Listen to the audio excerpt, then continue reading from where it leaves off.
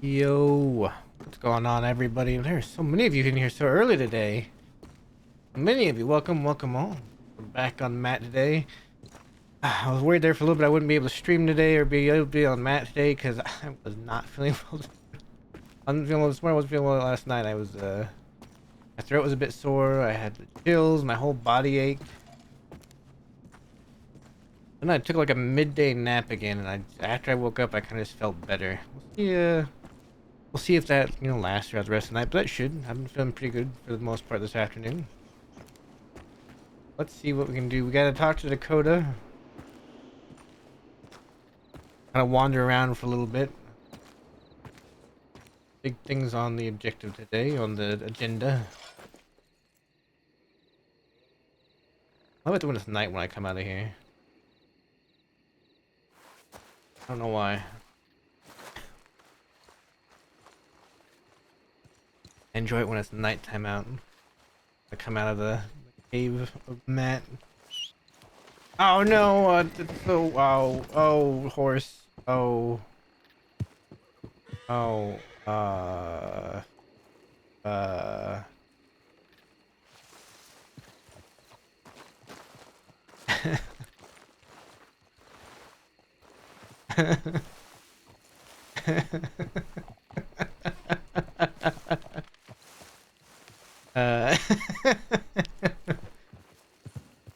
Well, just a second too soon.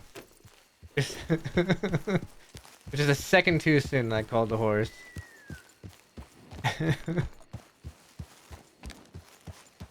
I wrote that again. Over here somewhere, isn't it? Right over here. I don't have a gun on Matt. Road. Still a gun on Matt.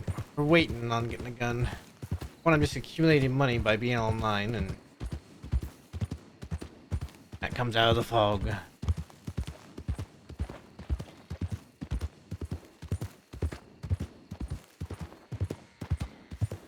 Alright, let's head towards Emerald. We want to try and keep our distance from Annesburg by a bit. At least until we know where we lie in that in terms of Van Horn. In terms of what Dakota's wants us to do. What did I say? Did I just say Dakota's? And tell them what Dakota's wants us to do.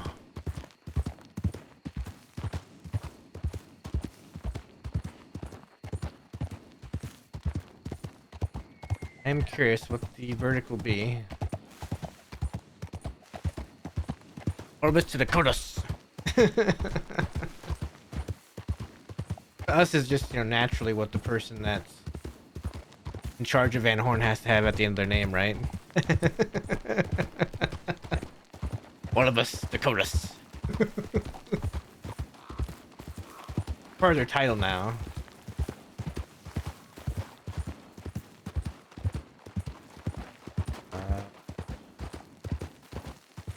I am somewhere that's... You know what? It's fine. Madness. Wait a minute. Matt doesn't... Oh. I'm not someone that's fine. Horse? You? Horse? Thank you, horse. I'm gonna take a left. Take it right here.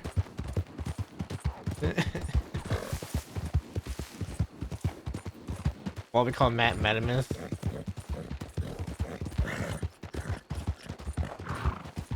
And listen, things have been looking up. Laughing more, all that kind of thing. Okay. Right. I know where I'm at now. That house should be on the left. Right?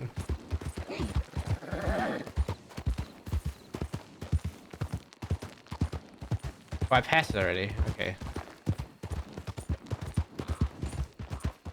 Alright. Alright. Alright.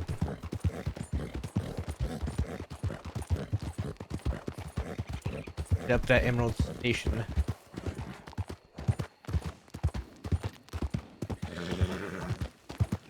Now, after Burrito's not around in Dakota tonight. That was the man in the boss's eye. Until he wasn't there. Whoops. Until he wasn't there. a little bit.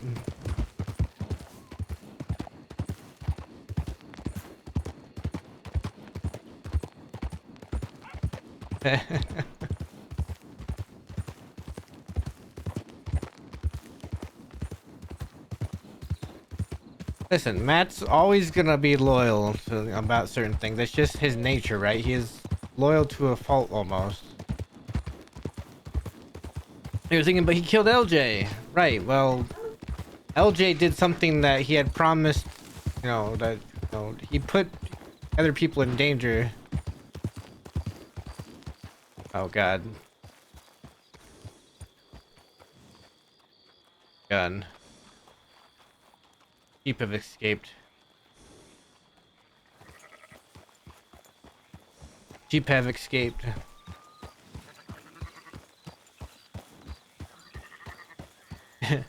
Bad omen, the sheep has escaped.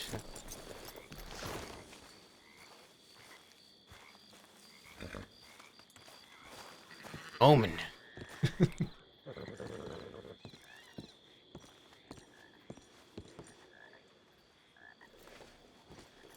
Yeah, this is the one that was sent. She did that 4 days ago. I got in real late night after, and she had already said that she wouldn't be around. So I knew she wasn't gonna be around to meet that night. So let's tell her we're about, because I'm not sure if she's even about right now. I don't want to wait in the cave for like 6 hours. We're not gonna spend all stream.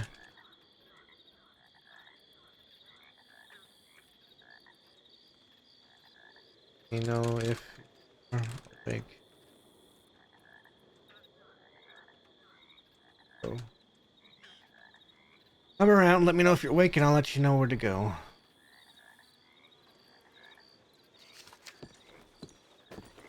Now we just ride around. Not gonna do his downtime. Listen, I'm not gonna, like I said, I'm not gonna wait in that cave for hours waiting to see if Dakota shows up. If I did that, I'd just not stream. I'd send her a message and just sit there and like watch a video or something until she showed up. Now Matt's gonna wander around and see what he can see.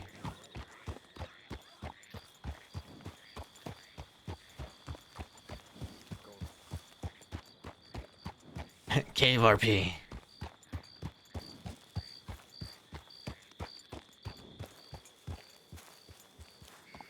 Oh, and the cows are out. Man, those ranchers aren't doing a very good job corralling the animals in.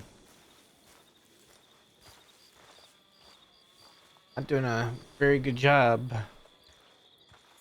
making sure the animals stay in their pens.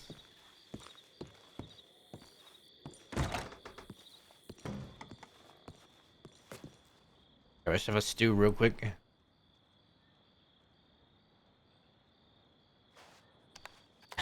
Ooga booga. Matt just, one day you show up in that cave and Matt's just there, like his clothes all dirty, his hair like super long, like clothes all tattered. He's like got this wild look in his eye. He's just like, he's just thinking, what the heck?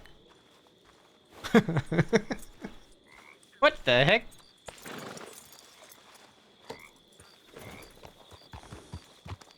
All right, well, let's start with going to what, roads maybe? I do want to earn some money on Matt though. I have to do, there's some stuff I need to buy on Matt still. What's that person doing with that knife? Hey, people at Emerald Ranch are strange. I'm look at, they got cows out the middle of the road. I'm leaving. Crazy Emerald Ranch people.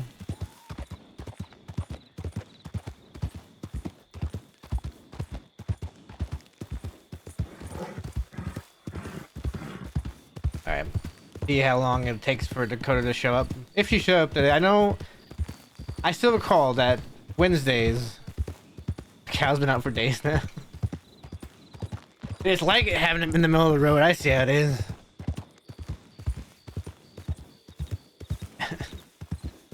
Tell you, it's those Emerald Ranch ranchers.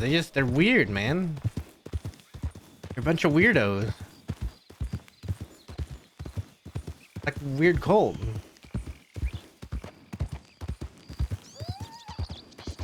Oh, it needs overpopulated. It is a bit odd feeling where Matt just kind of roams around where he wants to roam right now. he gets to do whatever he wants to do, whenever he wants.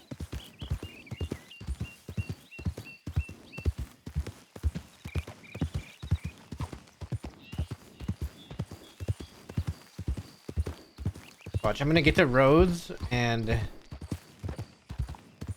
Dakota's gonna have telegram me back right as I get to Rhodes. I do recall, before Matt went to Siska even, that Wednesdays were the worst day for Dead End Gang to be around. I swear Wednesday is the day everybody takes off, and one of the few days a week I get to stream, so I'm always around on Wednesdays when nobody else is. I think if that is the trend continuing, what I might end up doing going forward is Wednesdays I might play Bradley more often. Once Matt gets back and set up both things, right? I might play Bradley more often on Wednesdays, and then the other days play Matt when everybody else is around. Yeah, like that.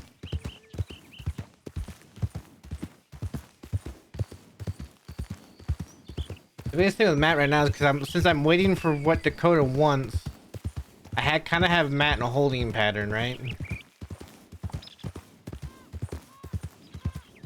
I don't want to do anything until he hears back from Dakota.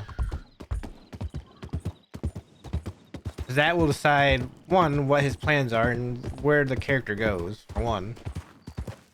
And it would also decide, you know, how he behaves. You know, if he's back in Van Horn itself, he's gonna have to be more measured with everything he does. Where if he's out and about, he's got the free will to do as he needs to do, to have the perception of him made, right?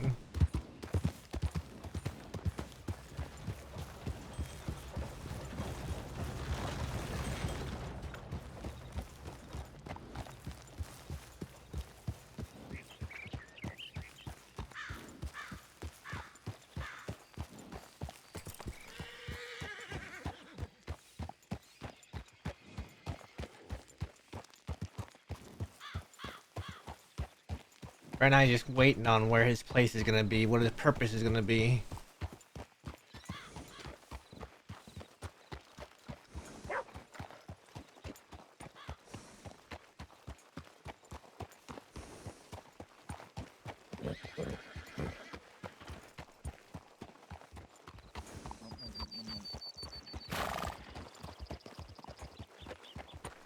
Actually, a lot of people in the roads right now.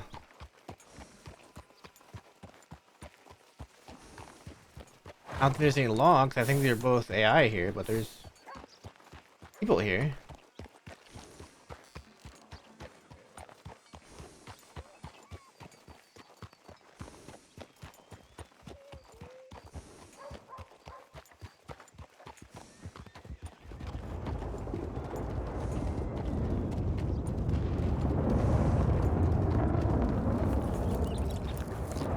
Oh, Matt's not wanted yet.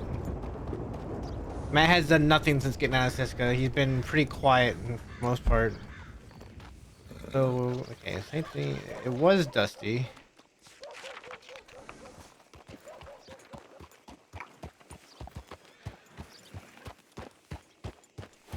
I feel like I shouldn't go to... You know what? I should go west first. We're gonna wait to Dakota. We might as well get Matt's other errands done, alright? His other kind of daily or weekly errands.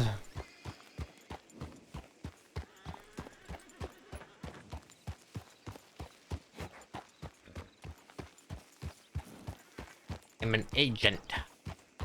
Warfare.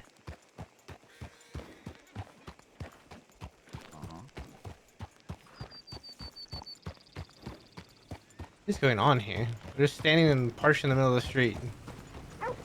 Alright, let's head west. Let's head west, get some other errands done before we begin. Or perceive to, well, like I said, before we see if Burrito even gets on today. Burrito's even around on Dakota today. I'm sure she will be. Probably just not right at this moment. Errand warfare.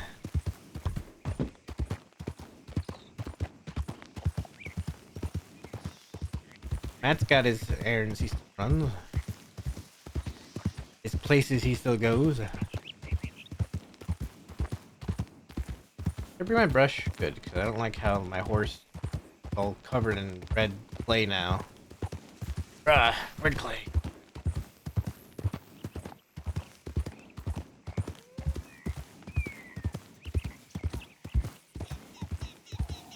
I don't want to go to St. Denis right now because it just had the, you know, overpopulated message come out not that long ago, so I don't want to go there right away. I'll go on my way back. I'll go through St. Denis if I haven't heard from Dakota yet. I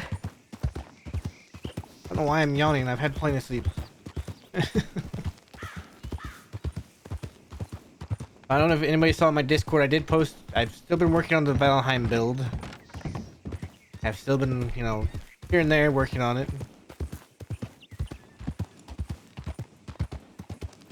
That's coming along. Had my first Manor Lords video that I put out to YouTube the other day. On Monday. I need to record another one of those. Maybe I'll record that tonight, because I gotta get it edited too. I got a couple of free days coming up that I might just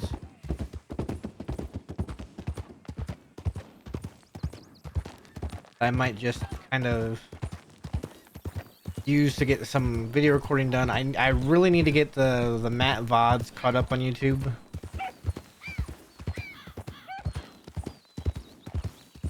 I really need to get the VODs caught back up again. I'm gonna start losing like the VODs on Twitch. Believe it or not, that'll make it harder to put them in the proper order. I want to make sure they're in the proper order. There's one VOD I think I have to stitch together still. Where I lost connection for some reason midway through the VOD, so I have to stitch it together. But one of those nights I'll have to go through and do that and then upload that as well. Haven't gotten to the super juicy VODs on YouTube yet.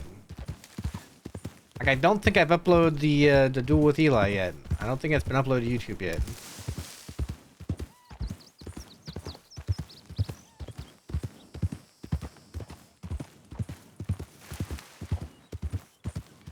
We got some juicy VODs left.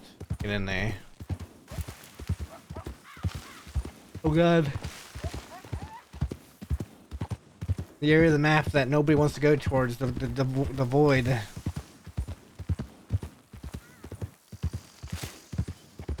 I'm gonna let you guys in on a little secret. In that duel, Matt was sort of hoping Eli would be faster than him. But, I'll say this, but Matt knew he had to be as fast as he could. Because in his mind, if he intentionally threw the duel, then, well, it was tentative terms that, I mean, neither of them spoke to each other, Dahlia and Matt, but the reason he intentionally didn't throw the duel is because he knew if he intentionally threw it, Walby might have just decided to kill both Eli and Dahlia. Now, Eli took the super shoulder tonic, which caused him to take a lot of hits, but he couldn't pull his gun. He did it by accident too. He accidentally did that instead of drinking his water.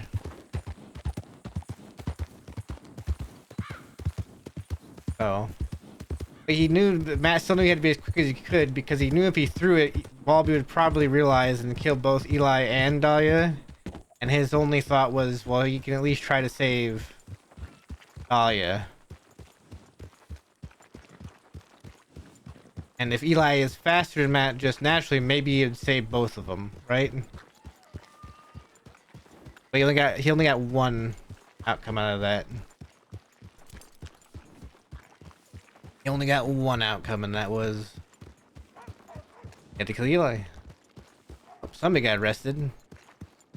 Somebody's arrested.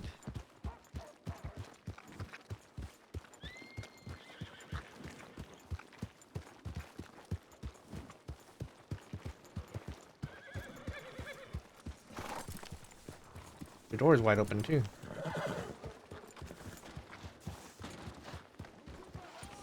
Yep, there.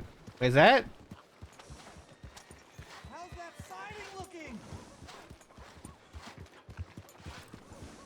Huh.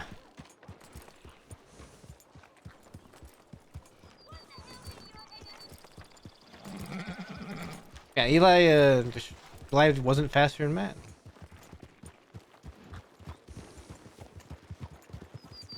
That, yeah. Alright. Nothing going on here. Let's head out west then. I just stopped at the town and see if I could get a telegram. Otherwise, we go west.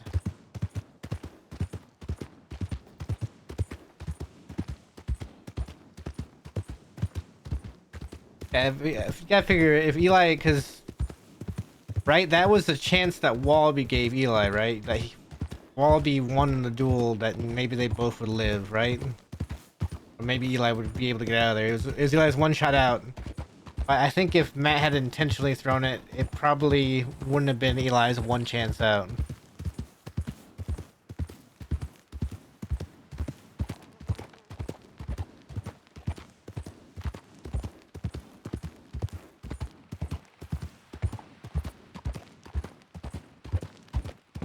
So that was a duel played for keeps. Okay, obviously I knew I had to be as quick as possible on the draw.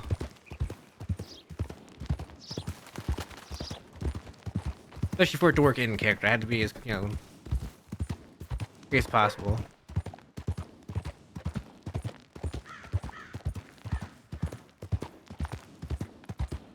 Now, if Eli didn't take that tonic, he would have been gunned down so fast. If he didn't take that that tonic, because I put 5 into his chest like immediately.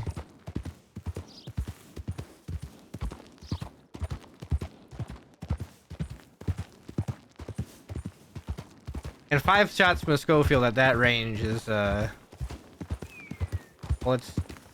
it's gonna kill a person.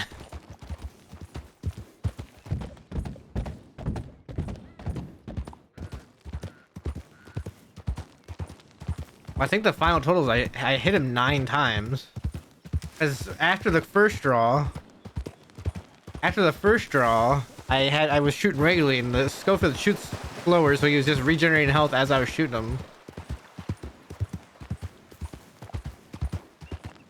I think Eli even put in his when he was looked over by a doctor, I think he even put they were shot 9 times. I put 5. I put 5 in his chest, and then I put 4 more into him after I reloaded. He grazed Matt's leg.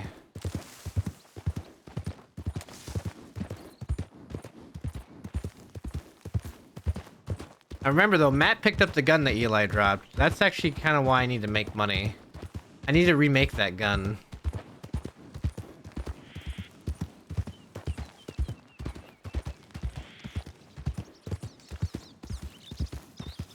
Eli was already down, right? So he couldn't drop the gun himself. And he was already dead, so we couldn't take it off him. So he had... Then the whole thing, the gun falls out of his hand, and Matt went and picked it up. So if I'm gonna roleplay that Matt has the gun, I need to actually make that gun. Like, remake the gun.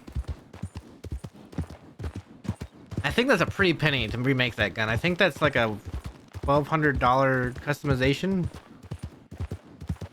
The gun, something like that.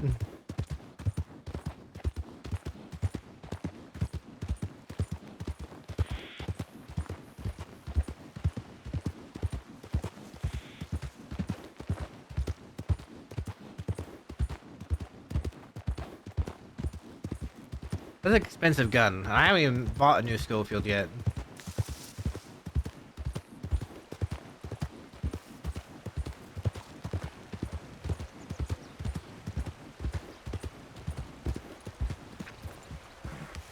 There are a lot of horses here too.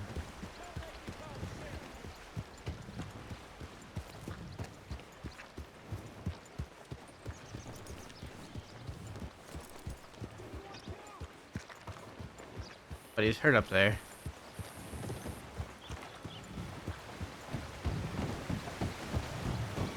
You know, I have something.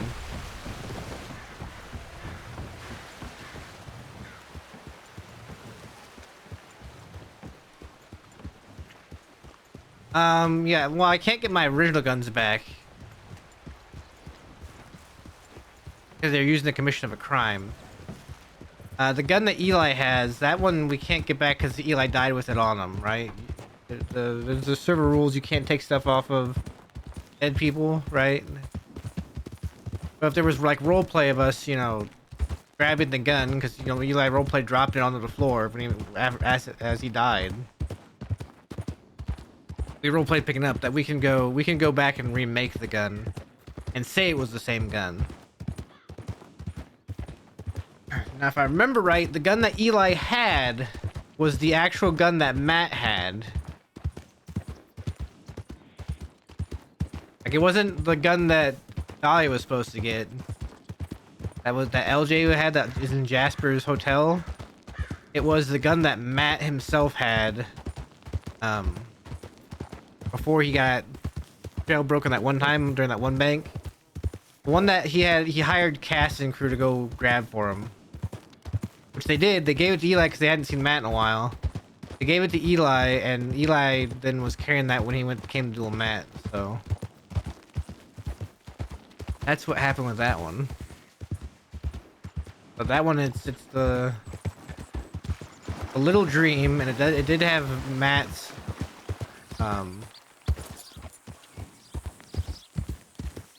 telegram number on it.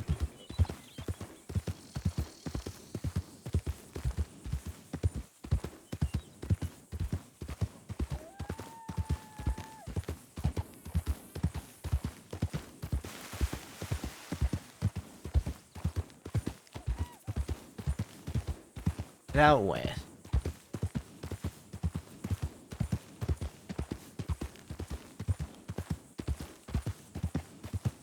Here we head out west, we do what we do out there, and then we go back east.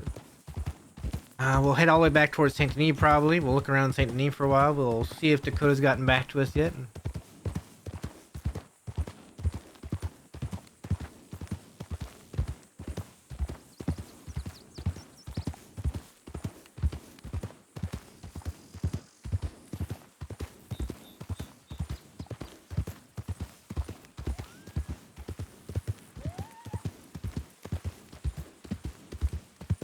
See what happens.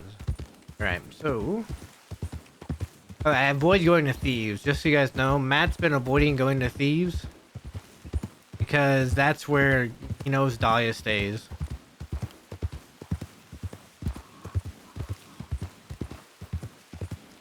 So he avoids it.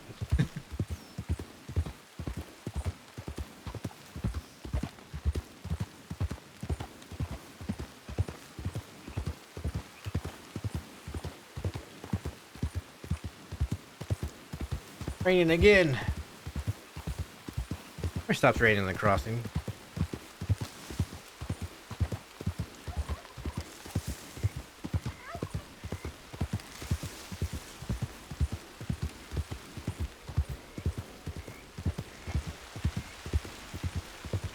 All right.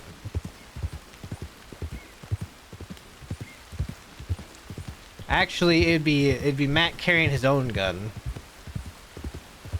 Like I said, that's it wasn't the gun that Eli had on him that Matt picked up was actually Matt's gun that Cass had given to Eli to give to Matt. Before the LJ stuff went down, Matt had hired Cass to get his gun back from the law. Cass managed to do it. Eli ended up having Matt's gun, and because remember that telegram he got from Eli was, "I have your gun, do you want it back?" That's the day that Eli came to duel him, to fight him. Telegram that Matt got later on. Yeah, so it's Matt's gun again, or still Matt's gun.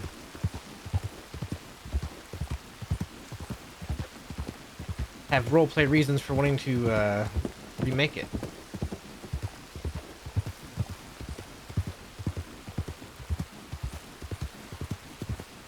There's a decent amount of traffic on the server today. Last time we went right out this way, I feel like we only saw like one person.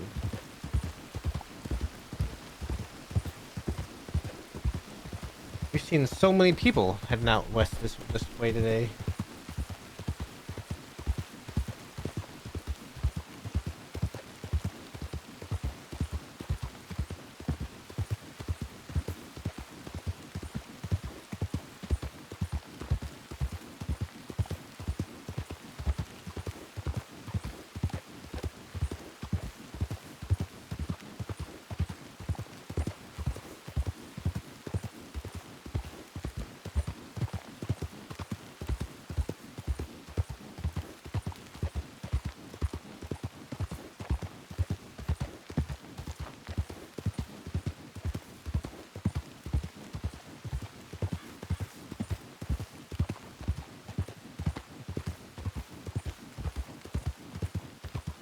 All right.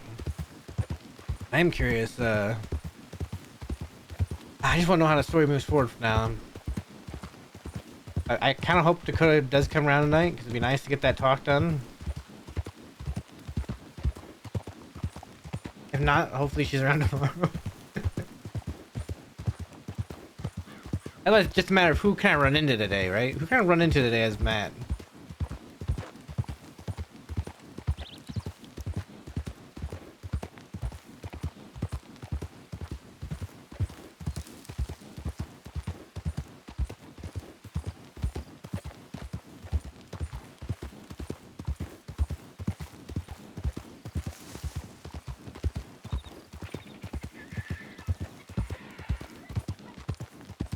Ran to Alice? Would that be cool?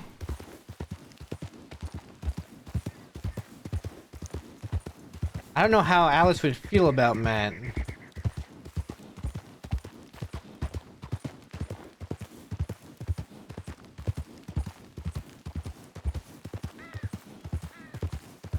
Like, how do you know Alice just wouldn't try to gut Matt? I mean, come on now.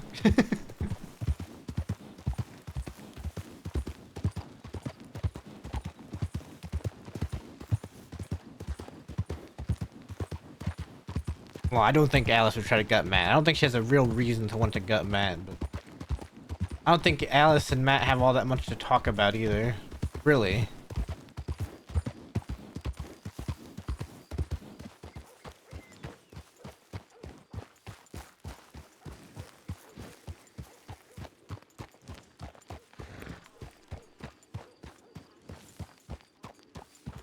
Look, Hooper's around. Hooper's around. That person's around. I don't even know who that is.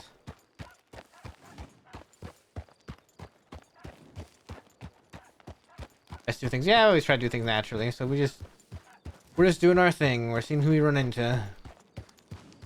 No telegram yet, so let's continue on about our day.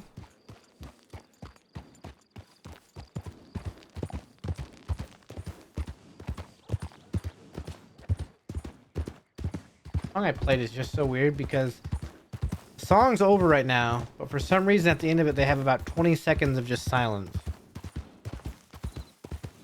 I don't know why.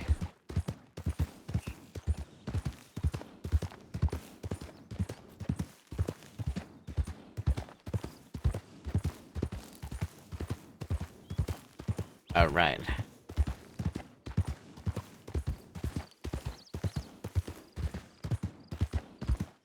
I'm not even sure how Alice has been since Matt's been gone.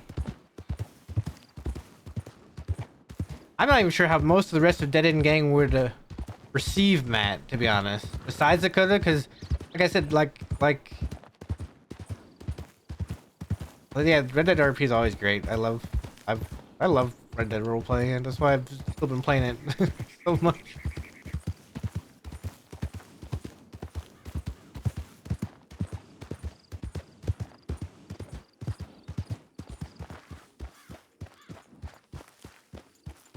But I'm not sure how the rest of Dead End Gang would receive Matt. Like, cause Dakota is the only one besides Wallaby that knew that Matt and Wallaby met after Matt got out of Siska. He's the only one that even knows what Matt was up to for Wallaby. Everybody else would just kind of like assumes, hey, yo, Rogue, thank you for the raid. Everyone else, I think, just assumes that Matt's just out of Van Horn. What's up, Rogue? Welcome, welcome. Alright.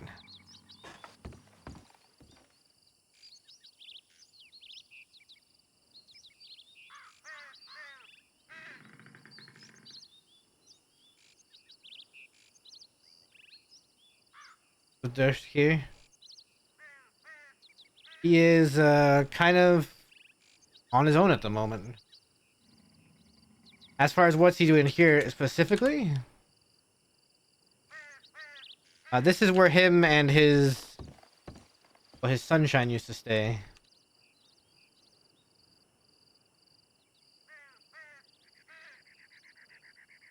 Red carton.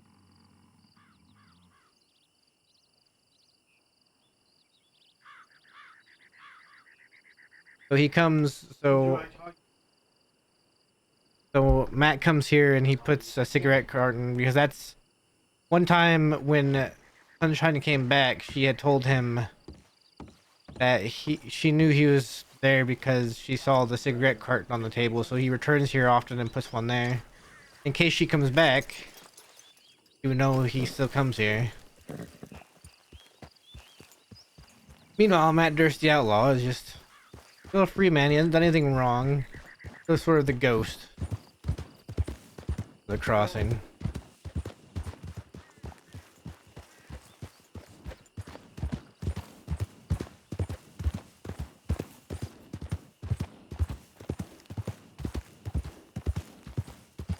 Maybe a lot of touches I put there. There was times I was trying to like, I was trying to lead Law when they're, you know, on chasing Matt.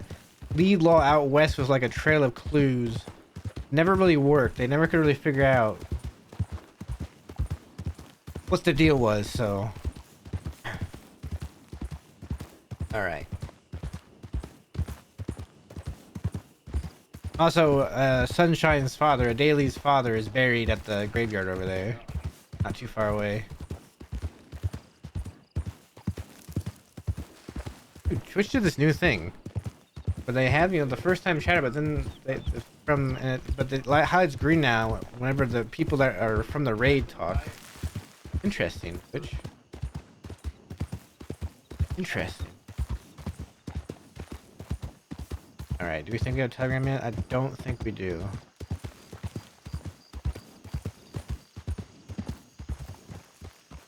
No, we don't have a telegram. Alright, shall we head back east then? We've done our little errand this way. We run east now. Make way towards Saint Denis.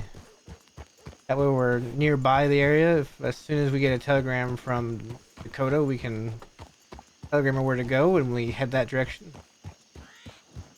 Oh. Oop, and the other deputy left. Not here anymore. Either they went to sleep or they got in their horse and they rode away. Let's go though. Let's head back east. Been unfollowing people. Do you do Twitch on your phone, Leanna?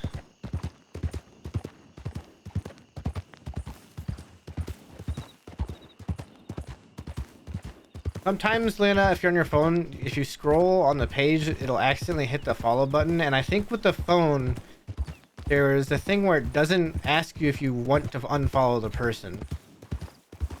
At least it used to be like that. So, and I don't know if they ever fixed that or not. Find the dead end gang peep, Jamie. Yeah, well, Matt's technically a dead end peep.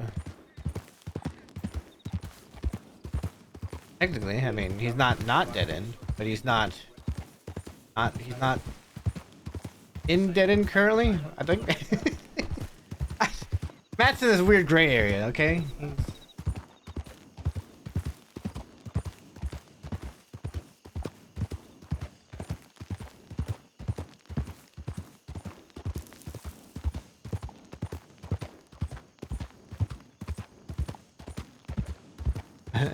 Yeah, I mean, technically he's part of the game.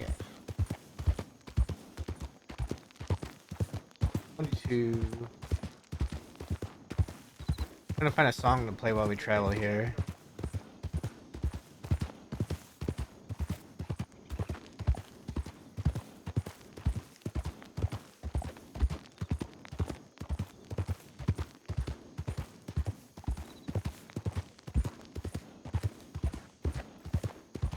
Agent of Van Horn.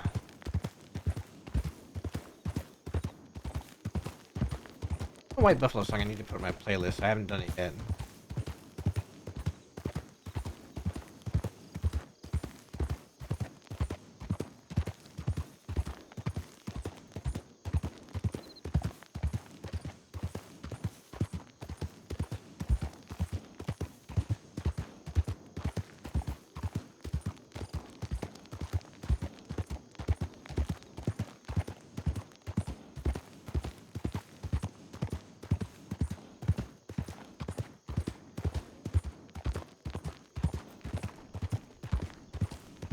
The others for Dead and Gang. We got Davy B. You got Iowa. That stream at least. Friday he streams. But Rito and Scout sometimes stream, but not often.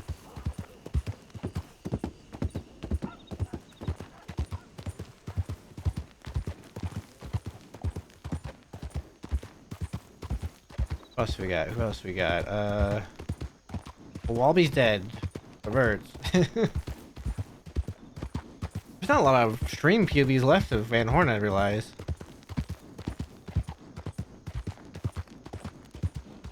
I'm just going through them all in my head, Jim. I'm trying to figure out who's... Yeah, I've got Iowa.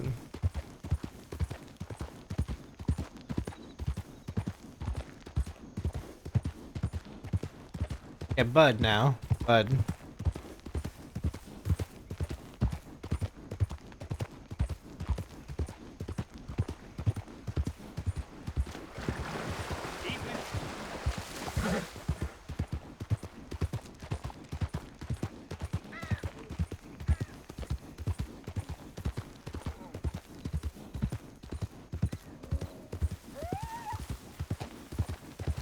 Black bear off over that way.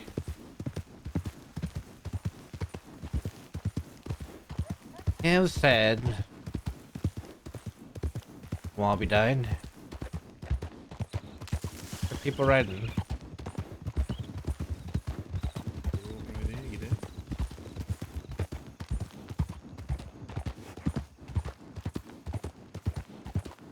Yeah, maybe watch it, Leanna. It's sad.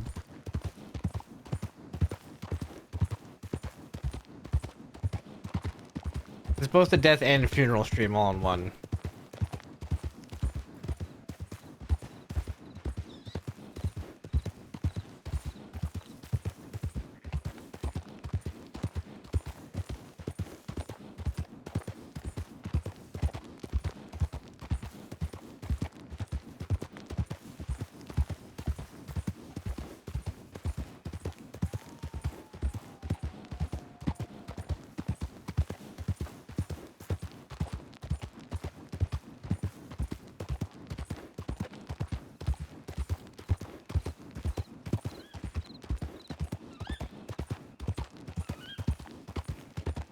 I can tell you, I am not looking for the day that Matt's story ends. Matt, much like Wallaby, it's been around for a very long time now. I've been playing this character for 2 years.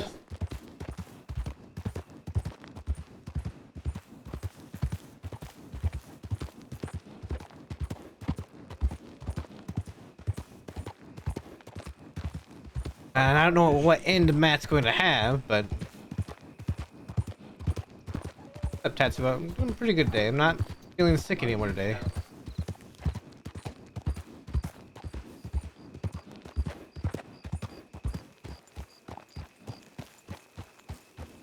A good inning?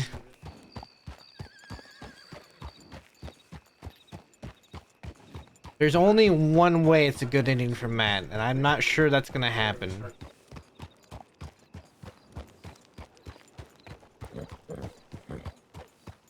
I mean, like a good inning, like, you know, like it turns out well for Matt.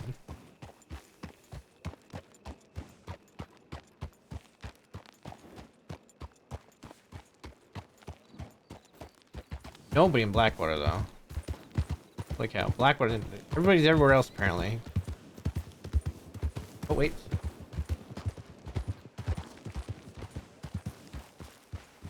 Well, I'm saying the good ending. The good ending is where Matt doesn't die, right? To me, that would be quote unquote the good ending for Matt. He doesn't die. He goes on and lives.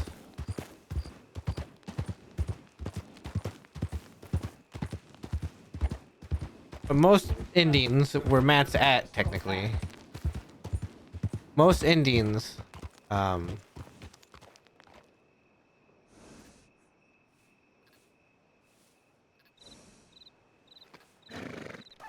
are, well, most endings would be where Matt dies.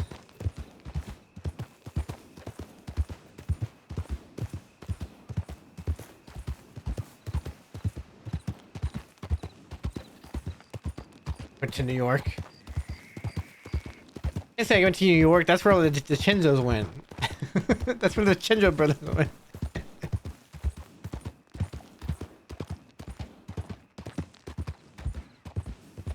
Like I said, there's only one way Matt gets out of the crossing alive, and I am not going to spoil that.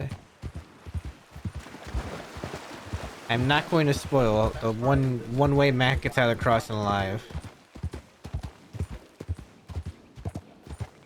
There are a lot of ways he can die, but in my mind, there's only one way he gets out alive.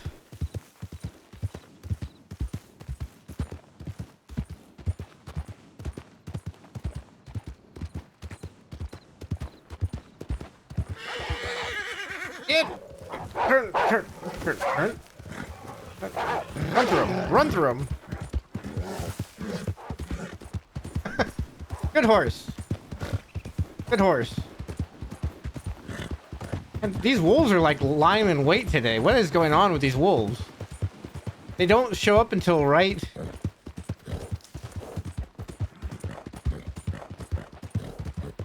Oh.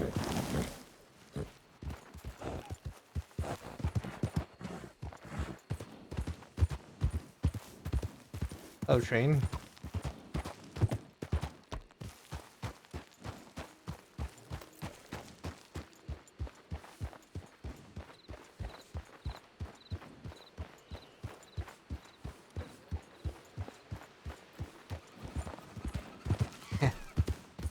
This is the second time I've been not kicked off by my horse when the wolves like right next to me, but this horse just ran into a wolf and then just started going. I was like, okay, we're going. Luna's a good horse. Luna takes good care of Matt. That's why in Matt's will.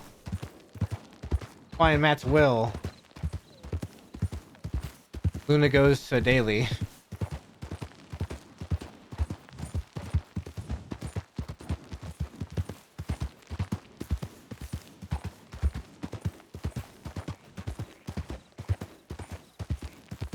Alright, let's see.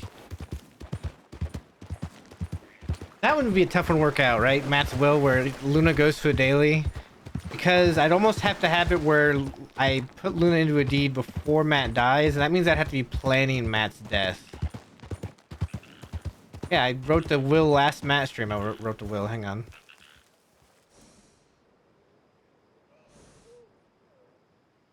Oh, wait, hang on.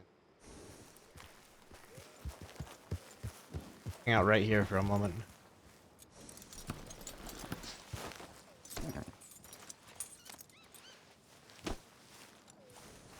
The train should be coming up along shortly. I'll go ahead and read the will again, so... Matt Dusk, of sound mind and body, hereby do write my last will and testament.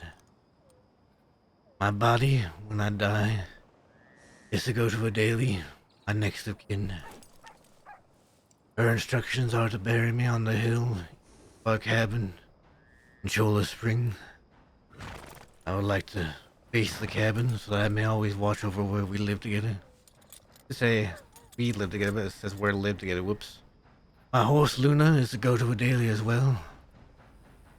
She's a good horse and we needing good taken care of. My other horses should go to the rescue stable.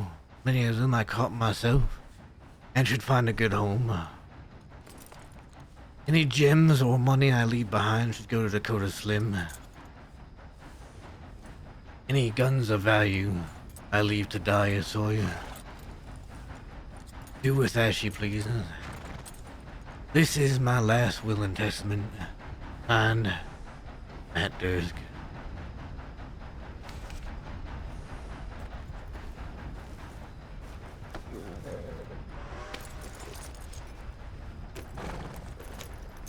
That's the last one to open. Look, there's the train people.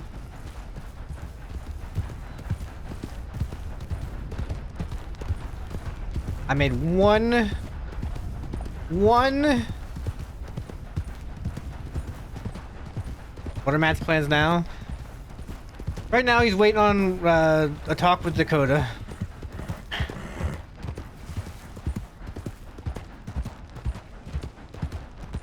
Probably gonna stop up there at Fat Neck. I'm waiting on attack with Dakota, and what just hit my mic? Depending on where and what that talk brings, like what Dakota wants of Matt, he will. That's what kind of decides his purpose, right? What decides how he goes going forward. Dakota could say she wants him back in Van Horn. Oh, they're not stopping at Flat Neck. They're still going.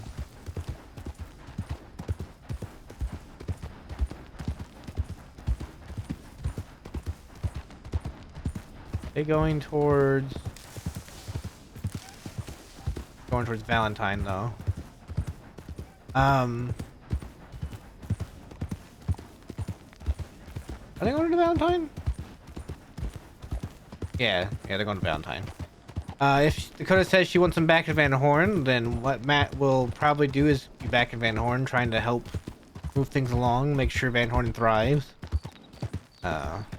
Ways that he can help. Ways that Matt does help. If she says she wants him to be her kind of secret agent in the field, and I do have some ideas with Matt. For one, he's got to make sure he can separate himself from Van Hornus and not link himself to Van Horn. I've had some ideas on how to do it, like certain crimes to commit with Matt, to kind of make it so that Van Horn can say, no, Matt doesn't ride with us anymore, blah, blah, blah. That kind of thing.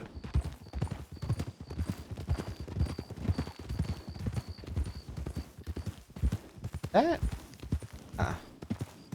And the other plan would then also be, if Dakota just says for Matt to just stay away, I have a very special plan for that, just in case. But I don't want to spoil that if that happens.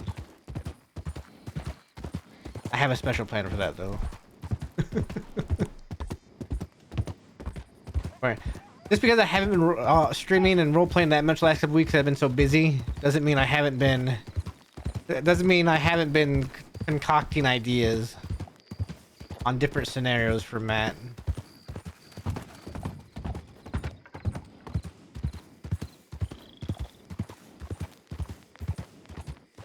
I tend to think about roleplay a lot, right? I'm at work, I'll be thinking about different roleplay scenarios and how that'd work. Kind of trying to get my idea around how my character works, that kind of thing, and making sure I'm in the right mindset for the character. I do that all the time. I could be recording a video for YouTube, and I'll be in the middle of recording that video for YouTube, talking about what's good on the game, and somewhere in my head, I'm sitting there also thinking about roleplay and what comes next in roleplay.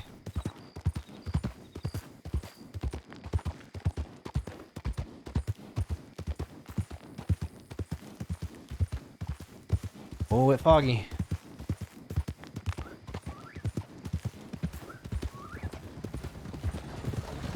Yeah, I mean, it's addictive. It's writing a story, right? When you enjoy writing a story, you're gonna think about that story. I did it again. I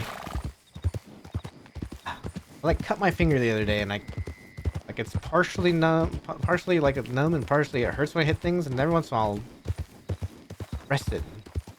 Like it's the story, right? When you enjoy creating and writing a story, you're gonna think about it all the time.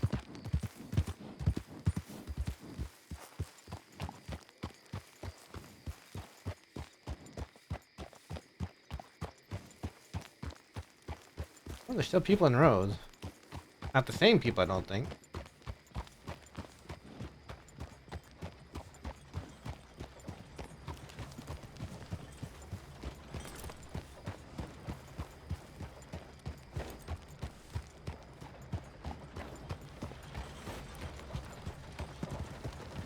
There's deputies. Yeah. I have an idea of what's going on. Being prepared too, like while roleplay is improvisation, what you want to make sure you know though is, well, you have to know your character well enough to how would you improvise scenarios. And one way of doing that is just to keep thinking about that in your brain. You're thinking, okay, well, my character is in this scenario. What's his attitude? What's his mood? What's his thought process? What kind of movements does it make? How does my character move in my head? Right? What does that look like? If it was on a TV screen, what would that look like? Like, what would that character look like?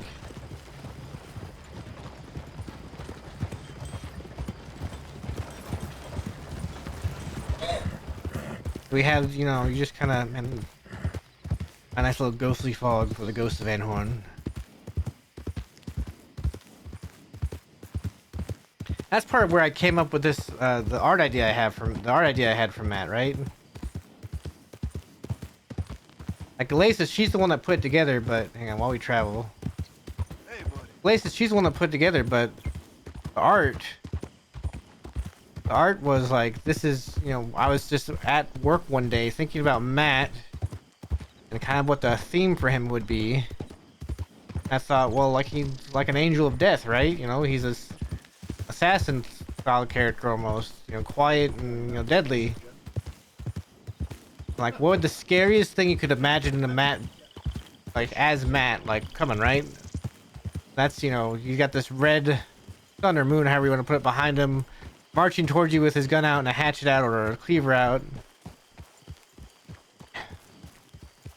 Now that's, you know, that's where the idea for the art came from. And now that you're in a graveyard, right? So it's just like, ah.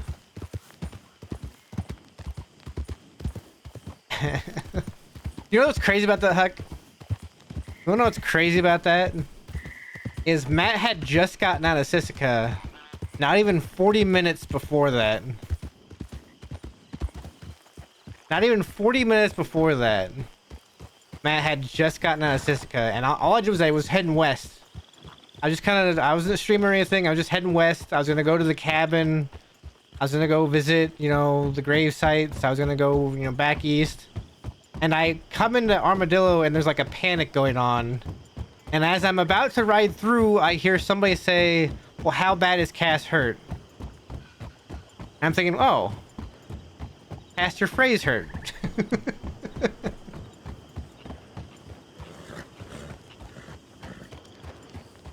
So by chance did Matt happen upon that right after it happened. Oops.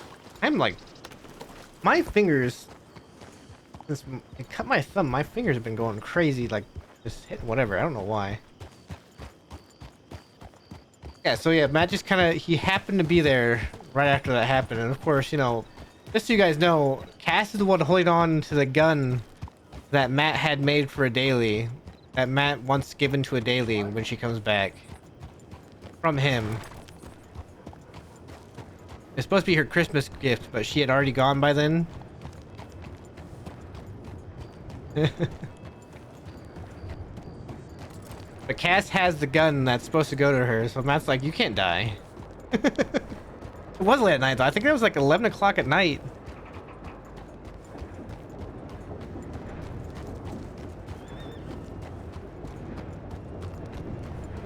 And Matt's and Melancholy, Matt's been there for a lot of death. Not even that he's killed somebody himself, he's just been there. He's seen a lot of people die.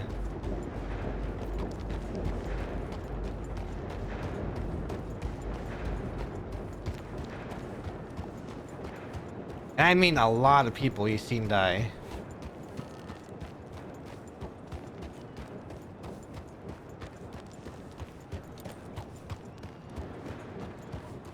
And Black Rose. I haven't seen Westworld yet, and I kind of want to.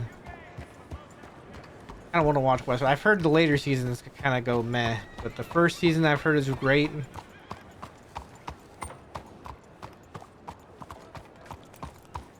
Um,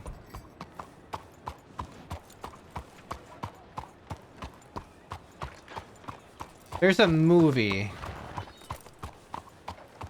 Got any brothers? Though one is upstate New York and the other. There is a movie. It's let's see. It's some. Is it called like Purgatory or something? Hang on. I gotta look this up. I saw it when I was real young.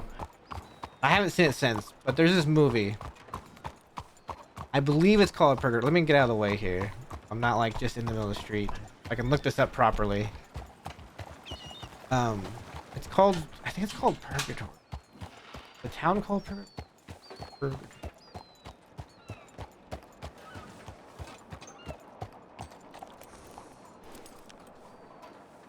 Harris plays Man in Black. And Harris is a great actor.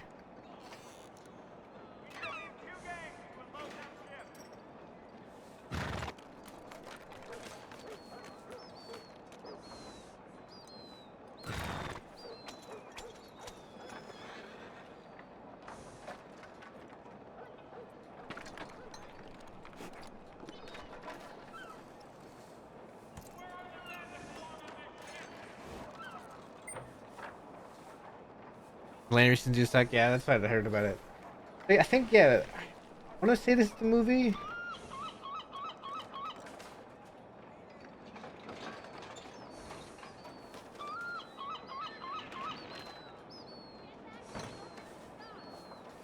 Yes. Okay.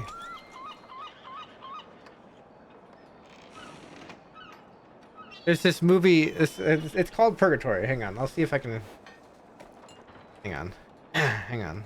Let me get this on screen here so you guys can see it. First we do that. We're gonna do that. Okay. This is the movie. It's called Purgatory. Like a B movie.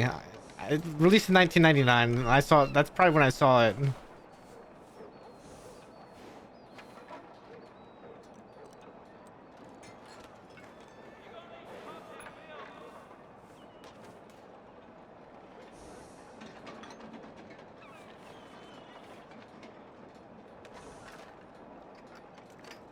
So, this movie is about this group that goes to purgatory, basically.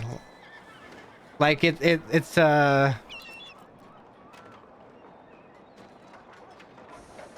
don't want to spoil all of it in case you guys want to watch it, but they go basically to purgatory and they don't realize it. But there's a scene in there, I think, where there's this man, I think, that drops people off in town and then takes people out of town. And sometimes I just think to myself that, you know, that Matt's kind of that man.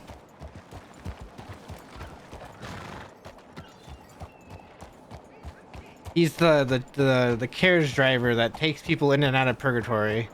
That was even a joke that we made on the server at one point about the crossing. That maybe this place is purgatory. And that we're just sent here until a time where we are sent to the afterlife. Type of deal.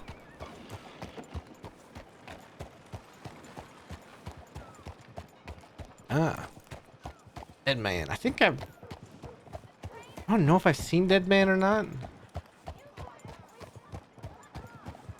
Not 100% sure if I have.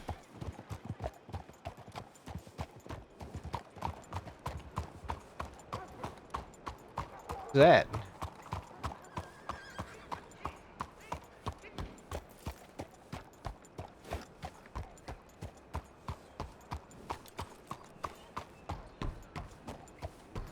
Yeah, he's like the he's the boatman.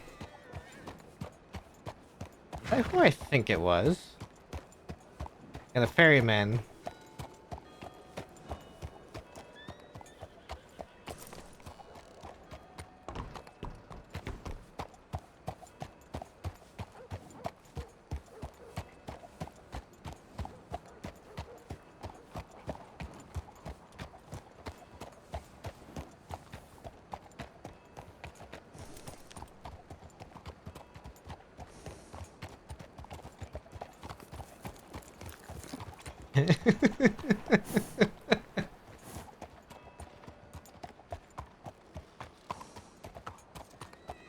Pretty sure that's Magpie.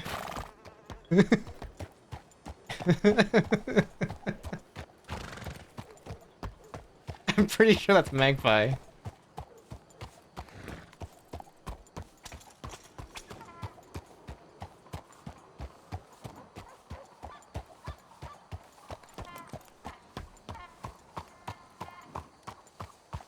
Oh, somebody at the is somebody at the art gallery right now?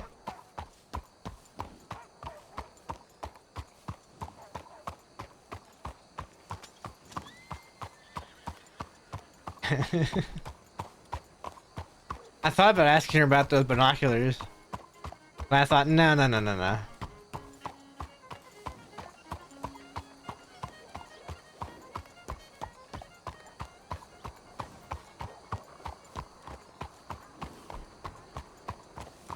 No, no, no. We'll wait on that. Okay, so I'm still waiting for a telegram from Dakota.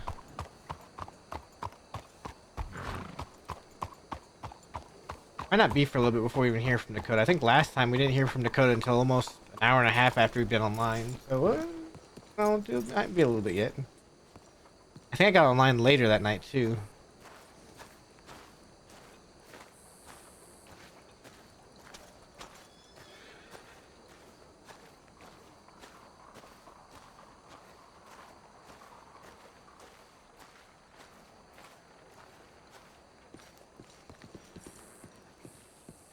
I want to do something real quick. Real quick. Gotta keep the suspense going. Magpie can't know, you know.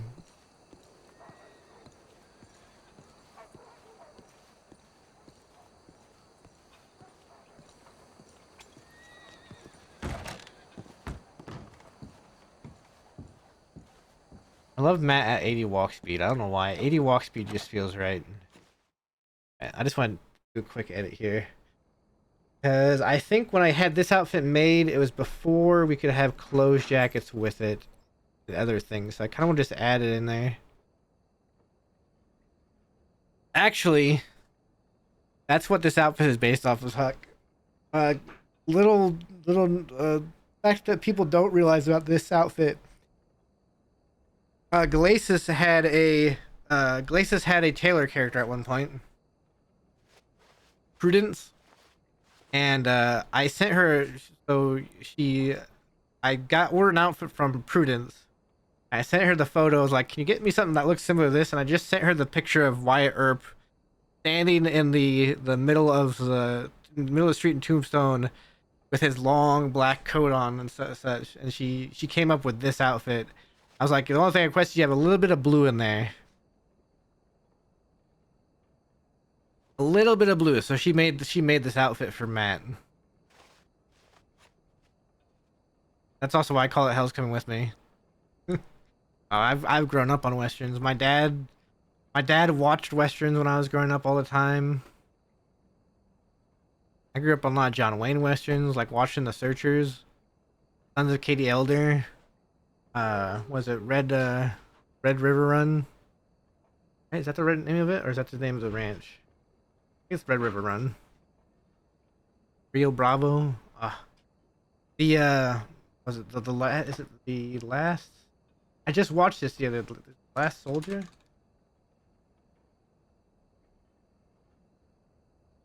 No, it's not Last Soldier. Let's see.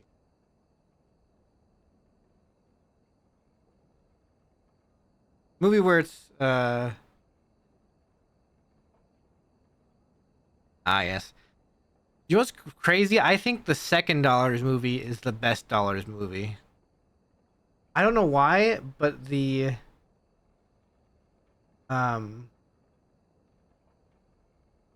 third one just didn't have as good a pacing as the second one, in my opinion.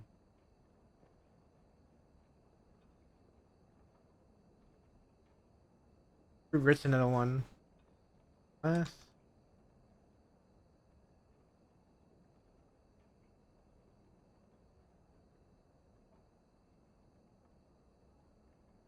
Undefeated, there we go. Undefeated, that was a good one. Yeah, the Good, the Bad, and the Ugly for me just didn't feel as well paced as It didn't feel as well paced as the second one did.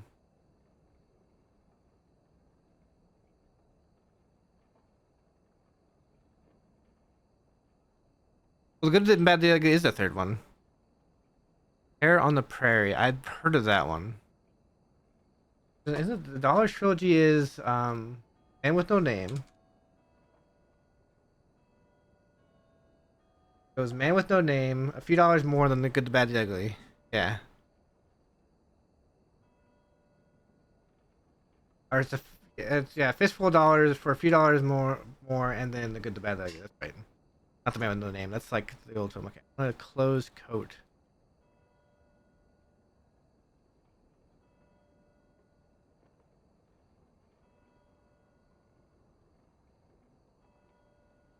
I just need Josie Wales. I remember Josie Wales. Man Who Shot Liberty Valance. That's a good one.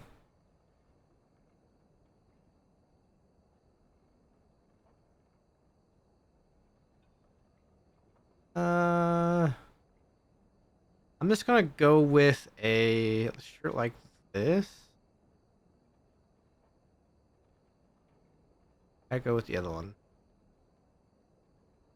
I don't know. Let's go with this one. There we go. This shirt like that is our clothes shirt.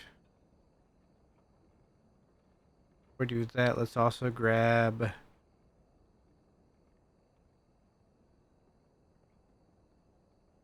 Also grab chaps to have.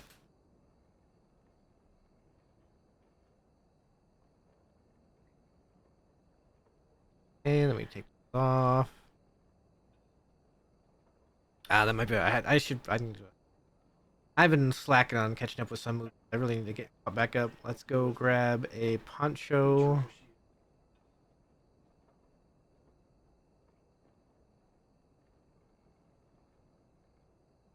That's good enough. Let's grab a cloak.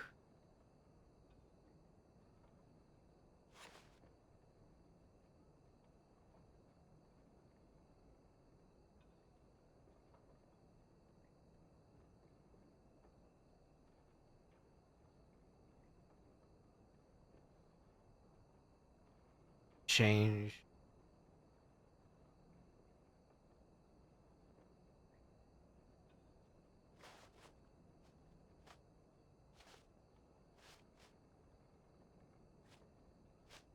That.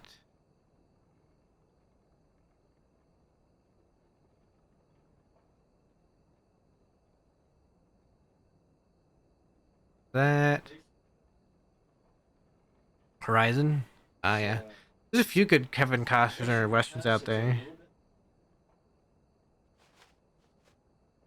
I need to finish watch. I need to find where I can watch Yellowstone. Right. Hey, I want to do that outfit. We're gonna have to go check the Telegram now since I was in here. I don't know if I got one while I was in here.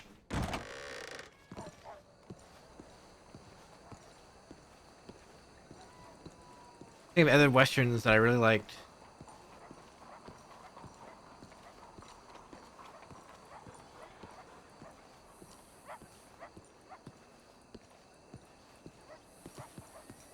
There's a few. I needed to watch the. I want to watch the modern 310 to Yuma.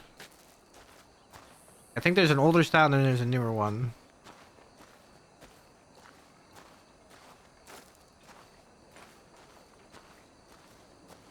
There's a few other ones that I cannot for the life of me remember the names of. Like I always tend to. I'll watch movies and like until I see them again. Sometimes I won't remember their names very well. What was that movie I just watched recently?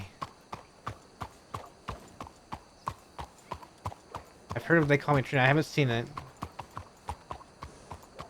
There's a movie I just watched recently. Oh, you know what? The Ballad of Ballad of Buster Scruggs. Ballad. Yeah, Buster Scruggs. Yes, it was a Netflix one. But yeah, it was good. Honestly thought that was good. All the different stories. It was a great one. I gotta check telegrams.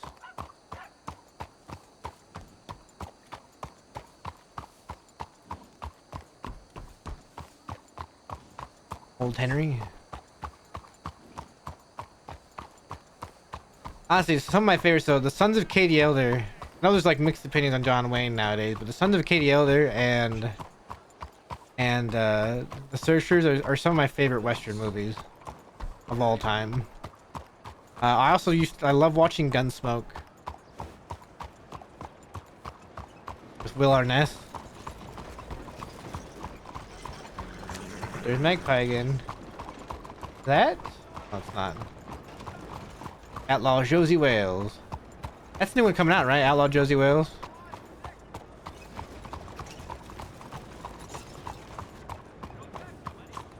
That's the one with the Stephen Amell and what's her name? Katie something from Arrow in it.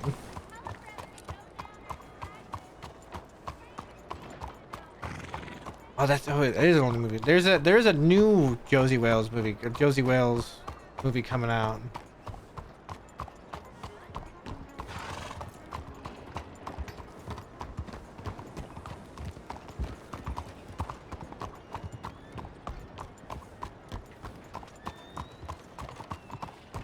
Is it Josie Wales? Oh, Clint Eastwood. Okay, there's a different one. Maybe I'm thinking of the wrong name. There's that Stephen Amell movie coming out here soon. What is her name? It's about the woman that was. Oh my gosh.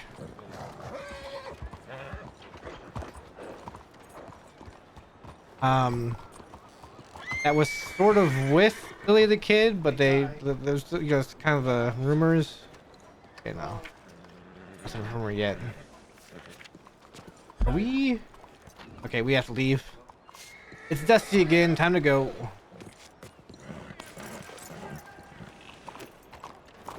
Alright, let's go.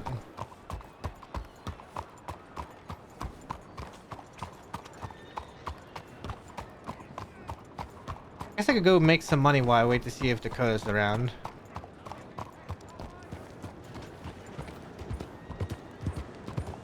I'm making new Young Guns. A while since I've seen Young Guns.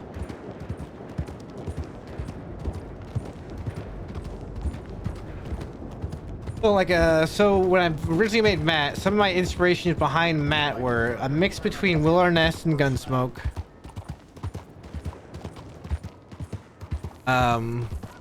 Any sort of John Wayne cowboy.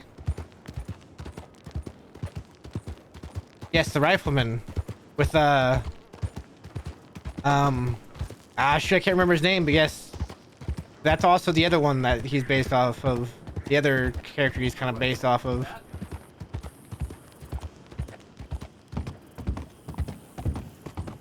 And you had shows like Have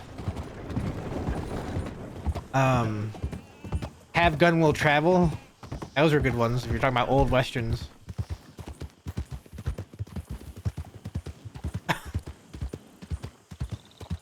You mean the one where he was the Roman soldier in the Crucifixion of Christ?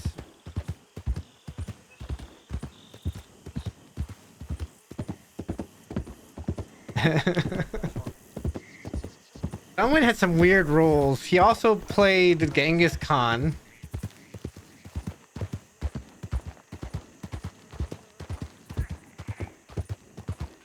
No idea why, but he played Genghis Khan.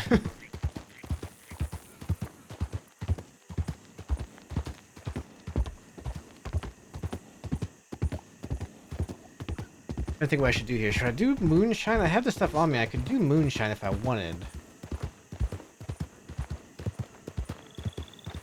I could also do some ranch work while I waited. Ranch would probably take me more time to do. Honors?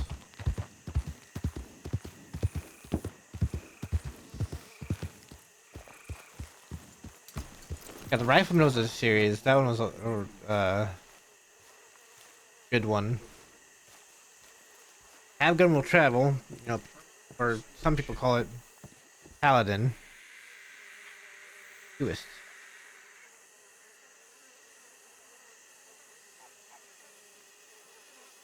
Hates the moonshine, cow carcasses, 3 pig carcasses. Wow.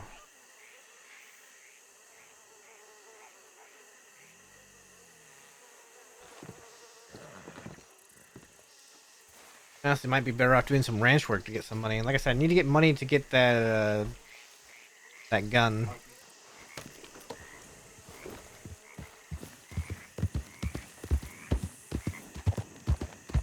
Oh, Tom, watch that. My dad started playing Helldivers, so every once in a while you might hear him shout out something.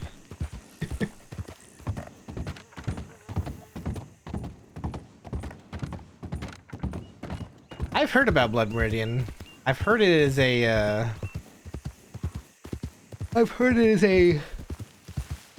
really crazy book. One night I was on Reddit and I was just going through this. Somebody had a thread of books that have actually changed your life or something like that. Everybody was like, Blood Meridian will haunt me forever. Hey, partner. I was like, oh, okay. There's more than a few people that agreed with that one.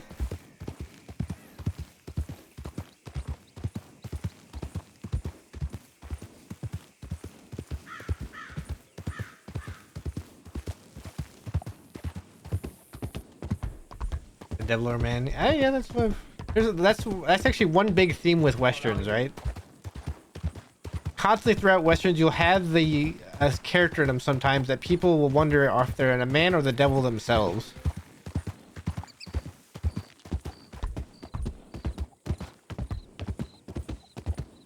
And that plays itself throughout films and, you know, through modern times as well.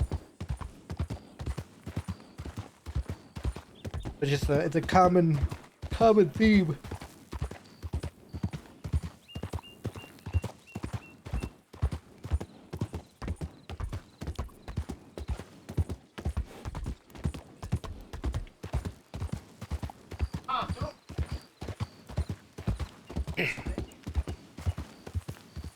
All right. Okay. Any good ranch jobs we can do?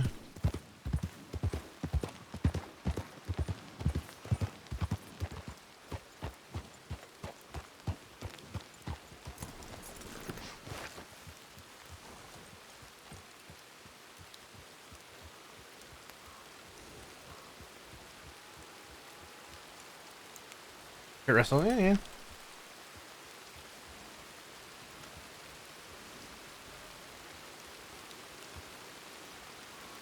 I feel like all these give less money than they used to. Hillhaven. That's the ranch Matt started at.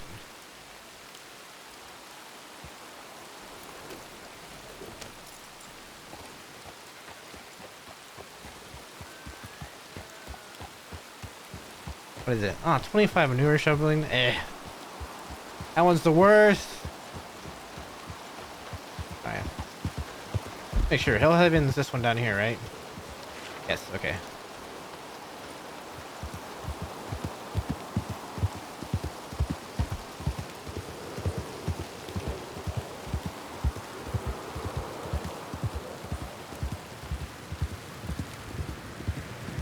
Deep sheared, haystack, crops. Okay, so the manure part's gonna take us the longest.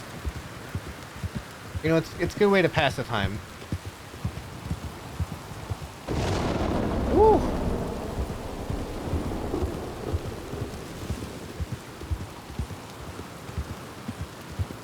That was a bright bit of lightning.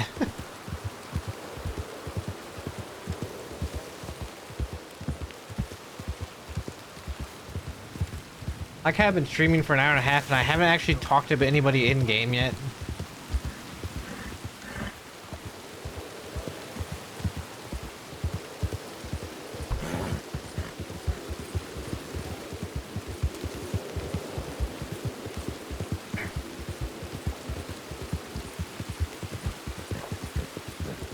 We're gonna skip our way over to the ranch a little bit quicker.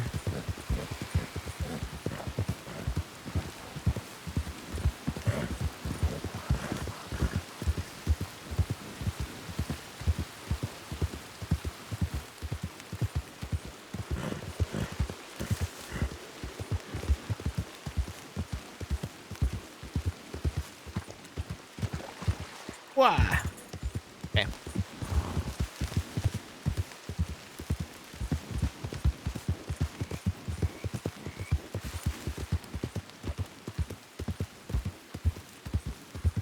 All right. With this ranch job, we'll still see if Dakota's about it yet or not. She might be getting on soon. Like I said, Wednesdays are incredibly slow. Dead End Gang usually, so it might have to be a talk that waits till tomorrow. We'll see.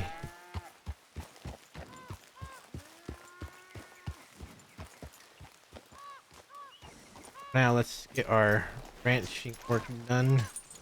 Get our ranching clothes on here. Take off that coat. We'll put on our poncho. We'll put on caps.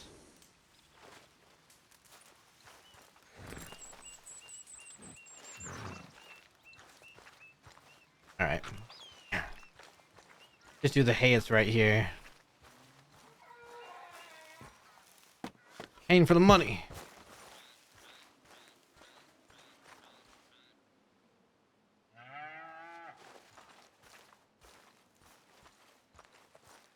There it is.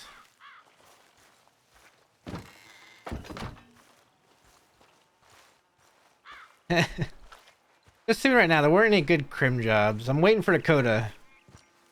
I don't want to do anything where I end up in jail before I talk to Dakota. Okay, so I'm just trying to, you know, play it safe. I still need the money for stuff that I need to do on Matt. While we wait for Dakota, we're going to do a little... I would have stayed in Saint Denis, but they also got Dusty.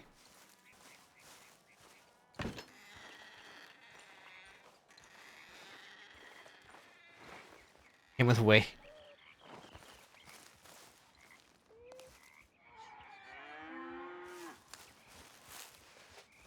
Wade's not supposed to know that Matt exists, Maximus.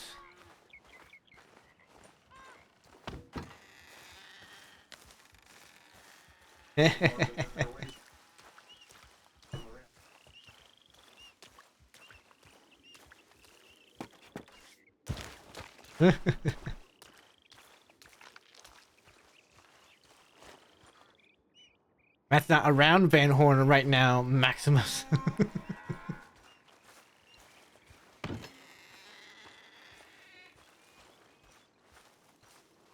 Maybe though. Someday? Question mark?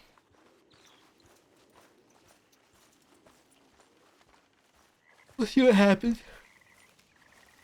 Ugh.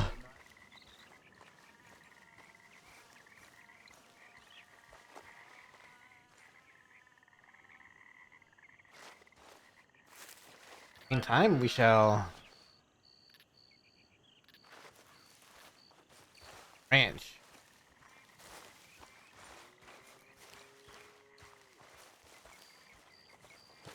Around a little bit. Run just a little bit. I would have stuck around in Saint Denis and kept walking around Magpie until, you know, got freaked out enough. But I got Dusty.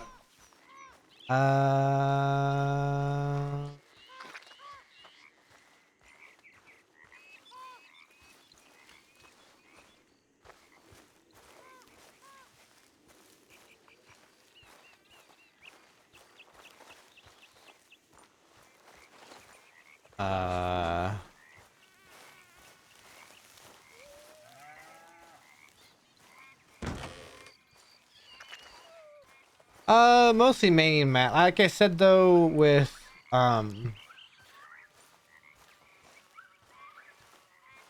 the last hay bale spot? Over here? If Wednesdays continue to be slow days for like Dead End Gang, I might do Bradley Arthur on Wednesdays. Huh? I might start doing Bradley more on Wednesdays once I get things with Matt settled.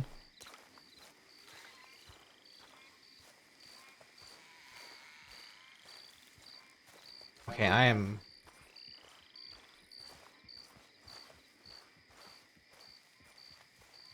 confused.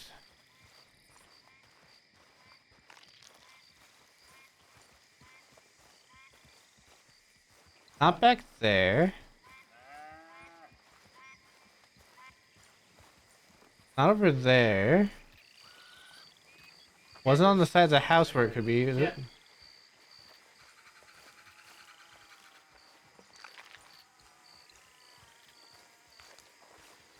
Huh?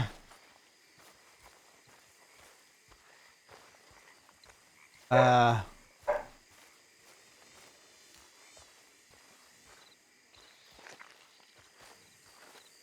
Where's the last hay bale? Where's the last hay bale supposed to go? Is there a spot I don't know about at this ranch that they can go? I know they can go in the chicken pen. I know they can go over there. I know they can be down here, right there, and here, and right there. Where's... I should be done with this already. Am I missing a spot?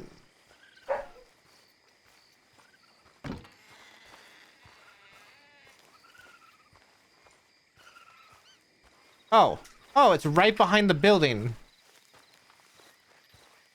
Would explain why I didn't see it when I... Okay. Okay. Chickens!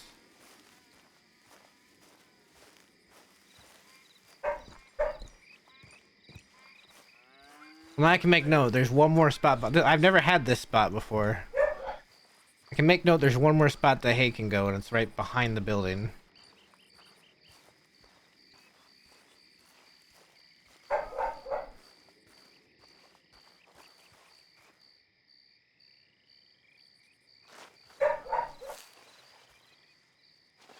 That's done. Okay, we're done with that. We only need to shear 2 sheep. That should be easy enough.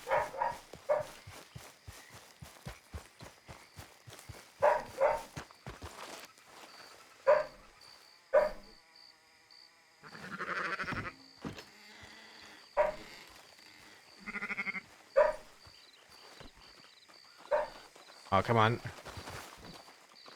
Come on. Got him.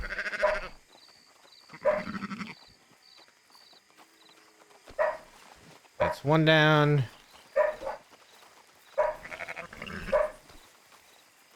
That's another one down.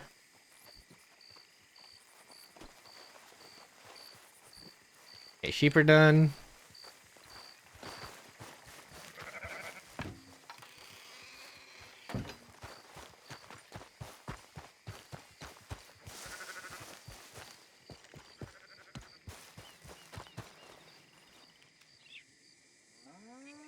Try and not get caught. Good luck. Good luck.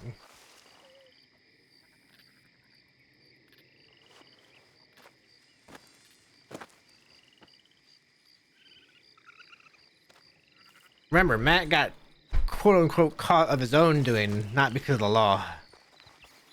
Comparing to OC. Like looking over your shoulder, like, oh, the deputies?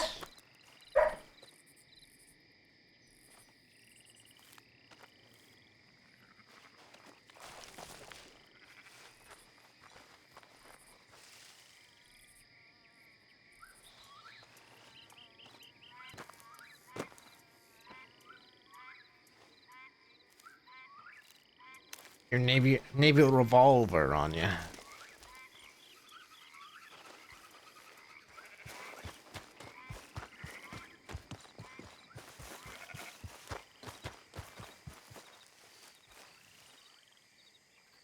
Maximus turned into a cold-blood killer.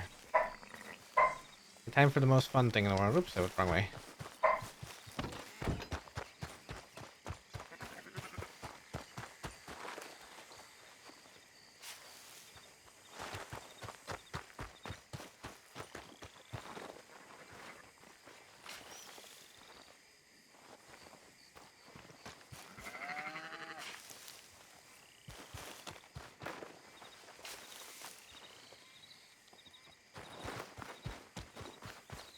We gotta do this 25 times. No witnesses. Straight up gun them down.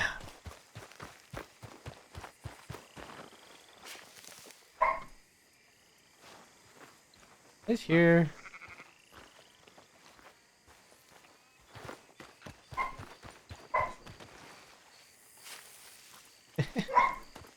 There's your problem.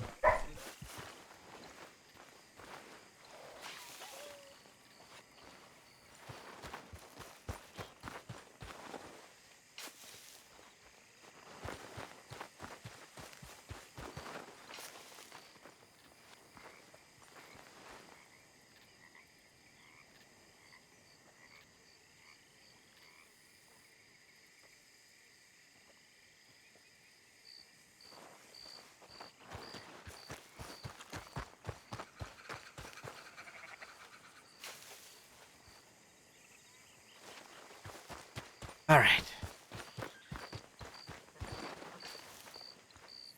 Gosh, I have so many more of these to do.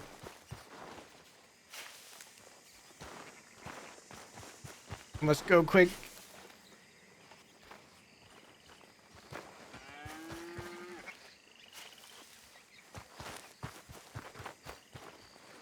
Just turn yourself into a ghost. You gotta go get killed.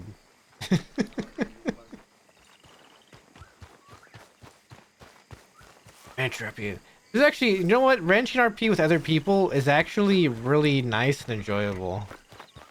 Before I went to London, I had a group that I did some, before they even had these rancher jobs, I had a group that we just did rancher roleplay. We worked at Kerrigan Ranch.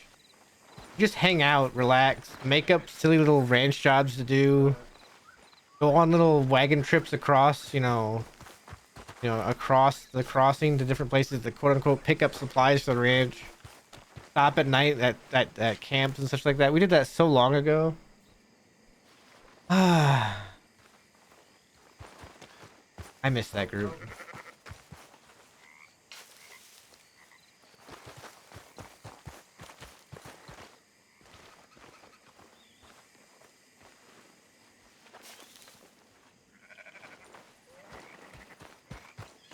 Yeah, wagons are expensive.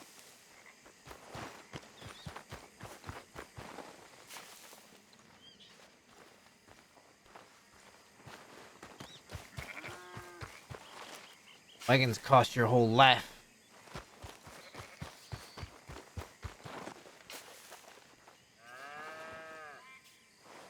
Actually, going pretty quick on this part. But I missed the ranch group. I still have that character. I thought about bringing him out, like, and had him go to Kerrigan's ranch. Or something like that, when Kerrigan's ranch was popular during the day.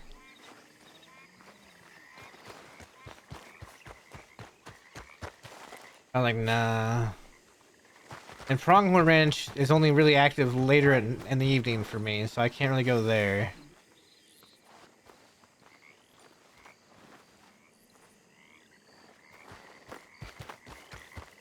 So it's just kind of like, oh.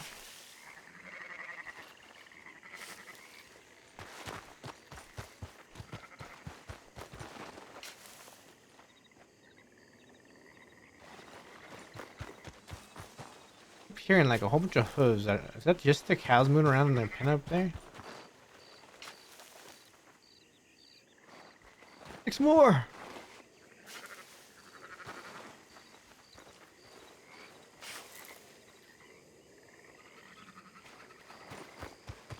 Yeah, I had a character. He was pretty much the uncle of the crew.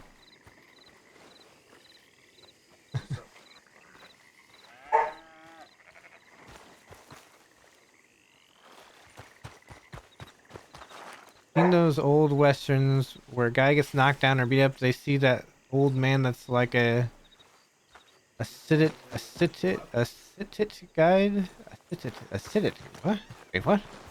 What's that word?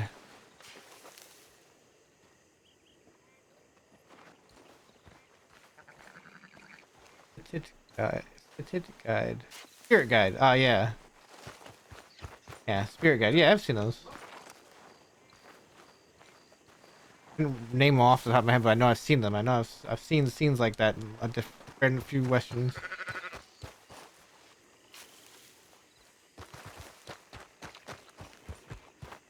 But this didn't take nearly as long as I thought it would.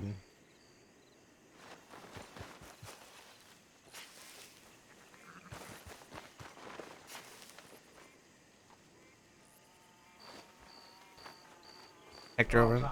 That's cool. What Matt was supposed to be, though, the protector over the people of Van Horn. That was kind of his role. Did I go to 80? Batman art.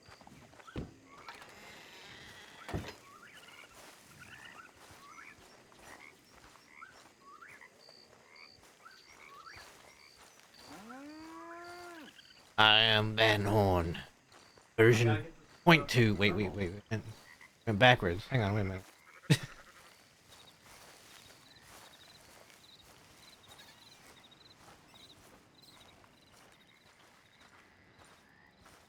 Alright.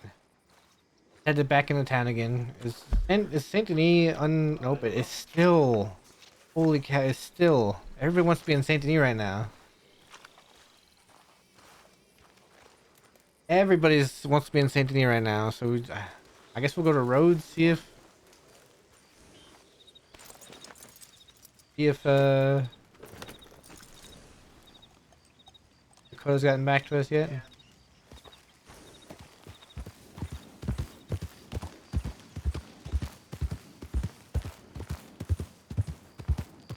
All right. And that's kind of what Matt's been for every group he's been a part of. Even with the little gang, Matt was like the protector of the little gang. This is the most I've seen Saint Denis bubbled in a while. Yeah, there are a lot of new characters, a lot of street kids. There's a lot of Italians now. There's a lot of Law likes to stick around there now too. This is the most I've seen Saint Denis bubbled in a long time. Ideally, what happens is that they spread out. Oh, yeah, okay, I have a telegram. Ideally, what happens is they spread out.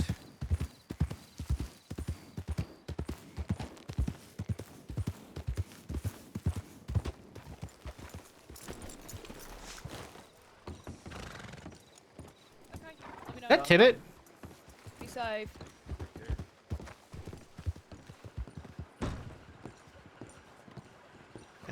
After you have the gingivitis? Flood! No. I don't. I was saying Lucia could probably use new teeth. What the fuck? No. This is the wrong one. I have no idea who this is. I brush my teeth. You can ask Bobby. Ebbs and Roxy rescued Valentine after they shot us down for taking Cameron. Wagner put I us was going to send him a down telegram. in Does this Alfred fight. have gingivitis? Elliot and I were the last ones standing. Northwest gang only has him, Mabel, and I now. Doing it right now. Somebody sent me. Okay, somebody sent me. What the Seems fuck? like that would probably. Somebody sent me the wrong telegram. I don't even know who this is supposed to be. If people got shot down, there's only a few people of, I guess, Northwest gang left. I had no idea who that was. Got my hopes up there. I thought maybe it was Dakota.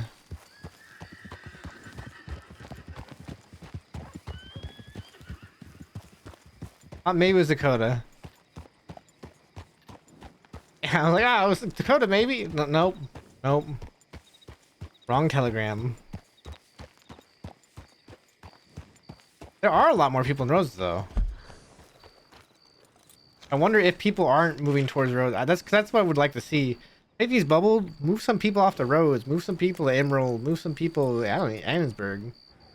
If you're Italians, you don't have to be in the city all the time. You could run, I don't know, you could run like businesses out of Annensburg and such like that, and just go to Saint Denis for like the big get-togethers and such like that.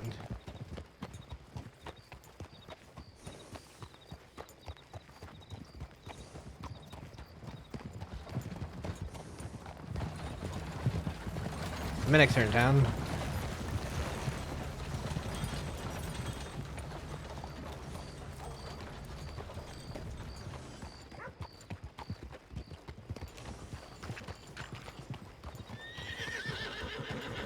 There goes Gideon.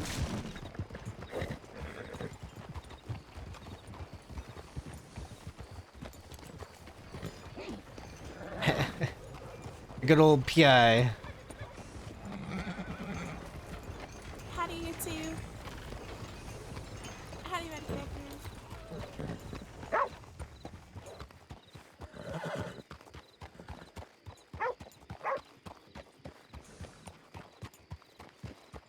Like just spread out the roleplay. I mean, we obviously have bubbling problems.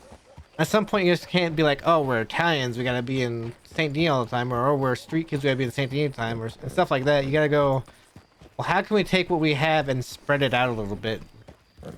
In an ideal world, there wouldn't be bubbling issues, but unfortunately, they haven't one synced that out with Reddit yet.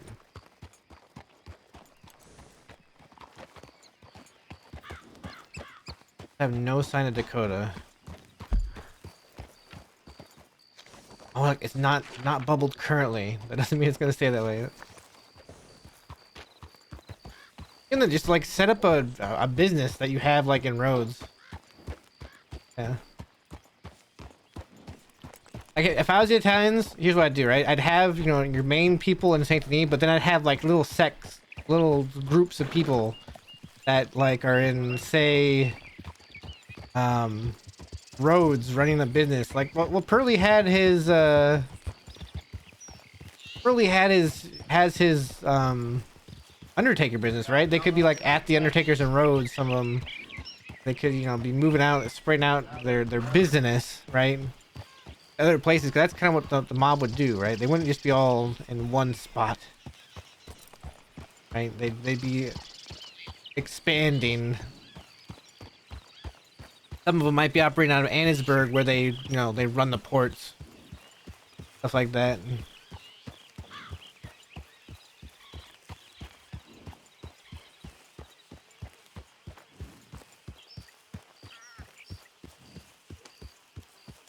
Oh, no, that's fine. Interesting wagon.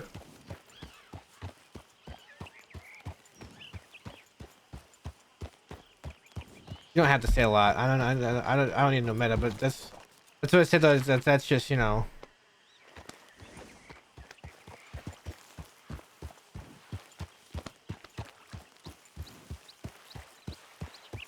I'm always just very aware of bubbling. I try to think of ways to solve it.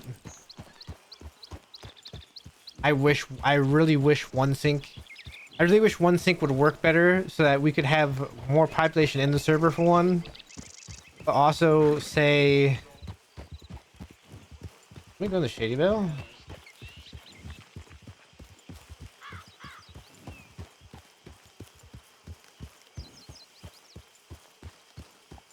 See? Just riding across. Why do they do that?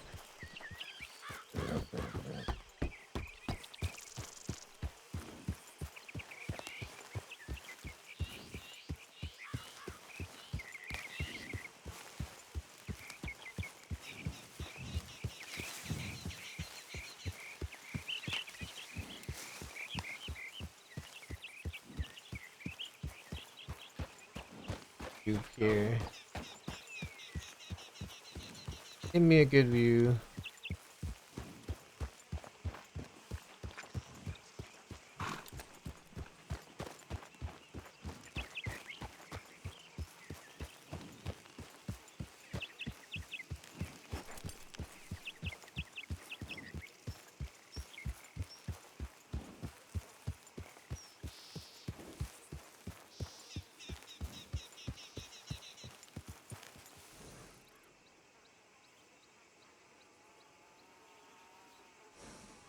Seeing if anybody was happen to be over here at this moment. What do I need? I need a stew.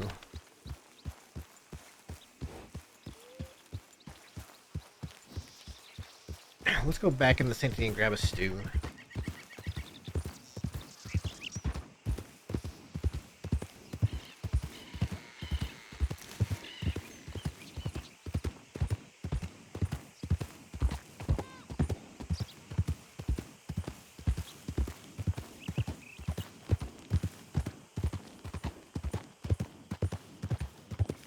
Ooh, the morning light.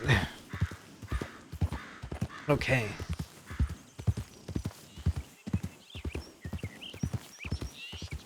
Trying to decide how long I want to wait for Dakota to show up today or not. It's still relatively early, but we've been going for 2 hours. I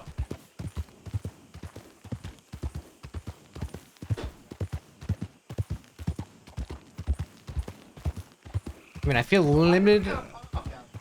I feel limited with what I can do on Matt until Matt talks to Dakota. I'm trying not to do like too many things to get him in trouble. Or anything like that.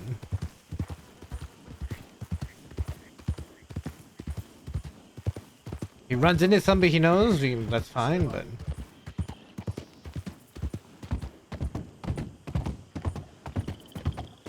yeah.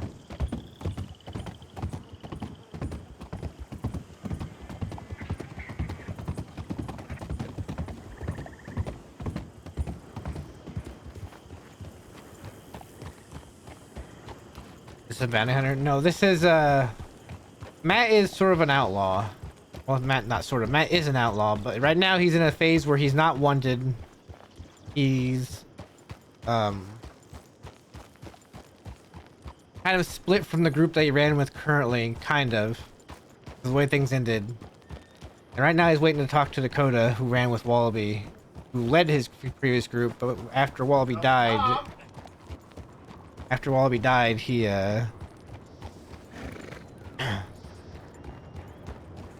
she kind of took over things. Oh, no new messages yet.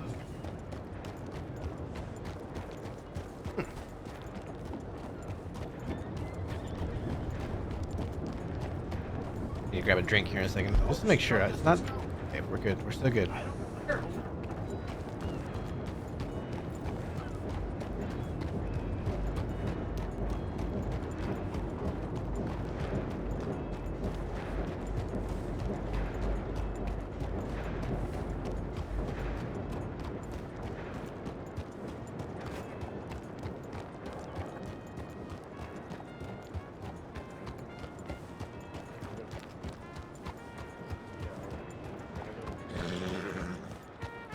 All right.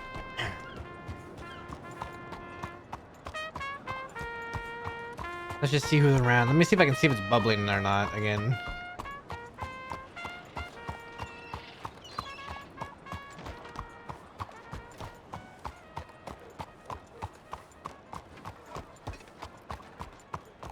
Things fine there.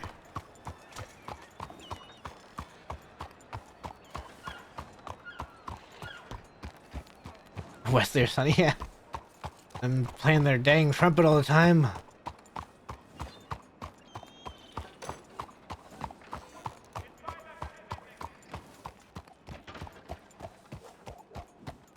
That fella's writing his book about.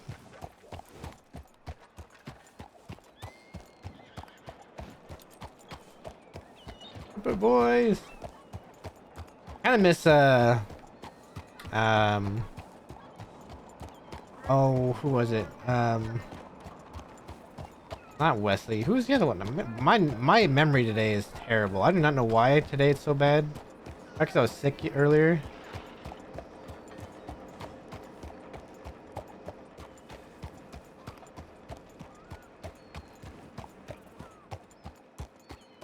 We had Iwood's character, and it was Harry Selt's character, whose name I cannot remember now.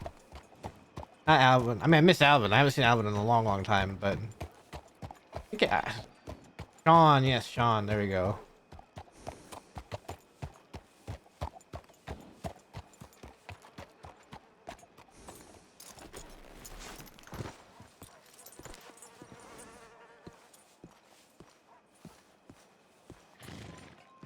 I miss, I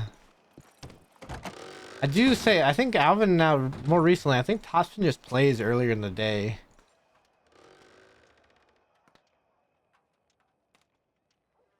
Like, he's just not on as, as early as, or as late as we are now lately.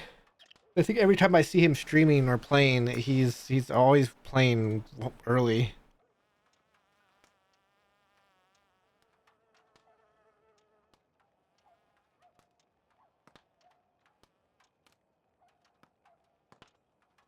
He's become a morning player now. Which before he was a oh, I don't want that. I want before he used to play later with us, but I think since Alvin has his new people, he doesn't necessarily do that as much.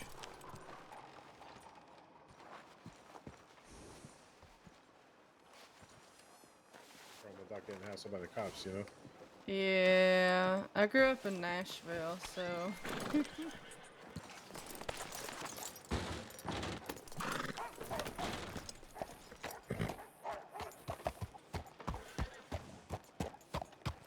Person sounded familiar. Was that Zara? Zara, a new character?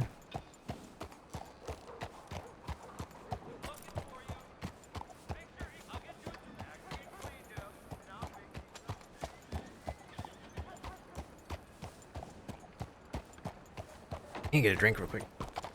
My throat's starting to get a bit scratchy again.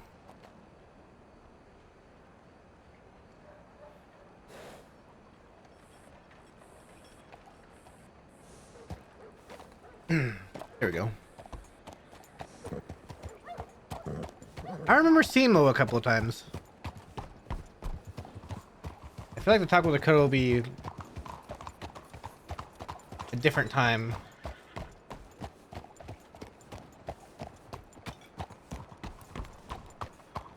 I feel like if she was around, she'd be around already. Also, I know Bud's taking some time off.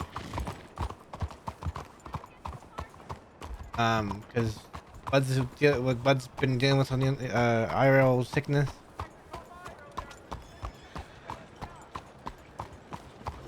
But he's gonna be off for a few days. I know Pete wasn't around today. I didn't see Davey live at all today before I went live, and he would have been live way before me, so I have a feeling that Dakota probably decided to just take today off. Which is fine.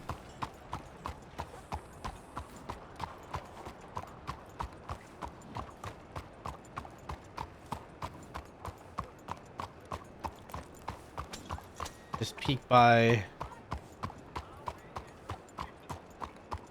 There's somebody leaving the sheriff's office.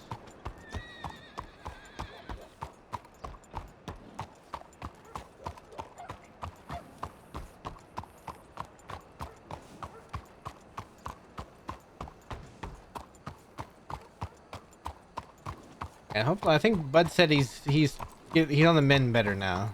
So he had told us that they finally got him on something.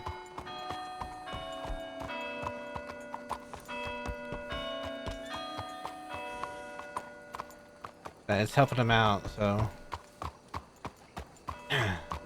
I've had some pretty bad sicknesses where I've been coughing or something pretty badly for a while. In fact, well, I still cough regularly, and a lot of that's because so I'm actually gonna be getting surgery soon-ish.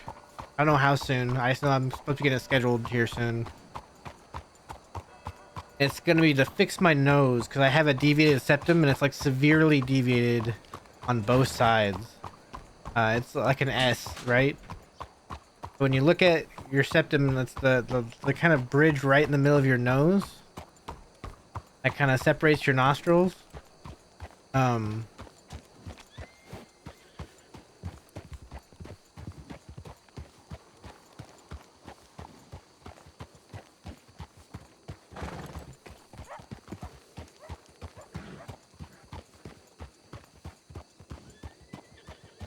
Person randomly slowed down as they came upon me, so I was Dio. Anyway, it's the kind of like the wall between your nostrils, and at one point it goes to my left side of my nostrils, and it almost closes off, and then it goes then further up, it goes all the way back to the right side. So they call it like an S curve. So severe dense. They're gonna straighten that out. And that will hopefully help my constant cough, and it'll hopefully help, so from what they said, I've had several times I've been sick where I just could not stop coughing, and it was so bad. I almost got pneumonia once because I was coughing so much it was hard to even really drink all that much because I was coughing so much it was just non-stop. But the surgery itself, they said, actually isn't too bad. They say they can do it now where they don't give you black eyes or anything. They can do it. It's you go in the morning, you're out by the afternoon. That kind of surgery.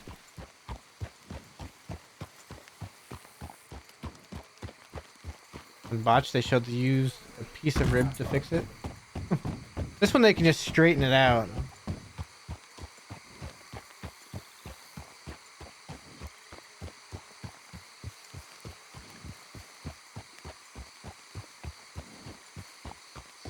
So a lot of that, especially if it's in the morning, I think it's when you're laying down. If you have like a nasal drip, or what they call a post-nasal drip, especially when you're laying down, the stuff from your nose will will kind of filter back into your throat. And when it does that, what happens is,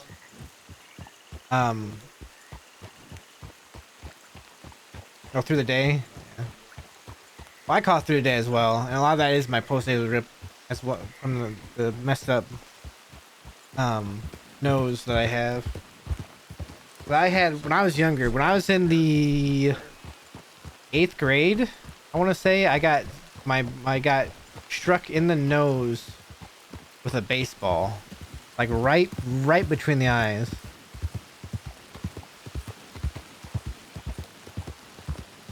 And the doctor at the time didn't say it was broken. They didn't try to do anything to fix it. They just let it go.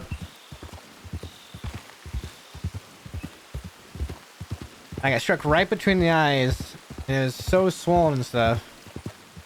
And so it screwed up well, that's what screwed up my septum. Is when I got hit in the nose. That's why it's bent the way it is in such a weird, traumatic fashion in either way.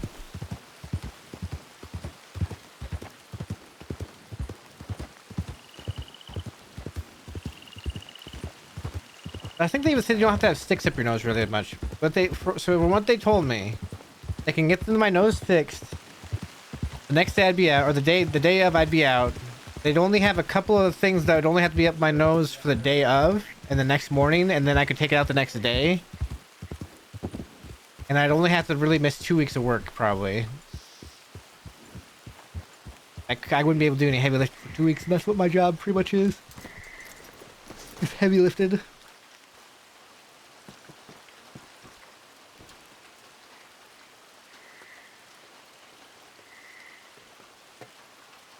Oof. You're all the same as earlier. Okay.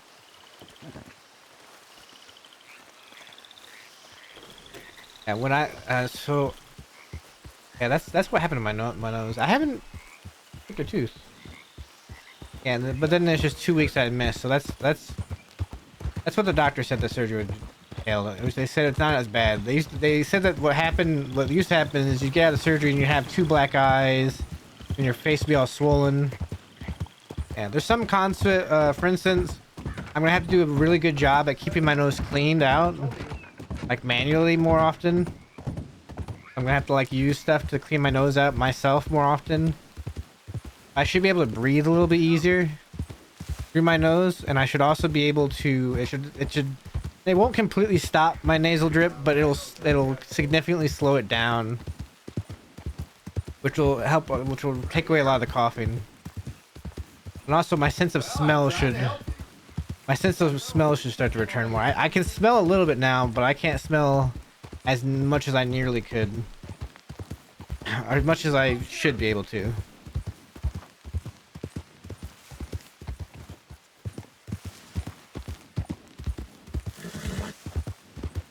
I think getting hit in the face with a baseball is the worst injury I've ever had. Honestly. Can't think of anything else I've ever done. I mean, I've gotten stitches before. I've gotten bit in the hand by a dog, but that wasn't too bad.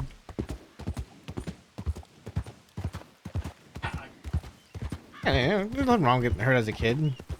How you learn as a kid half the time.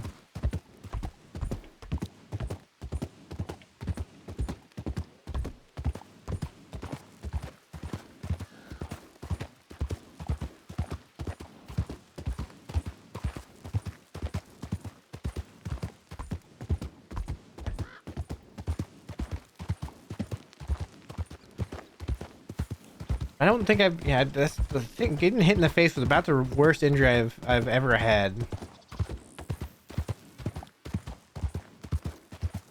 The second worst was, speaking of doing dumb stuff as a kid, we used to play no pad tackle football. Me and some friends used to play no pad tackle football. And I was one of the tallest, I was pretty much the tallest kid of the group. And what happened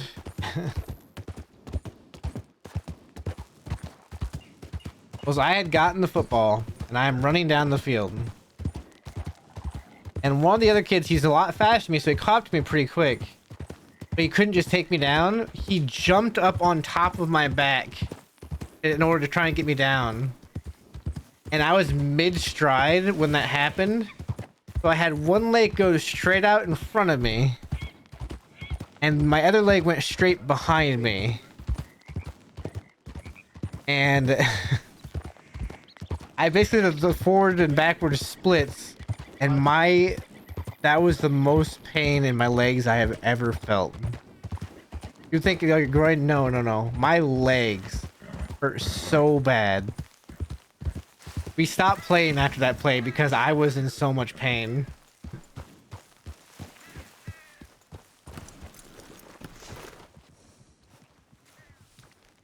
Ooh, I think what happened was it didn't quite pop my hips out of my legs out of the sockets of their hips.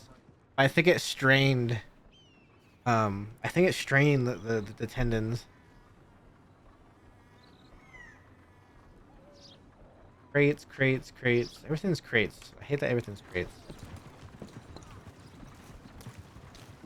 It was a rough.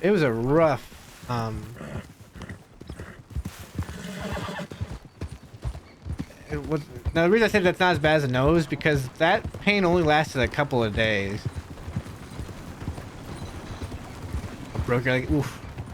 I can imagine. I think if it had been a slightly heavier kid that did that on top of me, I think I would have had a broken leg. Or maybe 2 broken legs.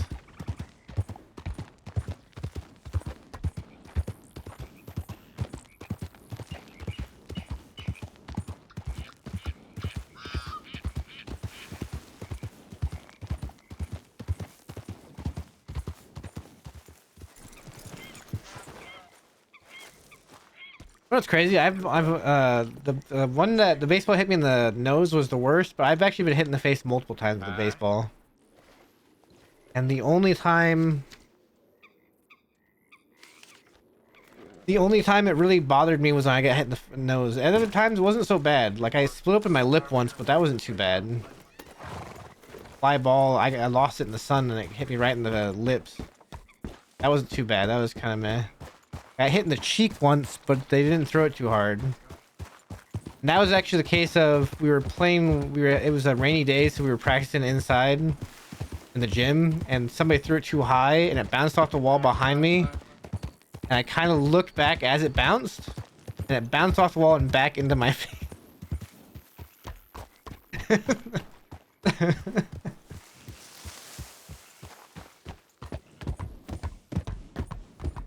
That one wasn't so bad. I had like a small bruise on my cheek for a little bit, but that was it. It didn't even really hurt that much.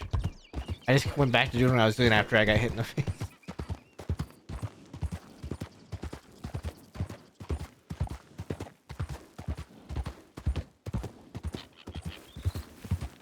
Not even sure. All right. About 7:30 my time.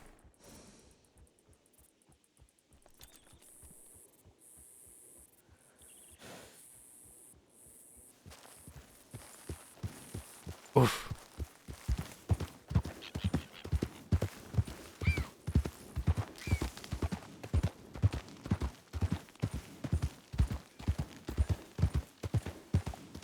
Oof.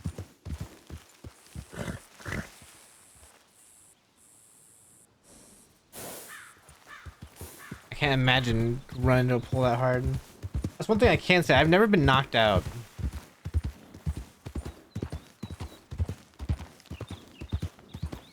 I've never been hit so hard that I've gone unconscious. I've managed to avoid that.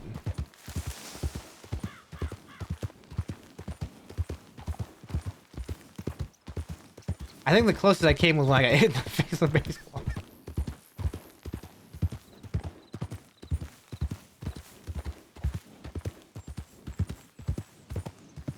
Make one more pass around the Saint Denis just to see if anybody's around.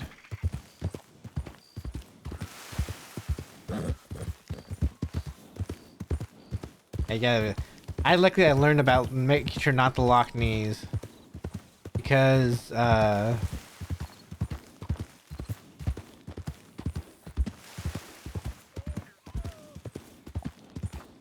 was in a marching band for a long time. I was a drummer.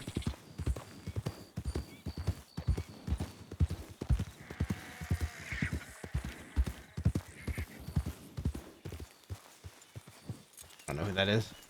I was a drummer, and so I had to, carry the big equipment, and they were always like, "Don't lock your knees; you'll pass out on the field. Just never lock your knees." So I never did.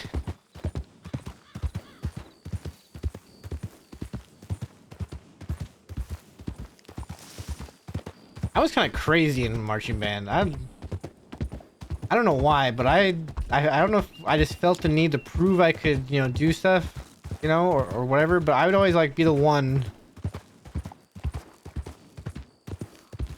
I always remember I'd be the one that I'd be able to stand at attention longer than everybody else. I'd sit there with my equipment on longer than everybody else, and it wouldn't bother me.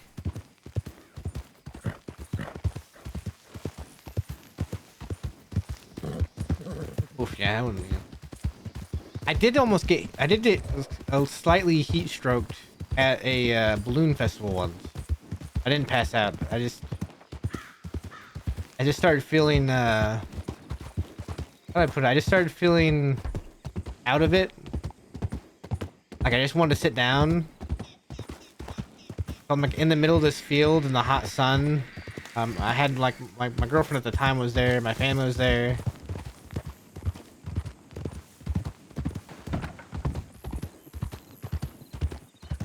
So they took me into this big pavilion thing and gave me a bunch of water and stuff, and I sat in this cool pavilion for a while. That's about the closest I've been. Cause all I want to do is I just want to sit down. I didn't want to stand up anymore, and I just felt super exhausted and lethargic.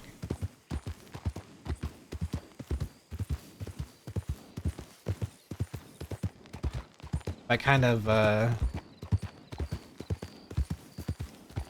that's the worst I had heat with, which is weird because growing up I never had that problem. Even in the marching band, like I said, I was able to be outside forever and just go longer and more endurance than anybody else. But that day and that festival, I just, for whatever reason, I was out there in that field just watching the balloons for a bit, and after a little while I just started feeling rough.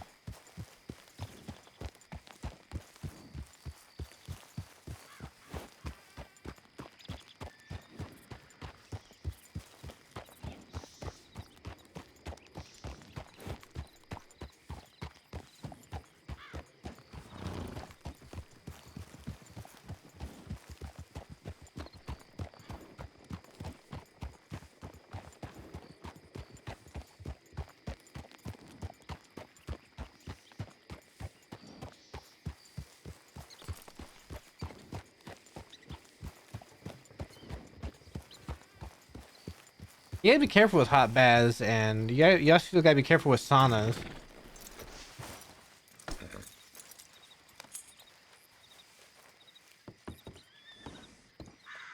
If you stay in a sauna too long, you won't even realize it, but you'll you can very easily kill yourself in a sauna without realizing.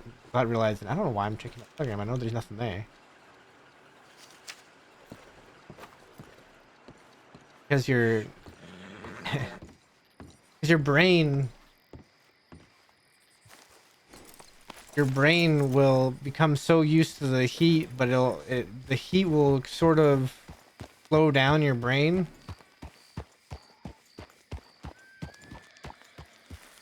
Before you realize it, you could pass out in a sauna and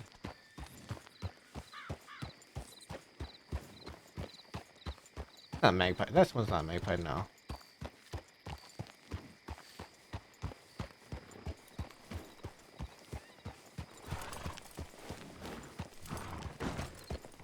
And the next thing you know, you're just, you could just die in the sauna.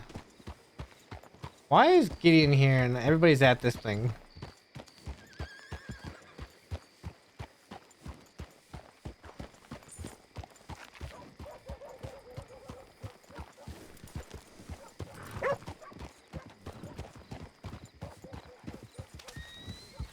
Deputy's in the hospital area.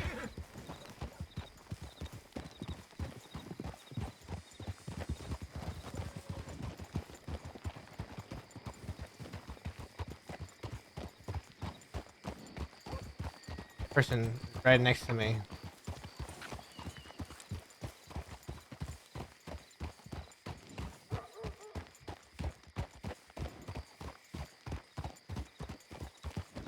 Hey, Can I help you with something?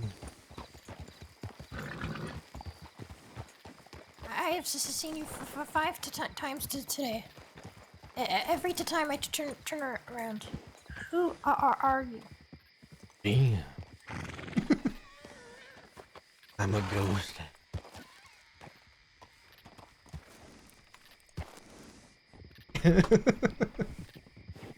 And you are?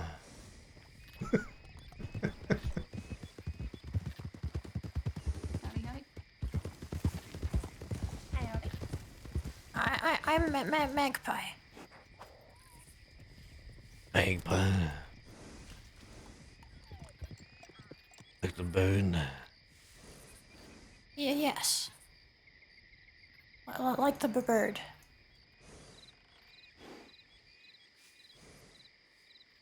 What are you, Magpie?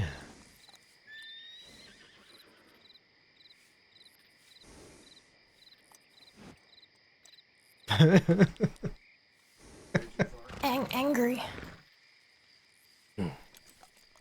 Why is it you're angry? Because I went to Valentine and I saw a log gun down to two people like dogs in front of an audience, like a performance.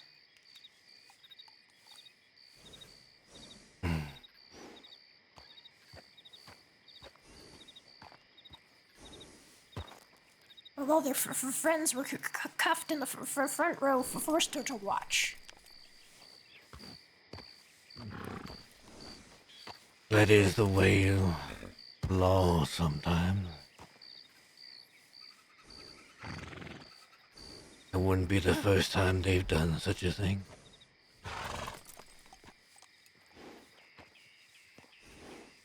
Who are you?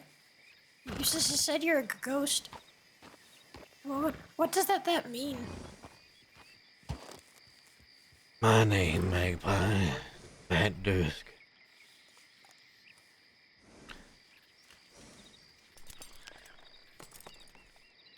I'm a ghost because, well, not many people see.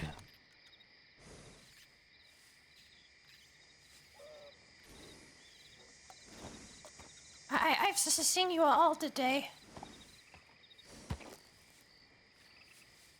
Maybe you were meant to.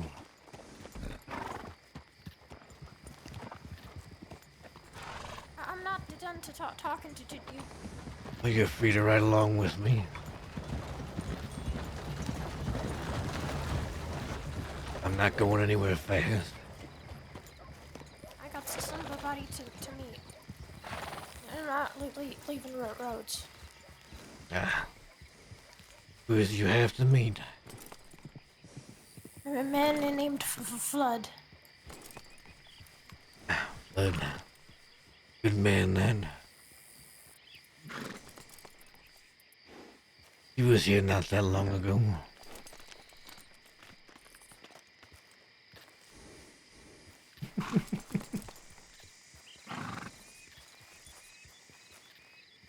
I need to have a talk with him. And what is you have to talk with Flood about? I have questions about Wallaby.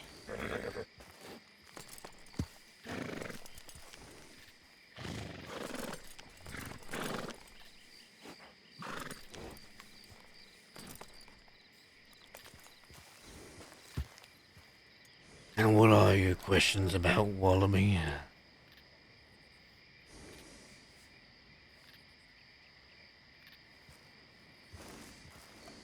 Why? Why he became what he did? There's a lot of reasons people become how Wallaby was.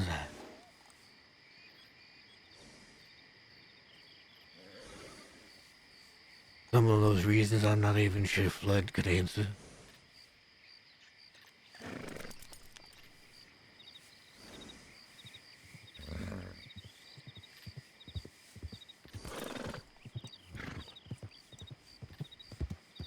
Well, what did you even know about Wallaby?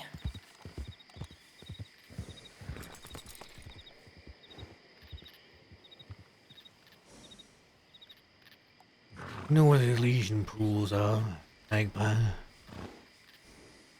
No. Near Bushes Creek, there is a waterfall. Next to that lake. Under the waterfall is a tunnel.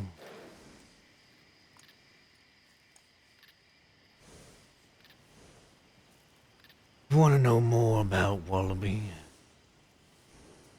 you can meet me there.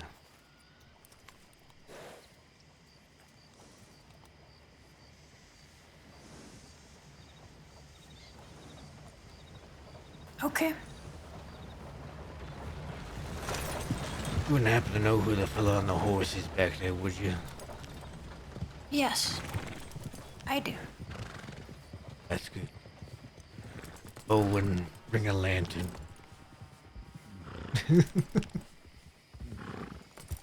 Okay.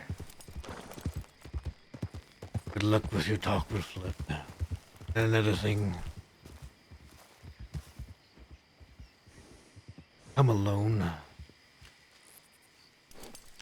I'm not much for multiple guests. See you soon. Indeed.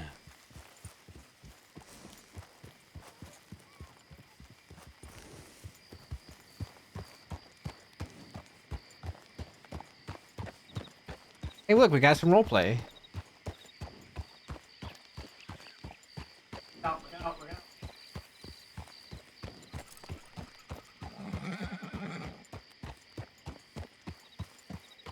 She actually found me.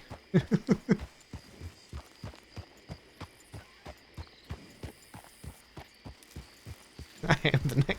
I am the night. Where is he? Where's Harvey? Wait.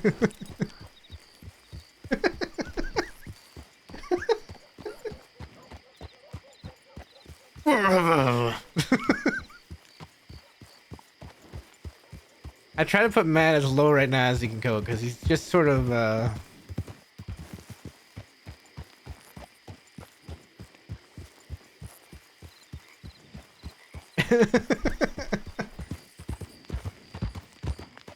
he just sort of I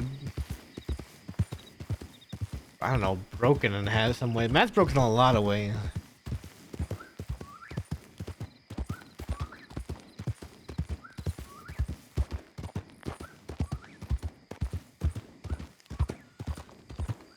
I guess we go to the cave. How long do you think it'll be before she shows up? I am Matman. No, Matman.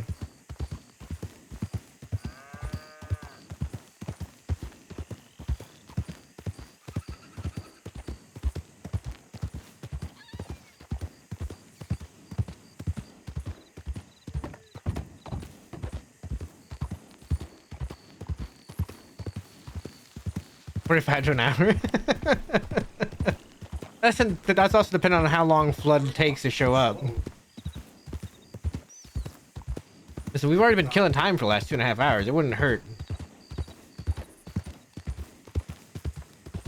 Wouldn't hurt. We could easily kill time in a cave for an hour.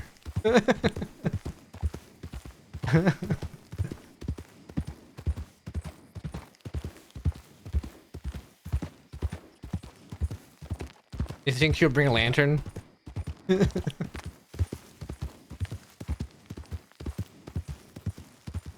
Besides, we can have a talk with Magpie, and then maybe by that point Dakota might get on. But sometimes she just... Ah, shoot. Ah, shoot. Ah, shoot. Ah, shoot. Oh, shoot. Oh, shoot. Oh, shoot. Ah, shoot. Come on, Luna. Come on, Luna. Keep going. Okay, we're good. We're good. We're good.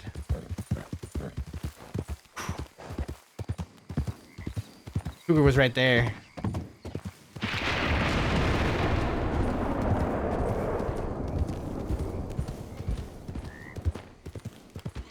Luna's a good horse. And Luna has not bucked me off for anything today. Luna's great.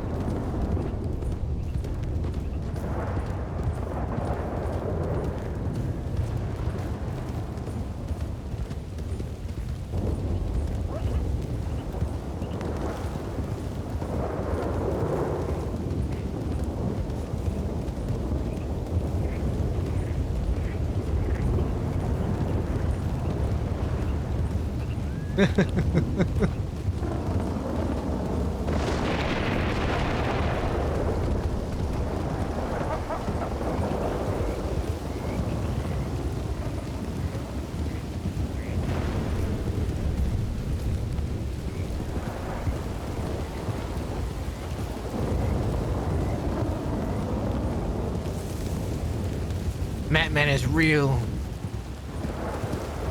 Matman can hurt you because he is real.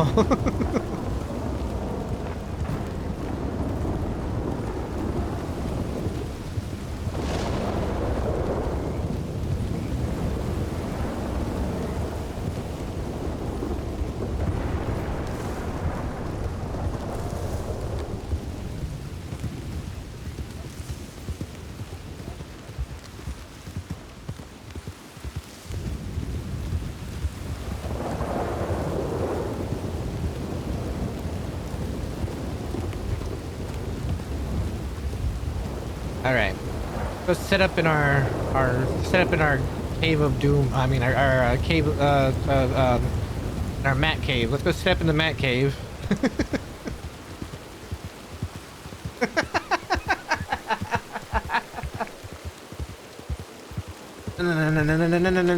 Mat cave. Mat cave.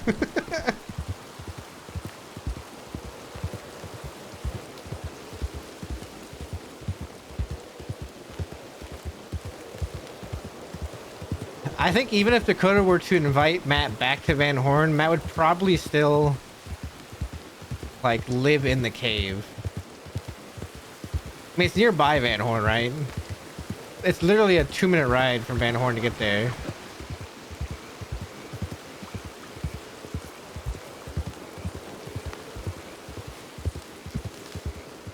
Mattmobile. You're that Luna, you're the Mattmobile now.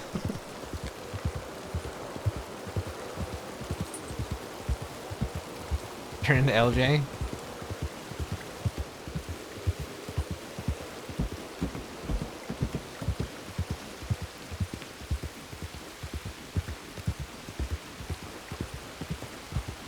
I mean, he's already been living in the cave.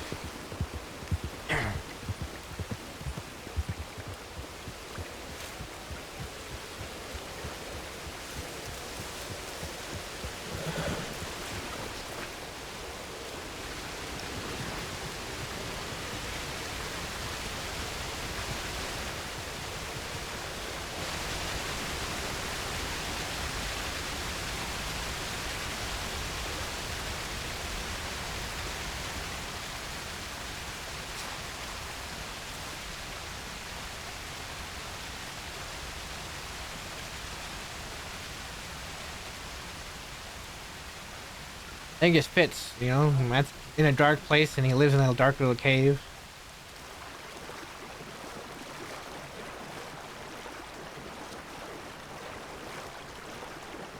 Matt in a dark little cave in a dark little place. I mean, there's a look. Like, hang on.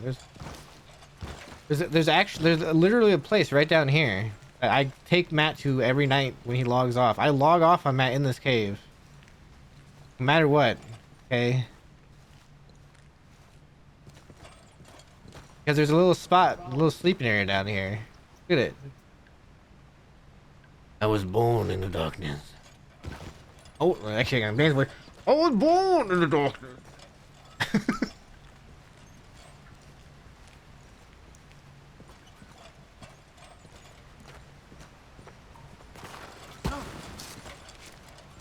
To do Bane's voice, you want a secret to it? You gotta put your hand over your mouth. I was born in the darkness. Wait, you thought the drop had no end? No, that's the secret about this cave. Not many people realize that there's actually a little place down there.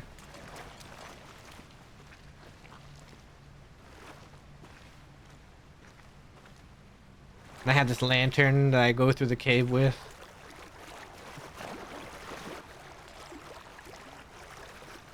How long do you think it'll... So, wait, okay, wait, hang on first. So, Magpie has to have her talk with Flood, right?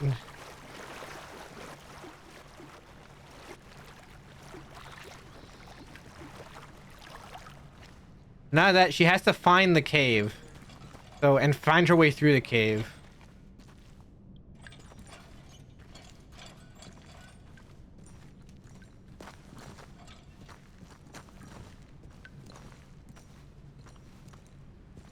I also just love the way this looks. And when it's night out and you have a lantern, I love the way this looks. It'll be like an hour. It's gonna take her forever.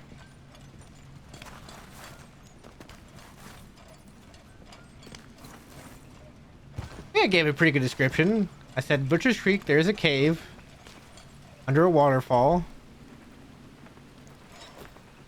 It's actually kind of light in here. You can kind of see some stuff. Okay. This is actually a good moment. I'm going to use the restroom and stuff real quick while we wait for Magpie to show up. Let me find a song to play.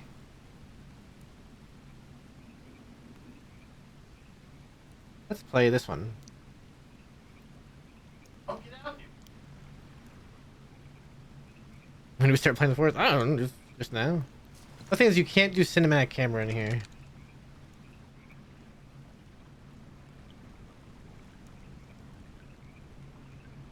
Alright. You're right back, okay?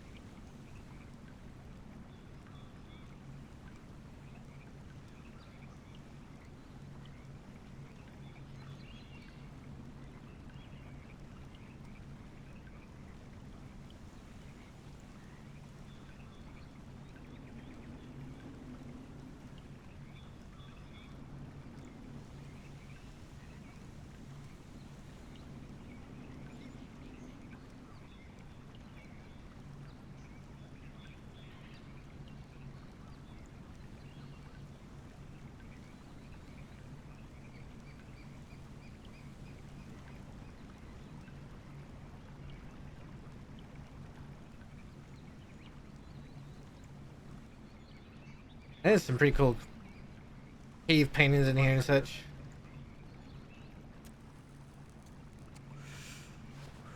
So, I'm gonna take this moment. I don't do this often, right? I'm gonna take this moment while we have time. I have a Discord server. Feel free to join it. You get notified when I go live. I will put some stuff in there, met every once in a while, especially if I do anything off stream. I put it in there. I talk in there regularly. The Matt Cave has the matte paintings. I don't know what that's about, but I also have a YouTube.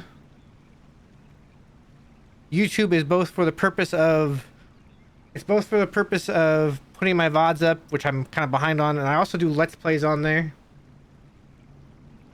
I just my recent videos on Anno 1800, another Let's Play of Anno 1800, and then I have my first Manor Lords video up on that as well.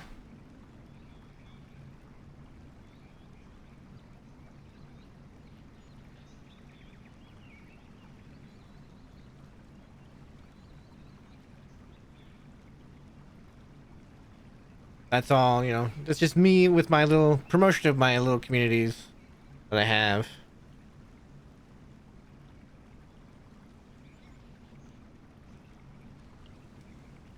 I will be posting more than just Let's Plays on my YouTube at some point. I do want to make I still want to make a Matt trailer at some point.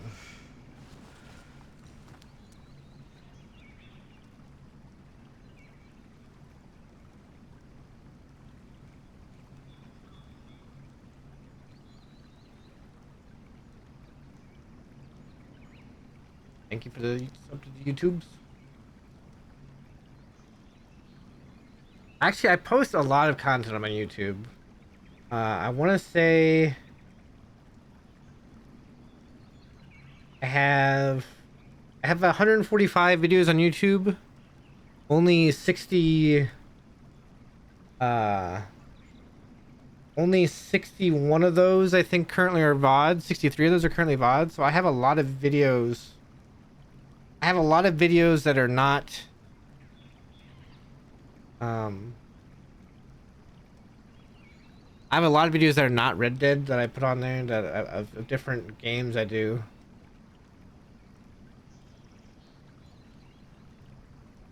And I mostly play city builders in my free time. I do want to do other stuff, like I want to put my Valheim builds up on there and such like that, but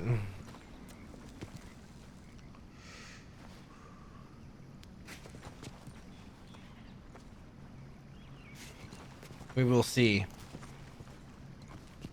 terms of city builds, by the way, Manor Lords, so good. It's so good. After I stream tonight, I'm probably gonna record my next video for that, but it's just such a good game.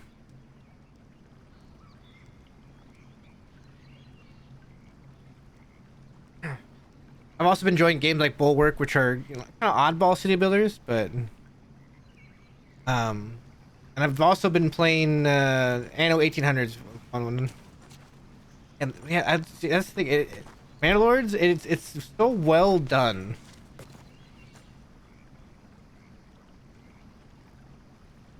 It's so well done. I wouldn't even say that's the thing. I wouldn't even say even with the Total Wars. Total Wars, in my opinion, are a completely different genre than Manor Lords is. Yeah, one guy did it. He had a little bit of help with a few things. For the most part, one guy was the one that, you know, made Manor Lords. I think he contracted out a couple of things. I don't remember what it was, but it was only a couple of things. But he's been working on it for a long time. I think 7 years is what he's been working on it for. The game looks beautiful, for one. Like, you make a little city there, and you just think, man, this is exactly what a city would look like in medieval times. This is what it would feel like in medieval times. So well done. I just enjoy it. I don't know. Right? Yeah, it's like a passion project.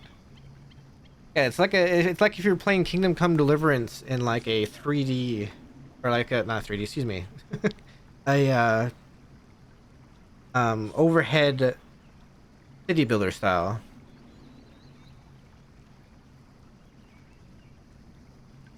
Which they have Kingdom Come Deliverance 2 coming, which I might have to do a playthrough of Kingdom Come Deliverance, the first one. I've played it a lot, but okay, I'll tell you what happens to me in single player RPGs. I will tell you this right now. I will play them. I will do all of the side quests and everything else before I ever do the main story. And a lot of times that makes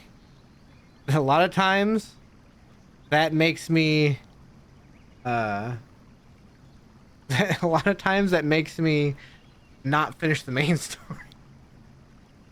I have hundreds of hours in all sorts of games, from Skyrim to Fallout to even Red Dead to Cyberpunk. I have hundreds of hours playing where I play it and I do all the side quests. That looks like old school Warcraft. I think Bulwark looks like an old school Warcraft, actually. In a way. And I never finished Kingdom Come either, because I'd start getting on the side quests, like I'd start trying to win tournaments and stuff. I just became this guy that I would try to get my weapon skills all the way up for no reason, and it's just because I wanted to do it. I don't know what drives me to do these things, but I'm just like, I'm gonna max this skill out. The same thing I did in Skyrim. I joined the Mage Guild, and I was like, I'm gonna max every magic thing out. If I'm gonna be the Archmage, I'm gonna have to max in every magic category. So I would just go around purposely trying to do things to get my, like, I had max destruction at one point. I had max everything except for the restoration, because restoration was a weird grind.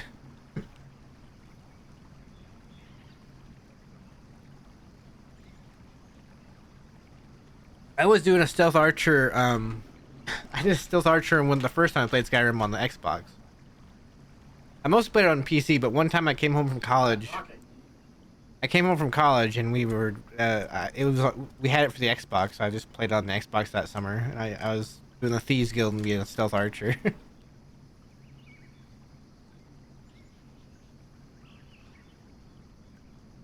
What, Kirby? You don't like my cave diving hobby? Sitting in a cave smoking? We're actually waiting to meet somebody. Not Dakota, but we're waiting to meet somebody.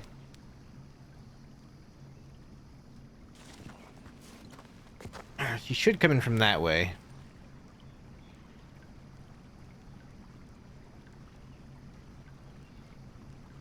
Okay, don't even get me started on Skyrim with mods. I might have been the type of person to...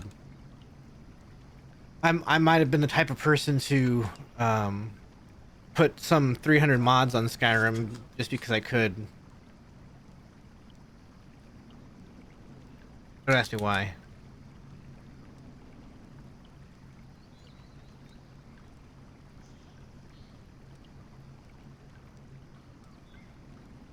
Right, Kirby?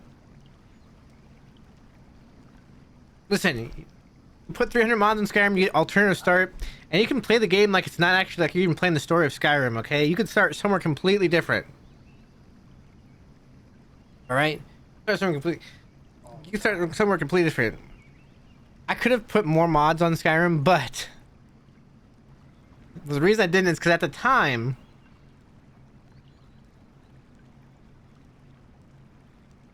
I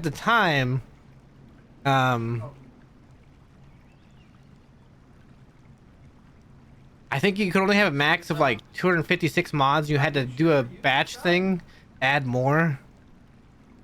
So like I did the batch thing to add more. I think with, was it Enhanced Edition or Special Edition, they made it where you could actually have more than 256 mods without doing the batch thing.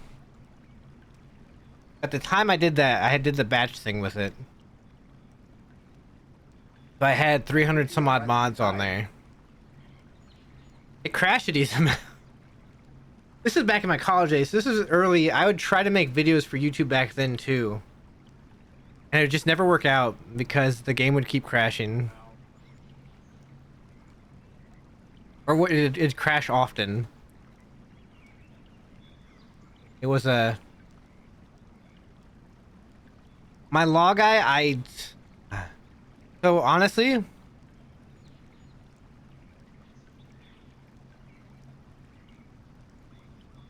um, honestly, my law guy, I haven't had a lot of time to role play lately. Between my work schedule, I've been working 3 to 4 nights a week, which messes with my normal role play hours. So I haven't had a lot of chance to role play, and if I'm not doing nights, I do have other stuff I do on like Mondays, Tuesdays, and Fridays. I have other things I do at night. I've been limited to about 1 night a week for the past couple weeks where I can role play. That's changing now. We've had somebody at my work out with an injury, but they came back today actually. They actually came in for me because I got sick. So they're back, so I should be back to being, I might even be back to being where I can role play 4 nights a week again. Might be able to do Wednesday, Thursday, Saturday, and Sunday again, because my current boss doesn't actually want me working nights. They want me there during the day more often. So my law has been kind of benched until I get Matt up and running again. I kind of want, I benched the law arc, the law character. Once I get Matt kind of going again and get his where he's supposed to be going, Wednesdays are probably gonna be the day I play Bradley again, because as you can tell, Wednesdays are the day things are slow for Dead End Gang normally.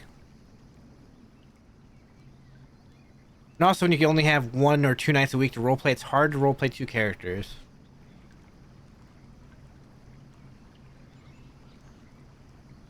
So right now, I just got Bradley a little bit benched, not permanently or anything, just a little bit benched until I can hopefully get Matt set up.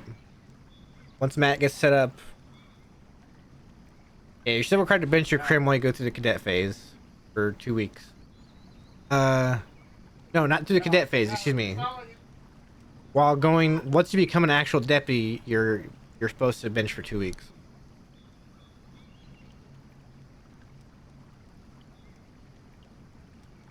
Honestly, while Matt is a character that I still play, as in while he's still like alive or, you know, still in the crossing, he's gonna be probably my main character that I focus on.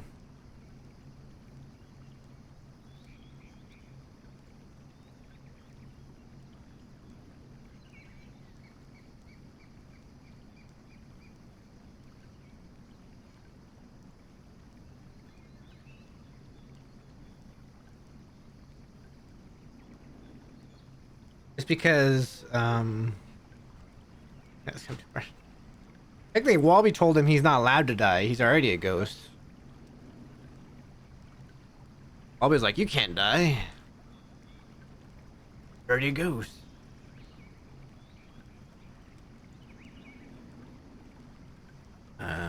Matt. Matt.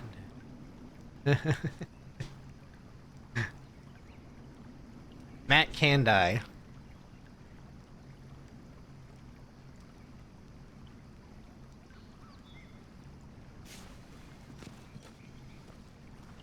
Just realized that's a hole in the wall right there where the buffalo head is.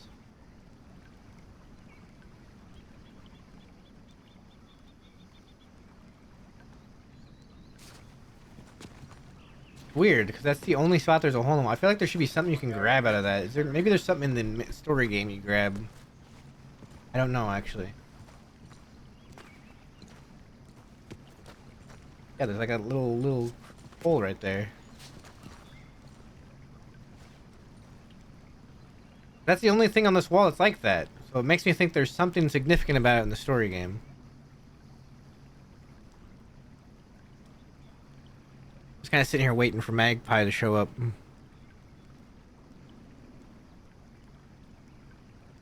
I have had Matt slowly, I guess, losing his sense of good, right?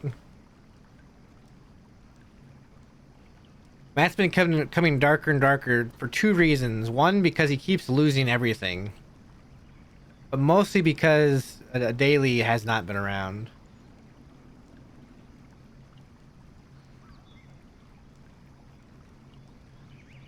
I've actually always had a thing with Matt where when the group that he's with isn't around, he sort of starts to he sort of starts to lose his sense of purpose.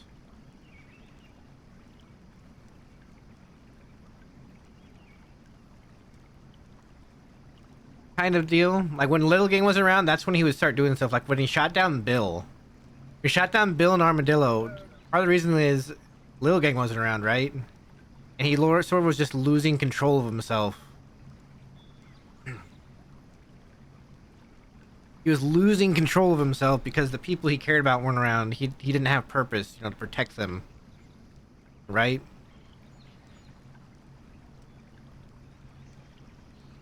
And this is all after Walby shot him in the back 5 times. So after that, so since then, you know, it's been like Matt has this dark side to him that kind of starts sneaking out when the people he cares about aren't around. When he doesn't have that sense of purpose.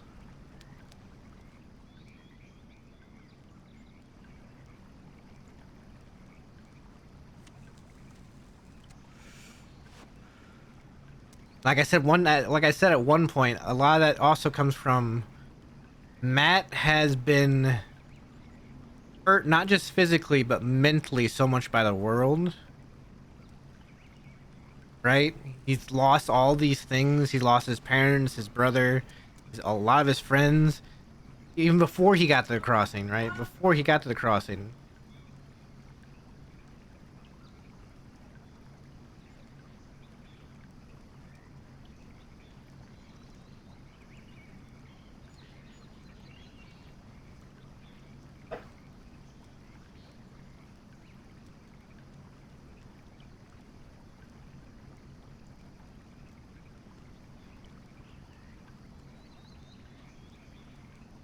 And then he killed that dude. He's killed.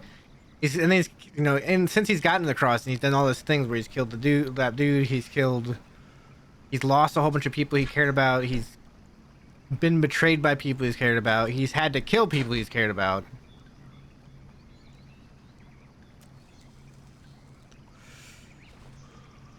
So he's sort of just become. He's got this mental anguish. He's got this pain, and so when he's not got his purpose, which is, you know, protecting these people he cares about, it's like the part of him that wants others to feel his pain comes out.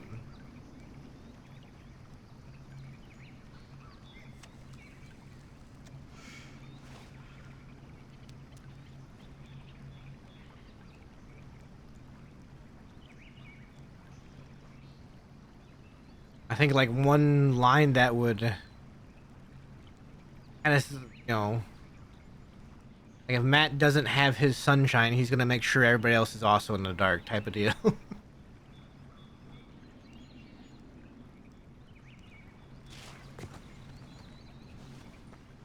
We should have started a timer.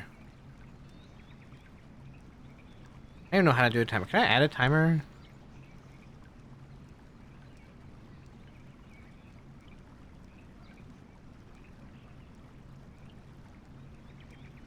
Alright, I can't just add a...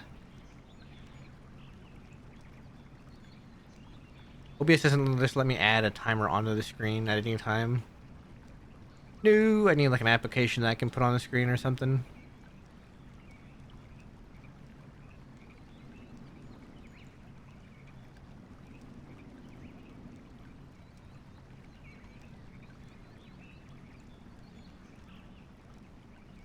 There's this idea of an end I have with Matt. Just an idea of if Matt were to be the last person standing, like if everybody around Matt were to be dead, all of Dead and Gang, the Daily, everybody that Matt's ever known and cared about were to be dead. I just had this idea in my head that Matt would become that old gunslinger that goes from town to town and is just looking for somebody who's faster than him at the draw to kill him.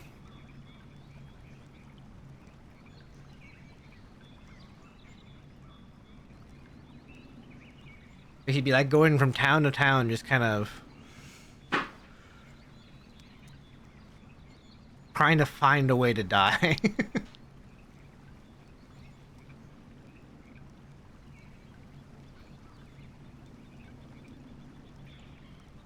that kind of fits in with, like I said, I've watched so many westerns, and you had the um, there was this John Wayne movie, the Shootist, which isn't really the same thing, but the whole idea was he kind of planned it out where he was going to fight these guys on his birthday. This gunslinger was dying of cancer. He was going to fight these guys on his birthday, and he was hoping they would be good enough to kill him, right? That one of these guys would be good enough to kill him, that he could die instead of dying of cancer or something like that.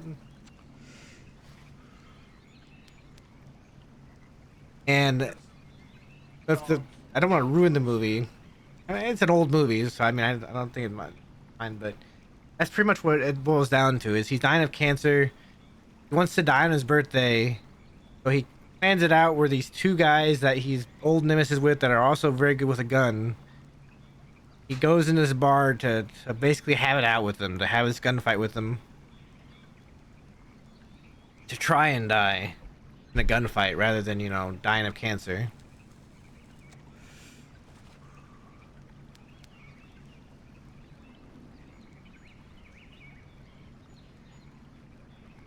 So that would be that element that I'd bring in the master of. He's looking for a gunfight with somebody in which he could die in, which somebody would prove better than him.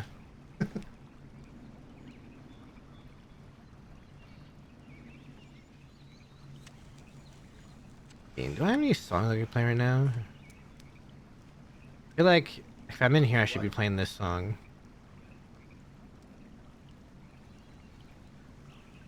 Just like start ramping up the tense. I think maybe we wait.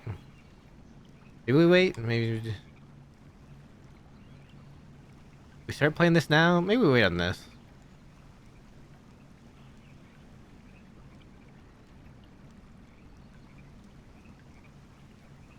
Oh, you know what?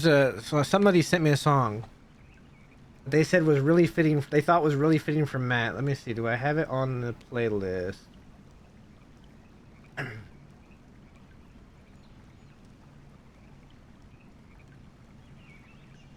No. Do I have it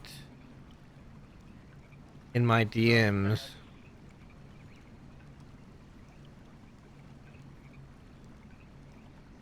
Hang on. Ah, yes, this one.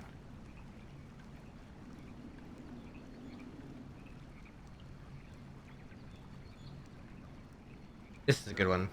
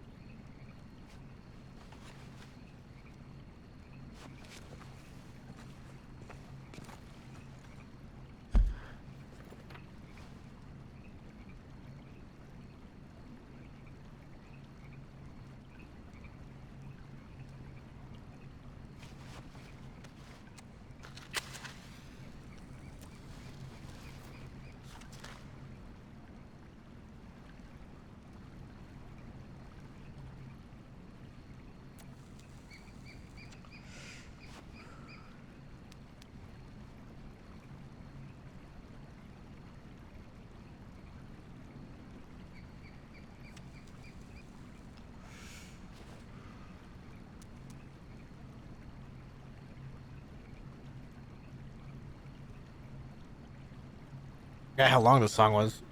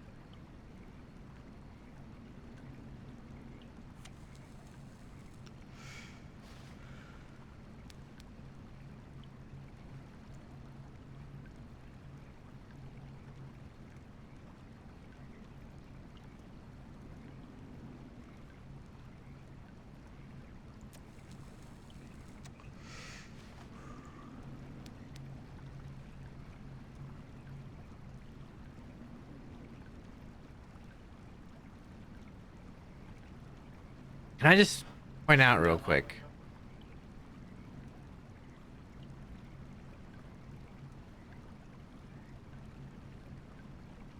I thought Dakota came from up there.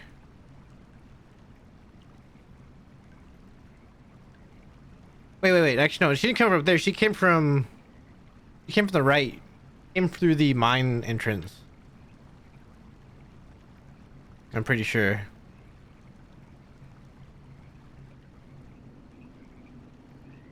There she is.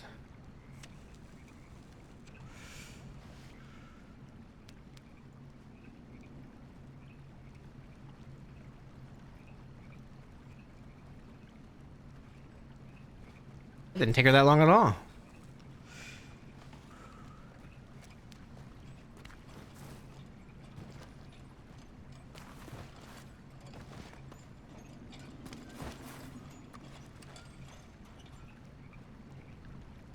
I see you found it.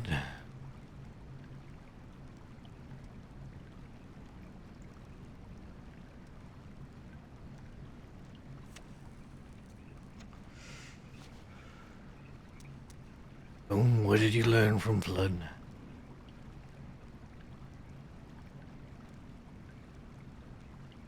Didn't find him.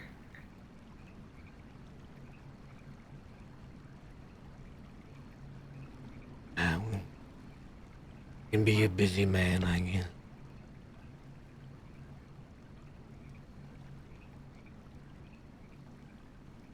Wallaby. I knew him well.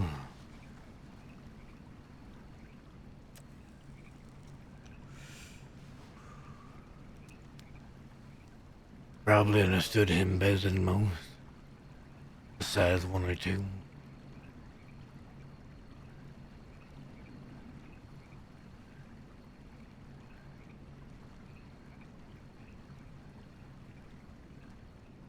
Van Horn is a place I used to call home.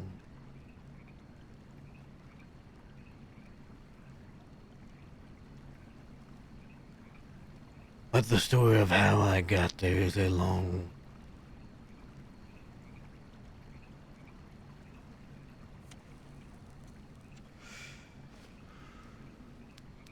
And you were wanting to know about Wallaby.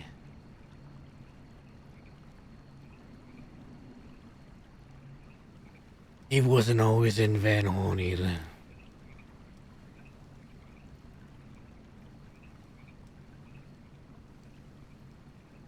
There was a time where he was running out of the slaughterhouse outside of Saint Denis. Him and the crew he had back then.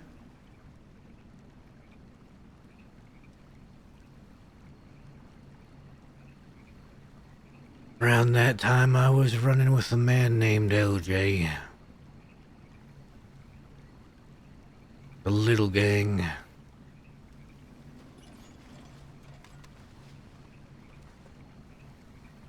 You just keep singing. I had never personally met Wallaby, but a conflict had started.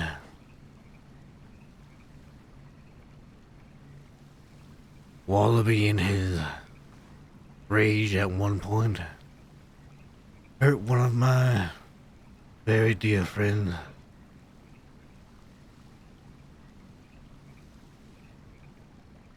So LJ, not wanting a fight necessarily, went to talk to him to get an apology, as LJ and Wallaby had gone way back. LJ had been in the Dead End Kids with Wallaby.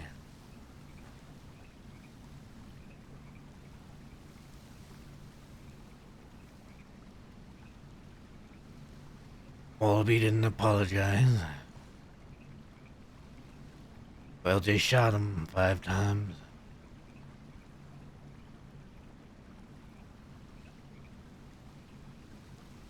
And so a fight had broken out.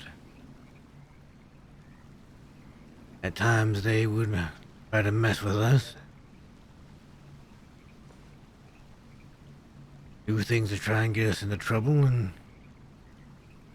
well, we had made a plan to do it back to them.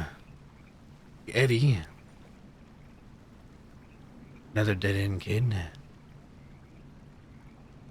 had been dressing up as LJ and acting like him, trying to get LJ in trouble with the law. Only problem was that he wasn't good enough at it, and everybody knew it was him. So LJ came up with a plan. Have one of us dress up as him.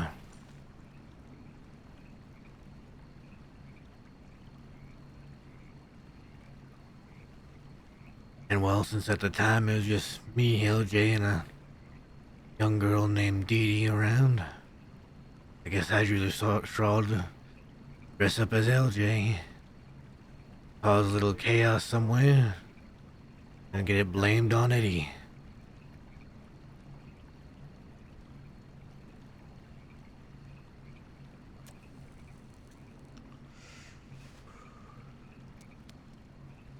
That same day, we had heard a familiar whistle from town to town. We were being fucked, I guess.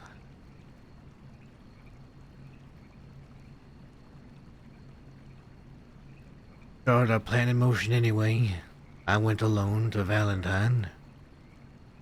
And while I was waiting for an opportunity to start the plan, I found a gun at the back of my head. Voice telling me to put my hands up.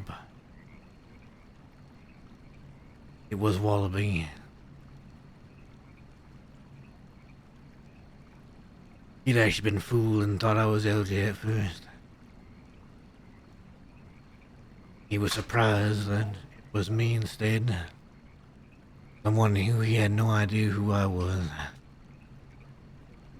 He tied me up and took me out of town, and we had a chat.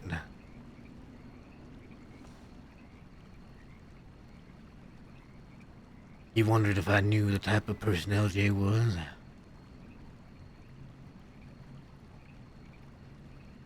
And I told him, as he was deciding what to do with me, that if there was a fight between him and LJ, it was between him and LJ. But if he had any plans to hurt any of the other people that rode with LJ, then he would have to deal with me.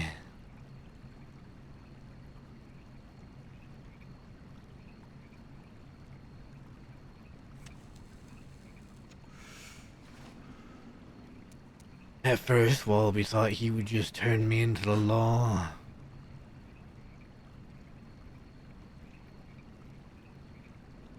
Make it so that it seemed like we were the ones orchestrating all the LJ disguises. But on that day, I think I outsmarted him. You see, at the time I'd been to Sitka just once, but Wallaby didn't know that. So while I was on the back of his horse, he was taking me back into town. I told him that all I'd have to tell them is that he dressed me up as LJ. That who would law believe? Me, someone who'd never done a crime, although he didn't know I had, or him, someone who was a well-known outlaw.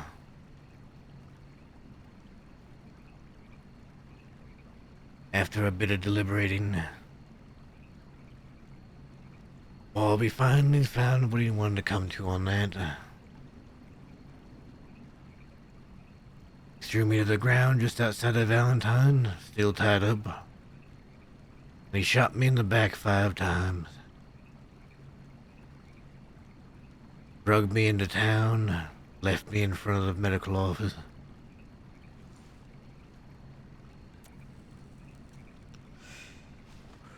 I was in a coma for 21 days.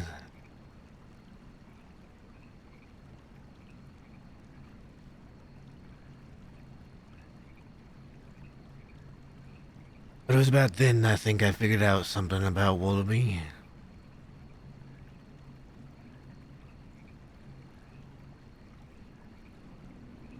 It wasn't personal that he shot me.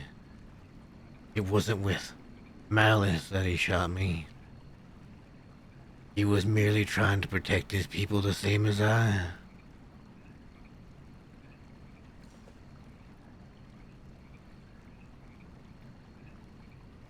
Fast forward some time. I had become leader of the little gang. And Wallaby and his crew were now running out of the Rhodes Parlor House. A legitimate business. At least on the surface.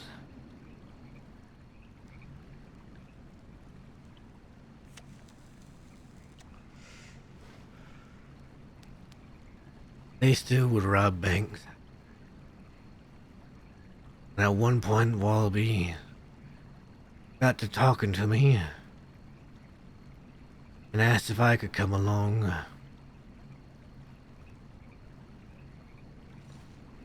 Reiterating there was no hard feelings for shooting me.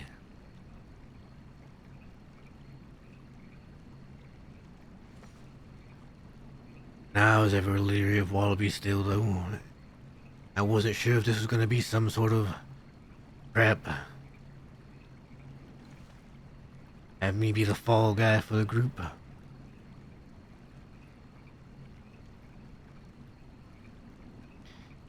And it was my own people that actually pushed me to do the bank with them. They would be good. So I did. The bank went very well. So much so that Wallaby was impressed.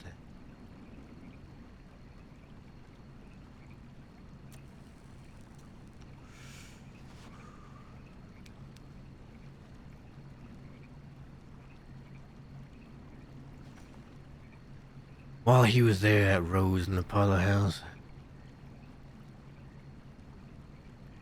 he was with a woman named Peaches. Irene was her real name. She had been taken, kidnapped by some people.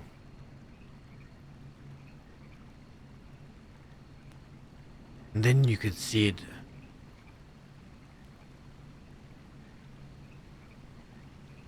Typically, Wallaby wore a iron curtain around himself, not really letting people know what he thought of others. But he was worried, dressed even.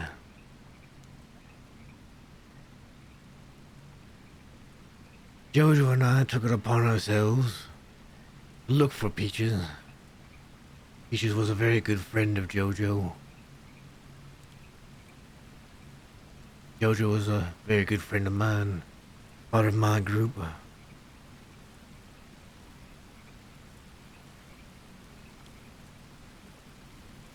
We went looking. We split up at one point.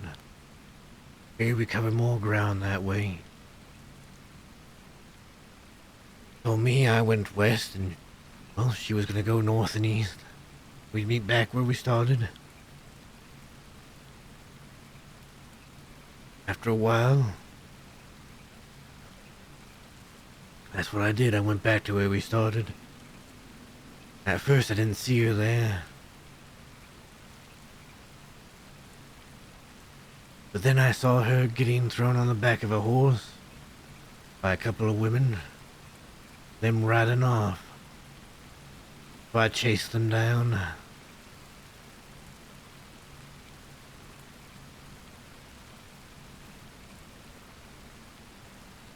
I don't know what happened to Irene, but her and this other woman had hit Jojo over the head with a rock or something.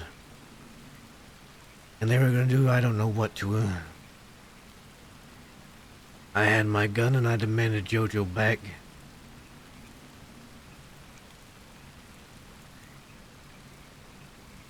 And Irene gave me one of those looks that told me she was worried. I didn't shoot them, instead I got Jojo back. Went to Rose. And while there, Jojo said find Wallaby. Let him know what happened, and I did. And immediately the man went into action. Went looking for her. Based off the information I gave him. And found her. That very night.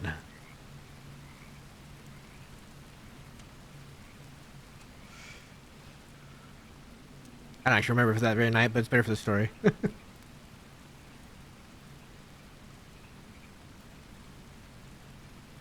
And so we come to where we met back in Van Horn.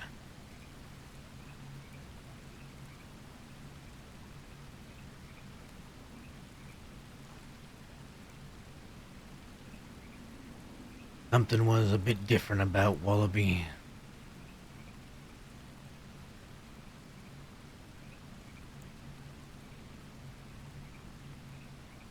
Whatever drove him to Van Horn, he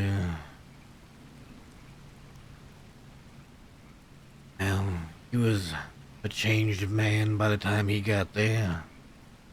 More closed off even.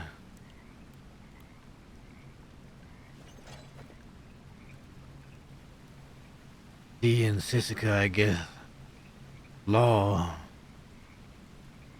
had taken Irene there.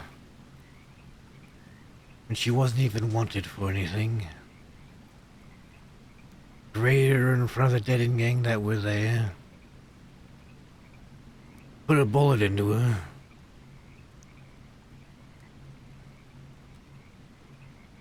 And tortured her in front of Wallaby because they wanted information about a kidnapped sheriff.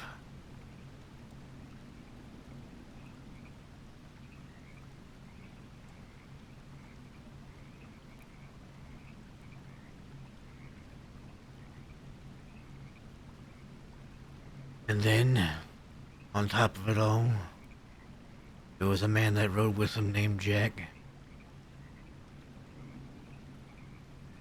Jack? How's Jack? They executed him. Without even giving him his last word.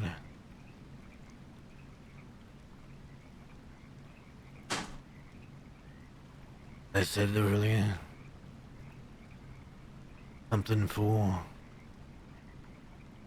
familiar for Law to do.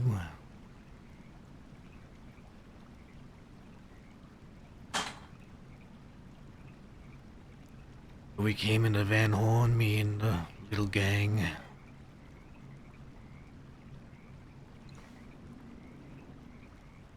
I began doing jobs for the dead-end gang again, in exchange for the little gang's protection and place.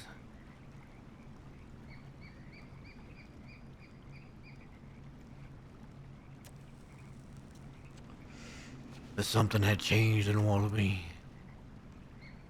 He was darker, angrier.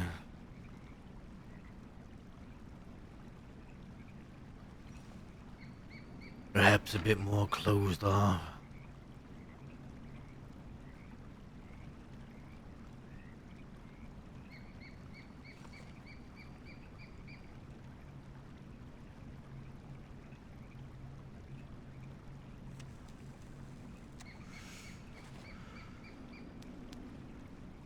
Wallaby and I thought a lot alike in some ways.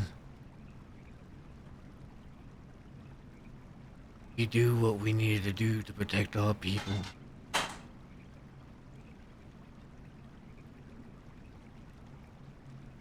And he was finding the only way he could protect them was violence. Become feared.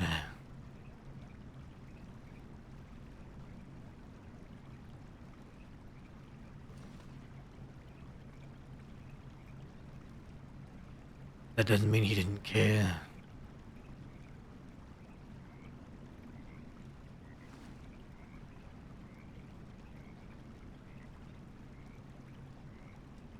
Eventually, after some time, the little gang split apart. And Wallaby, without even insulting the others, welcomed me with open arms into the group. Van Horn. And I rode with him. Fought for him.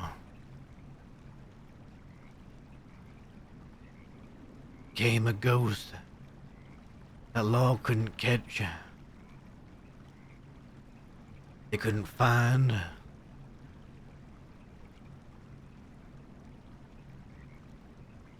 That would sneak up at the times they least expected it.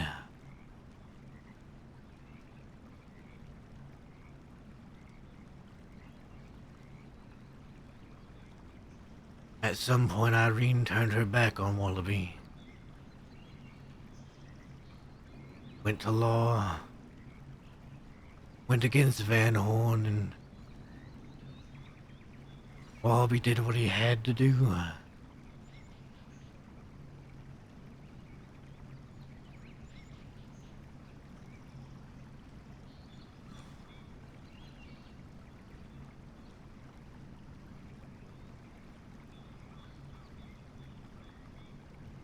He killed her.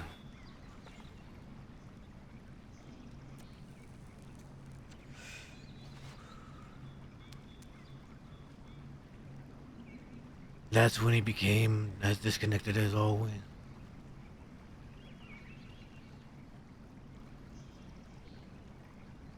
It was all for Van Horn.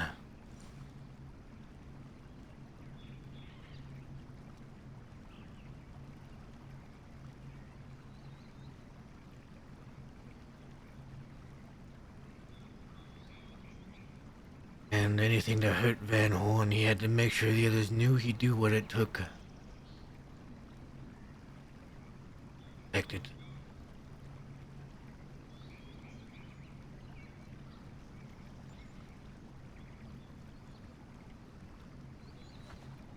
Especially when I stepped out of line.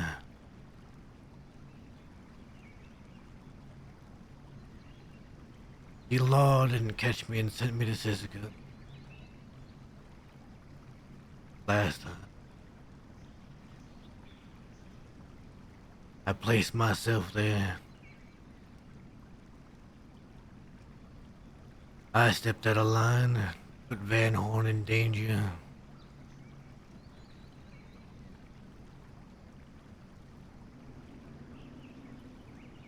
Wallaby didn't want to do what he did, but he had to.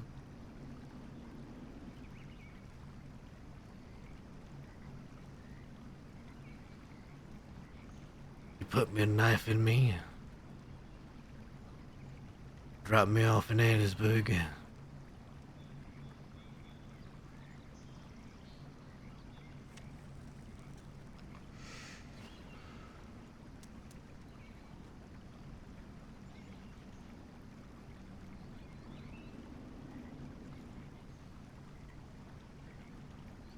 Some would call Wallaby a monster.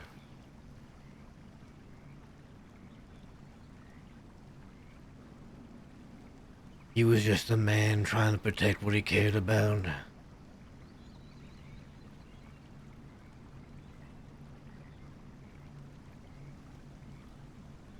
And doing what was necessary to do that.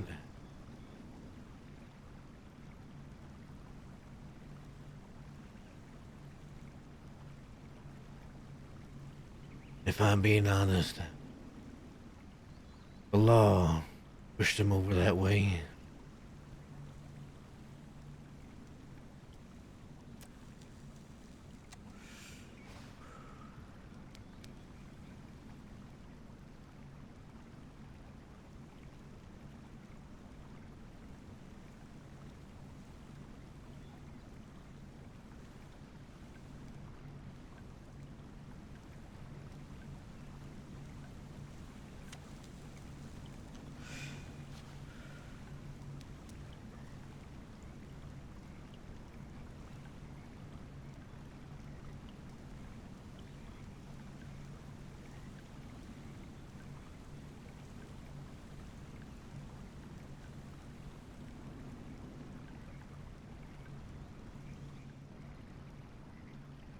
What's on your mind? Law called Wallaby a monster. But they made that. The law has a tendency to make monsters.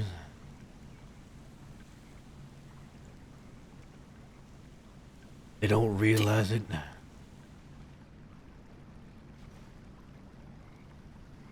But they Do do. you think Wallaby was a monster? No.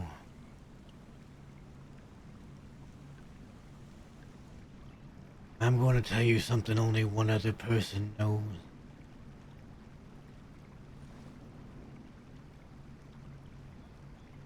I expect you not to repeat this to anyone.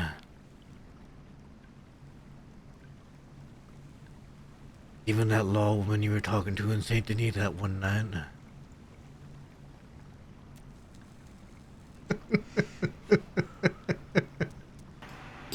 Even if I did repeat stuff, it wouldn't be to her. Sheriff Valier. That would be the one.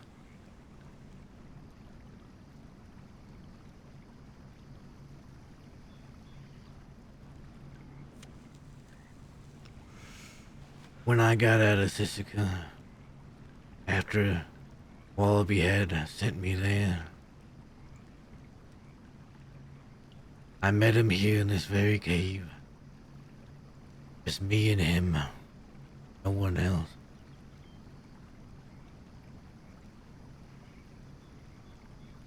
Was glad to see I was alive.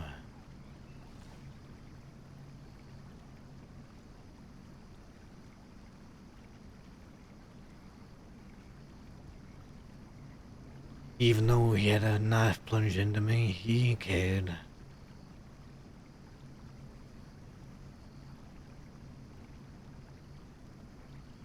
Him and I did the things we have to do to protect the people we care about. Some people might say that makes us a monster.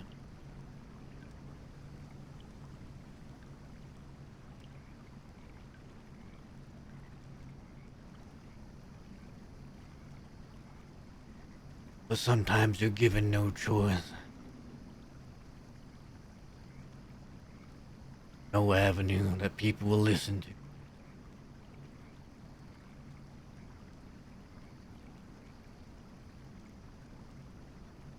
So when people become violent, sometimes the only answer is to be more violent.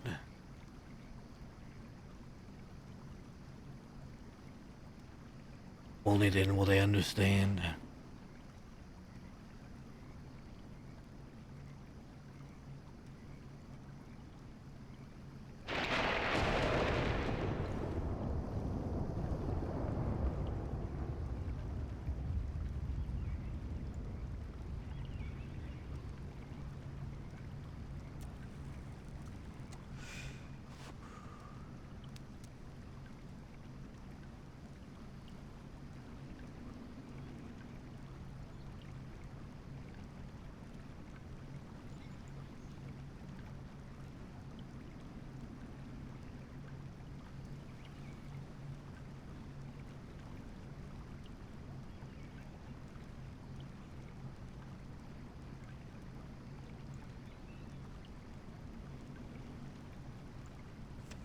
Oh,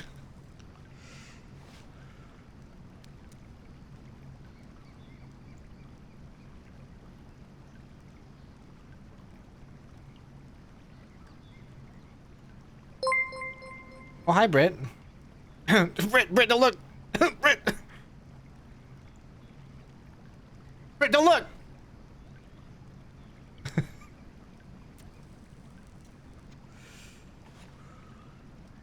Brett. Shh, shh.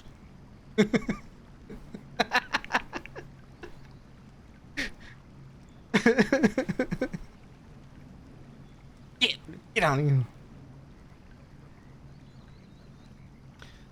What else would you like to know?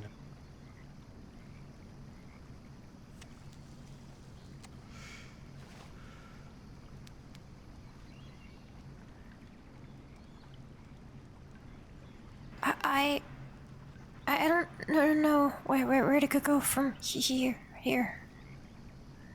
I don't want to hurt people, but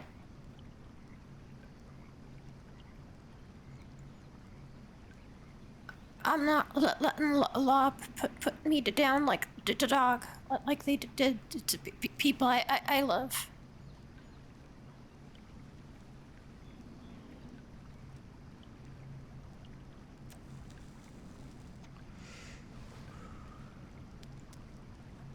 You know, when I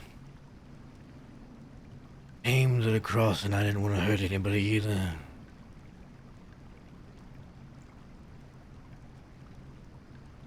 Hell, I didn't even carry a gun for the longest of times.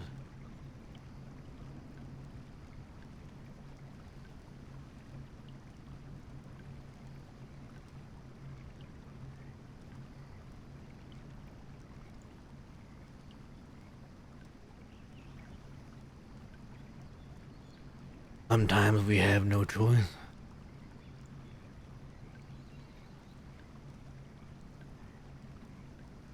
There will be times where people won't listen to reason. And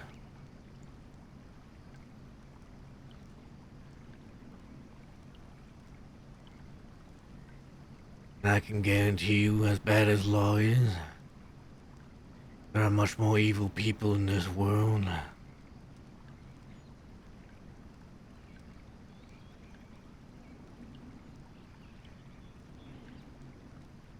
People that will take from you everything. Without care in the world.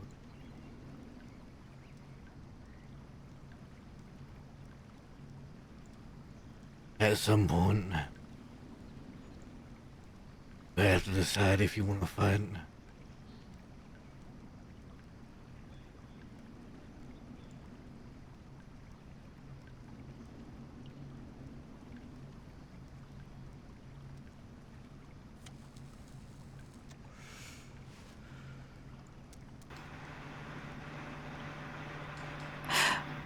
I was in the drugstore, and Wallaby told me that I can't expect other people to solve my problems.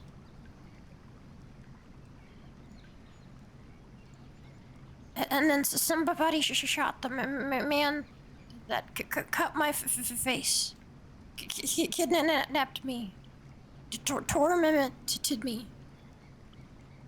And that man is still alive and now.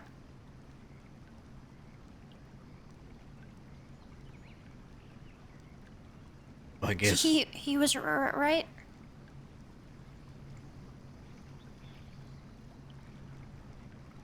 that would be the truth. There won't be somebody else there to protect you at all times.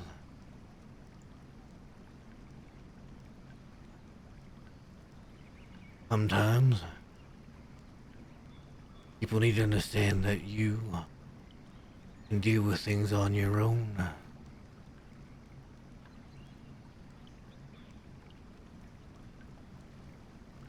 That fear of you is stronger than fear of others.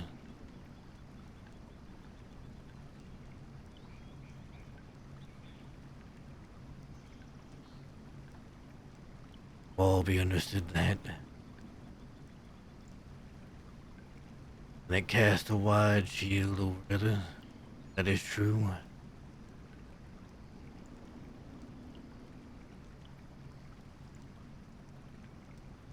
But even he knew that his problems only he could solve at times.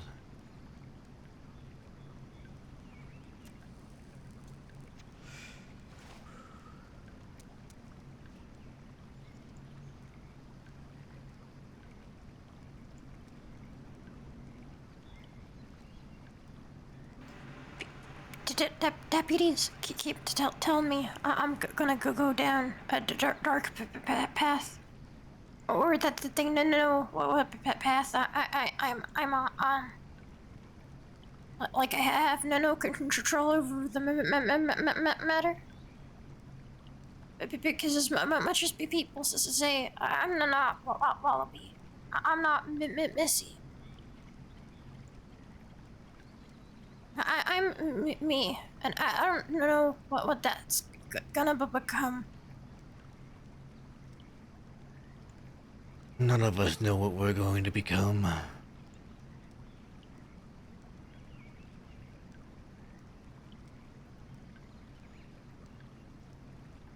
Only thing you can hope to do is make the right moves to survive when the time comes.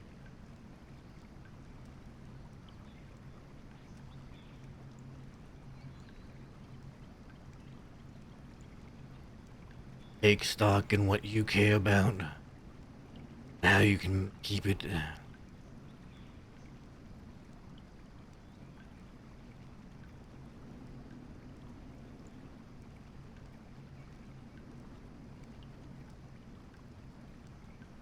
We'll all have a black and white viewpoint on things.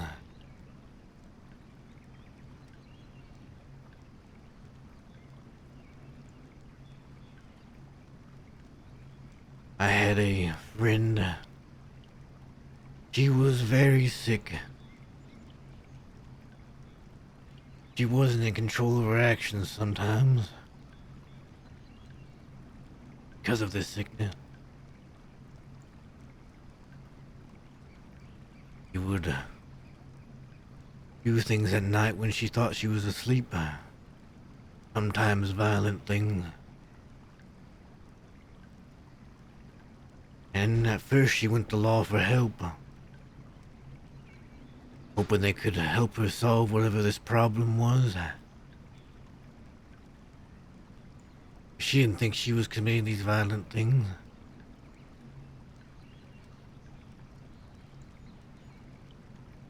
And law turned around and put her in the Sissica.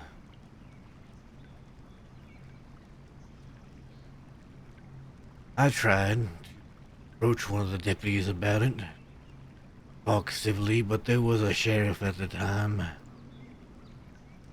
Marty Malone.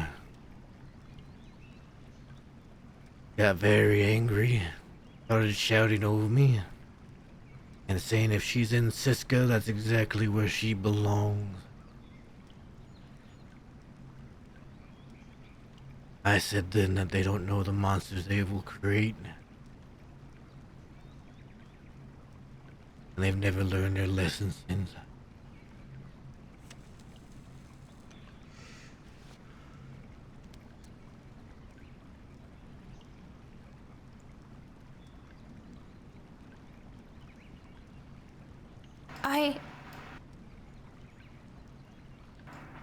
I've never hurt nobody. Today's the first time I've carried a gun. Yesterday, I nearly went to Sissica for stealing a deputy's hat.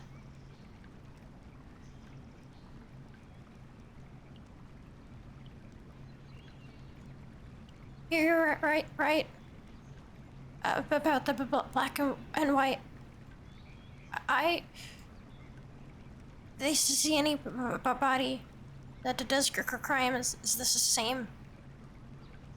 They don't care about intent or scale or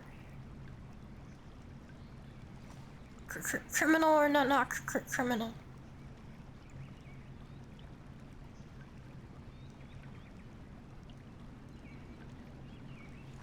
hard lesson to learn. I know it was for me.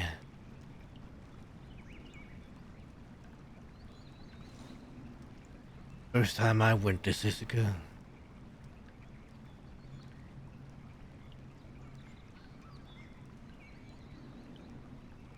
was for saving another man's life.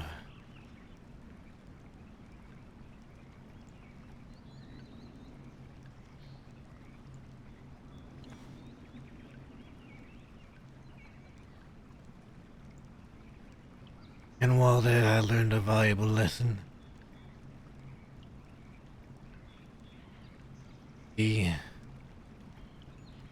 I was waiting to be released.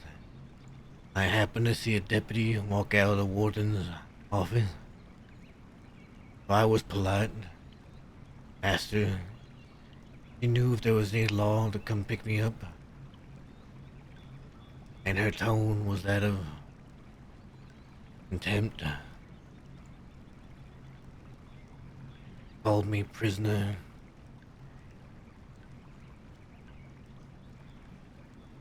But none of my business.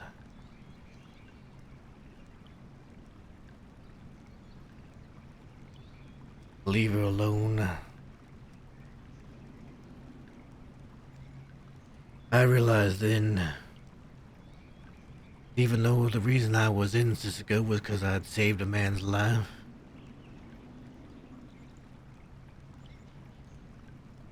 that it didn't matter.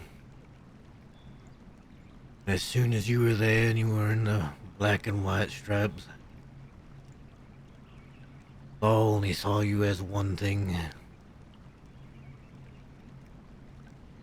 A criminal.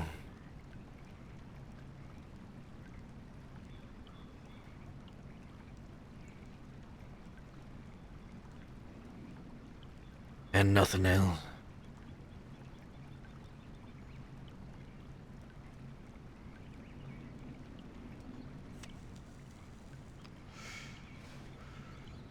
All I've done, petty shit like hats and boots, and right before I came here, the deputy stopped me and said that if I stay on a path, I'll end up dead.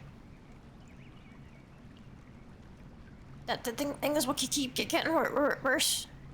I'll go to Sisika. Yesterday I nearly went to Sisika. And over I had nothing. They already see me like that. And another deputy accuses me of being a criminal every time I see him. Accuses me of being part of the dead end gang. He accuses me of all these different crimes. I never done any of them. But that's how they see me. What's the point in trying to change their mind?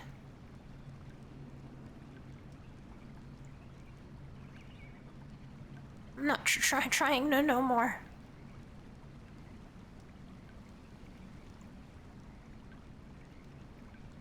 I'm not saying you have to go out and start shooting.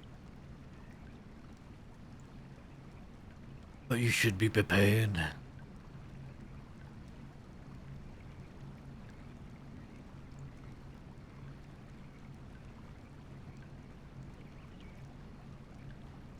I still don't want to hurt people. But when I was young, I watched my dad exit a bank in San Antonio. He wasn't carrying a gun, had his hands in the air, and they gunned him down like a dog. I watched that. I am not going down in the same way. I don't want to hurt people, but I will. If I have to. even if it's not for me. I'm not letting the few people I care about go down that way either.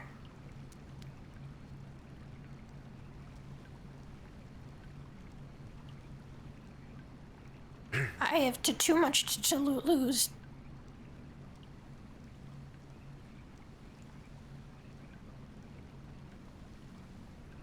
I'm gonna fight if I need to. That's why I bought this gun. I watched two people getting shot in Valentine, executed in front of a crowd. One of the audience members was drinking coffee while he watched two people die in front of their friends who were cuffed in the front row. I am not being a spectacle.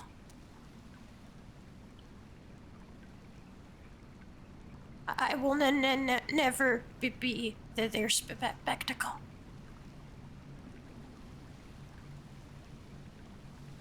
No one should be.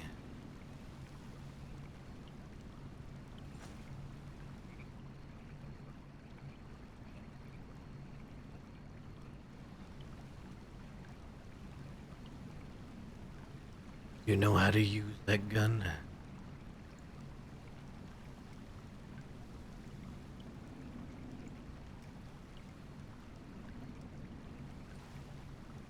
No, not really.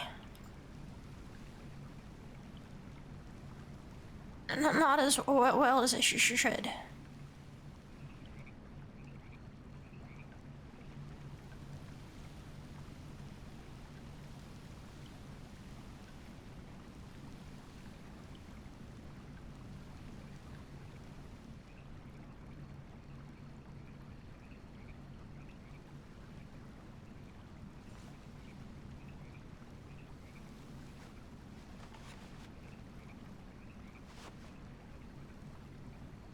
Come with me.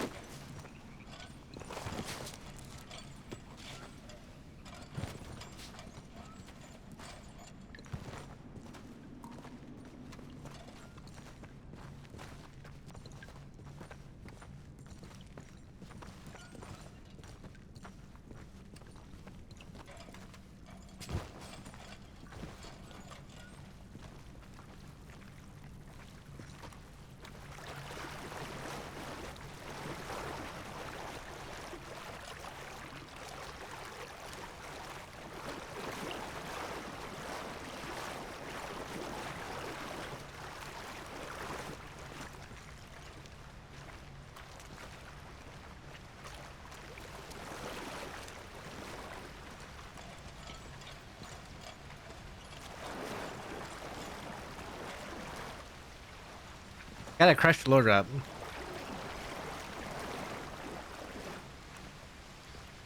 I'm all about that lore.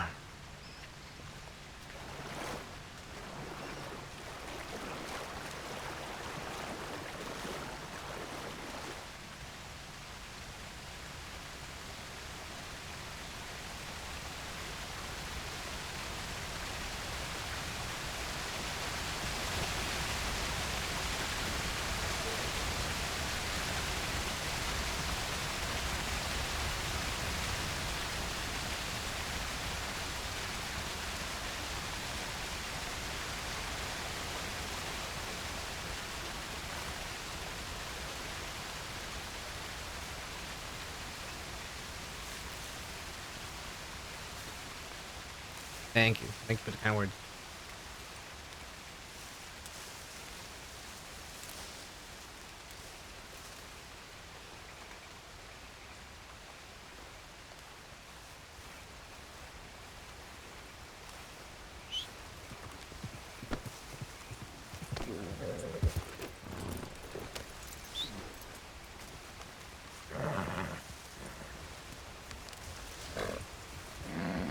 Horse on the other side.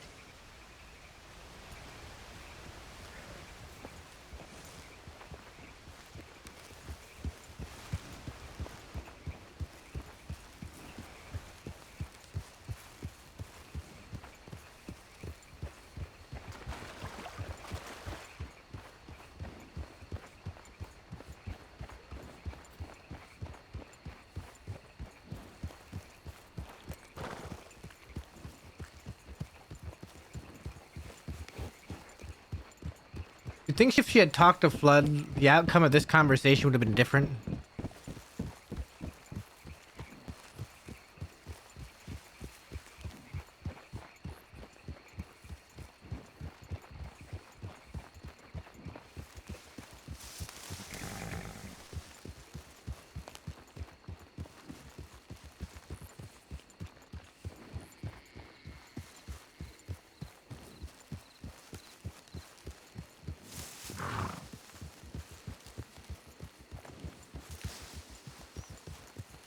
You have to make a pit stop.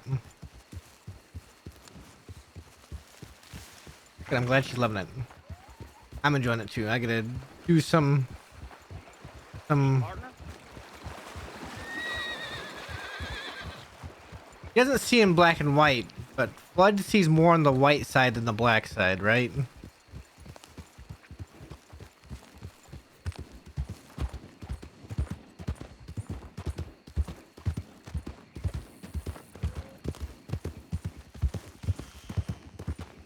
Someone fishing off to the right.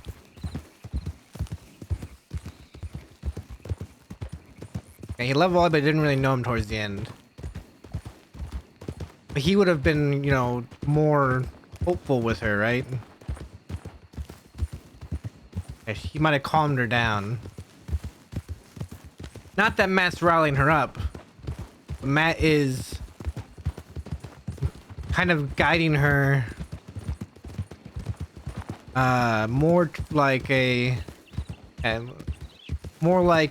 this is what could happen and you should be prepared, and not just from a law standpoint, right? It's not just for Matt, it's not just about the law, the others.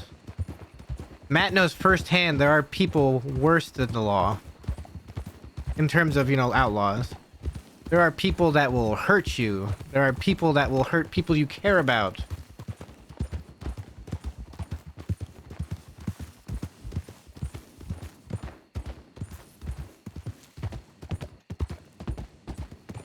And there's not going to be there's not going to be someone else to protect you or your loved ones from those people.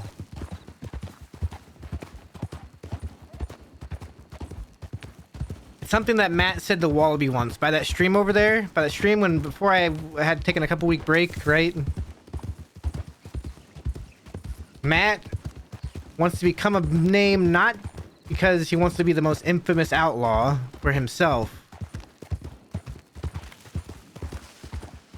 Matt wants to become a name because he wants to be so feared that when people think about hurting someone he cares about,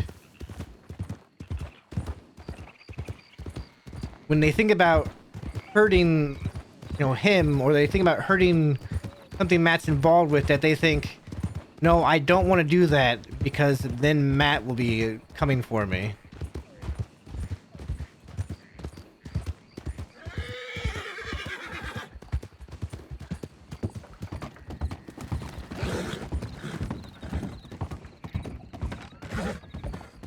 Like, that's where Matt's mindset is. He's always been the guardian, but he can't help the group always by being the nice guy. You know, what's funny is I think he learned that the most from was dealing with Zip. When Zip wanted to hurt Ariel, and Matt pretty much told Zip that if you hurt Ariel, you or your mother hurt Ariel, it will not matter what you do, I will be coming for you.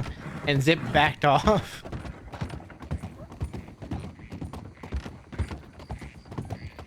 Everything Matt's learned in the crossing is that the only way you can protect the people you care about is by making people so afraid of you that they don't want anything to do with hurting you. That's why people aren't going to go after, say, people in the Summers gang, right? They're scared of Summers. Like, people didn't want to go after the Kettleman gang, right? They were scared of Jack Kettleman and what he might do to them. And people didn't want to go after Denon Gang or Van Horn because of Wallaby.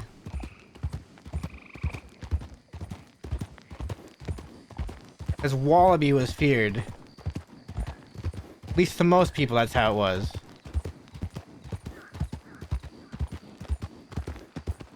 So Wallaby, when he died, you can see it that some people are coming out like, oh, Van Horn might be vulnerable now. And that's what Matt warned Dakota about. I need to buy something. need to check the telegrams. I'll meet you there.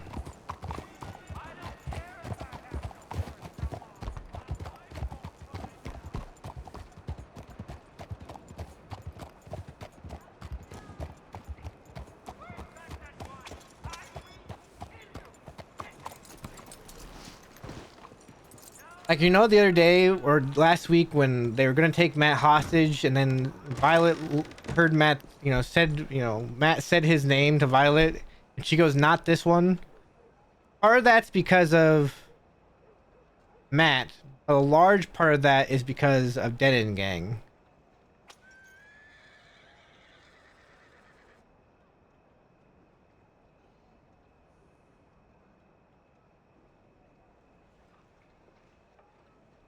And that's what I mean, that the fear. I'm actually gonna get.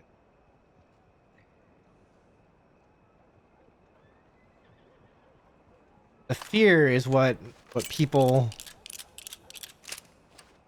remember. They're not gonna take Matt hostage for anything because they fear what might happen if they do it. That's the perfect example of it. It was actually last week's stream, I think. It's a clip. It's where it says not this one. They came up upon the medics and they didn't want to take any of the law hostage, so they came upon Matt and they were going to take him, and then Matt recognized Violet on the back of the person's horse and was like, "Is that you, Violet?" And she goes, "Who's this?" And he says, "Matt Dursk." And she goes, "Not this one," and they rode away.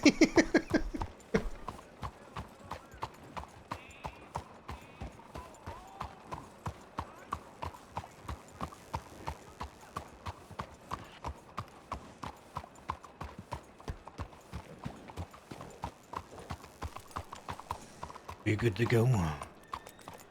Yes.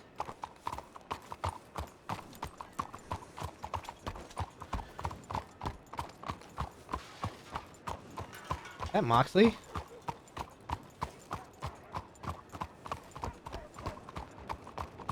It looks like Moxley, little weasel. No, I'm kidding.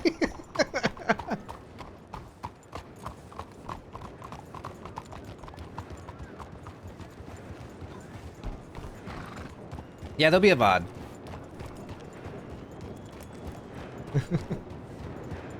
There'll be a VOD. Good night, TP.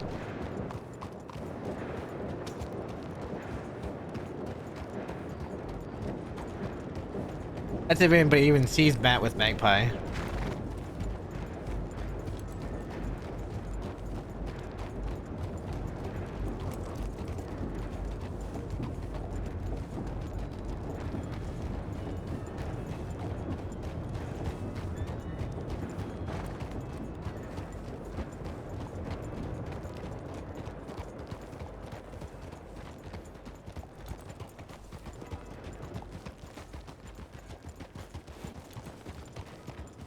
Matt can no longer say he's not armed. He's got a pistol now.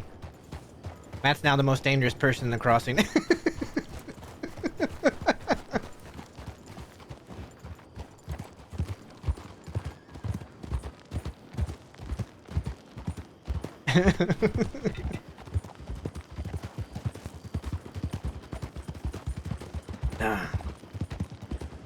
Man, I love honey tea.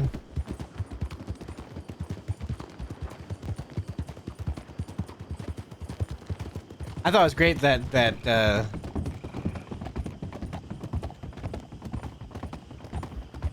I thought it was great when Clementine came with Frank and said, even unarmed, you're still very dangerous. And Matt was just like, "You're right. I don't need a weapon to be dangerous."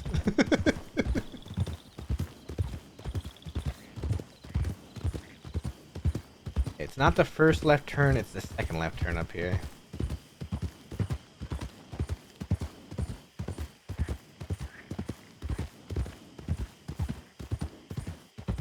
Night, TP. Thank you.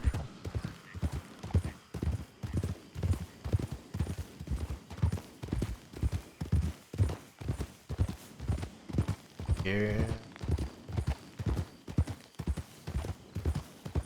Not this turn.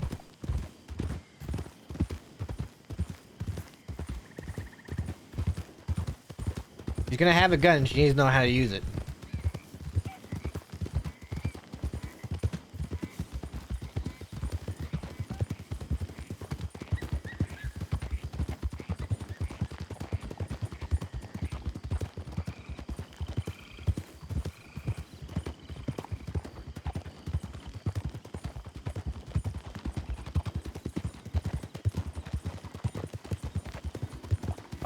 The fog is thick here.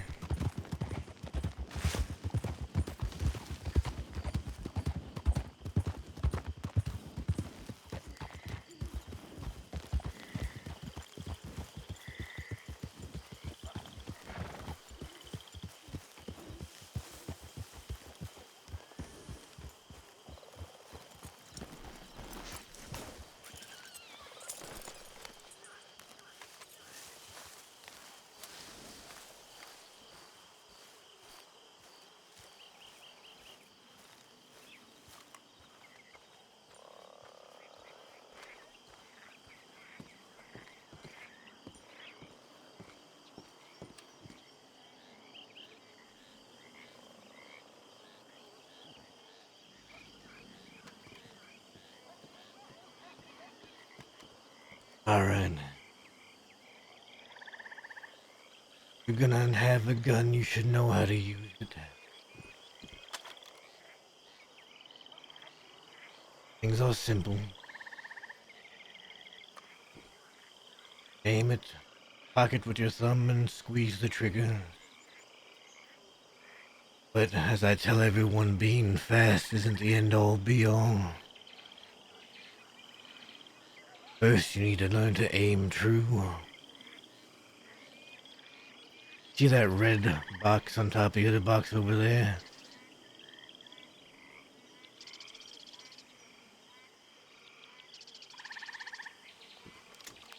Nope, to the left. That way. Put your gun in your holster.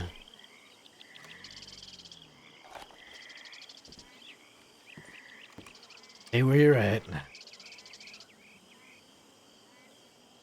you're gonna do is you're gonna pull your gun, aim it, in one shot at the red box.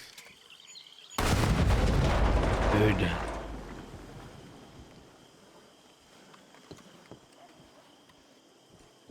Now the lamp upstairs next to the door.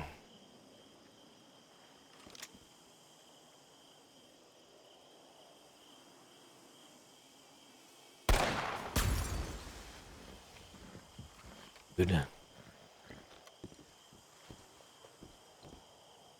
The other lamp. Be quick. Good. That bell to the left there. See it?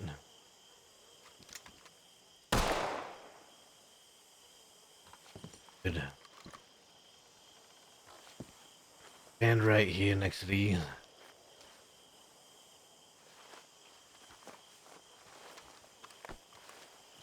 It is one thing to shoot something that doesn't shoot back. Stay here.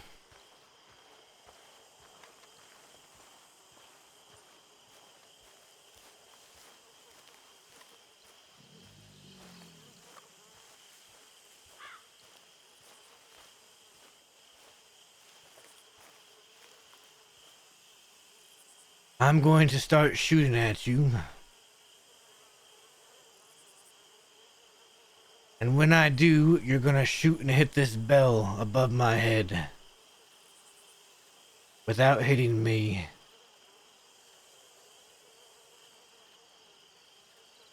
You think you can do that? Yes. Alright then. Holster your weapon.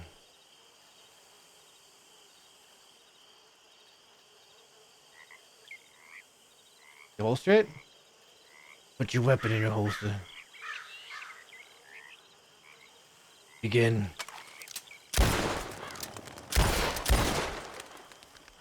Good. Again. Oh, a little wide.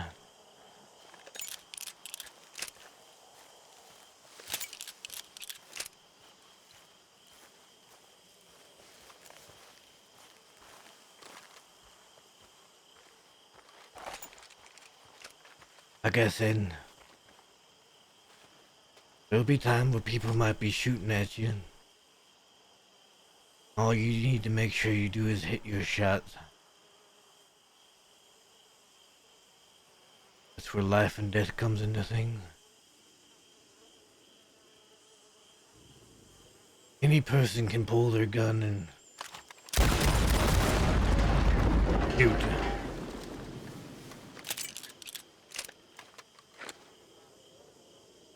You better be able to aim, or else you'll still be dead.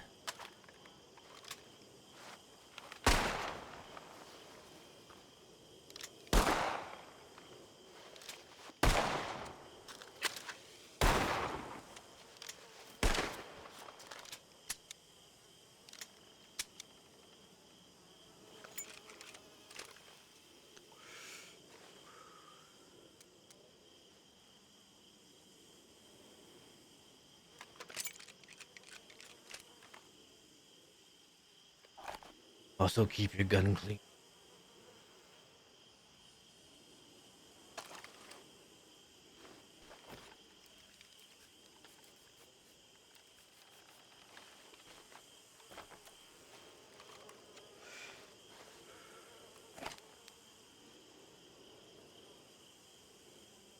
I think that'll conclude today's lesson.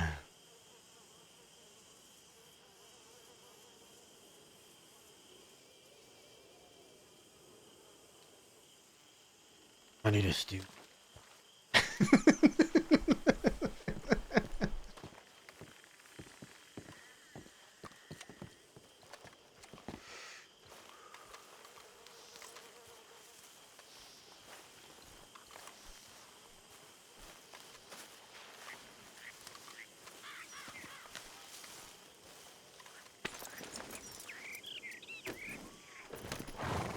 Everybody can usually shoot pretty good. The thing Matt always tries to put in place is when you're being shot at. How do you do? Else back there just blow up? I think the fire inside blew something up.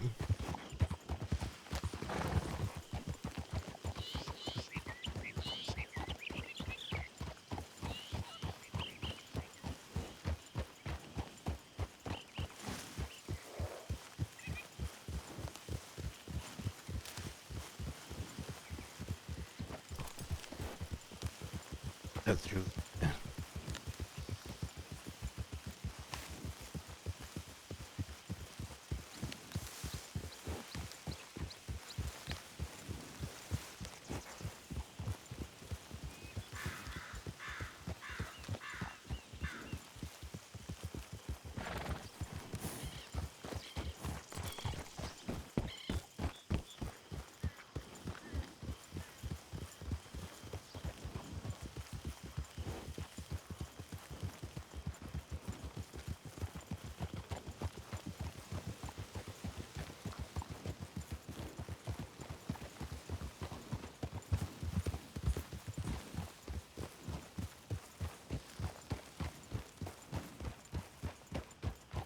No, for never handling a gun before, you didn't do too bad.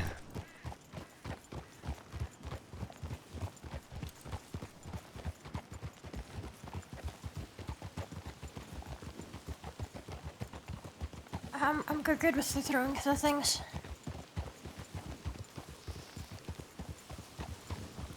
Throwing and shooting's a little different.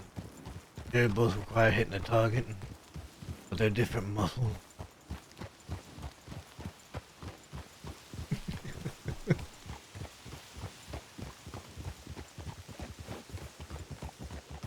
I've always had steady hands.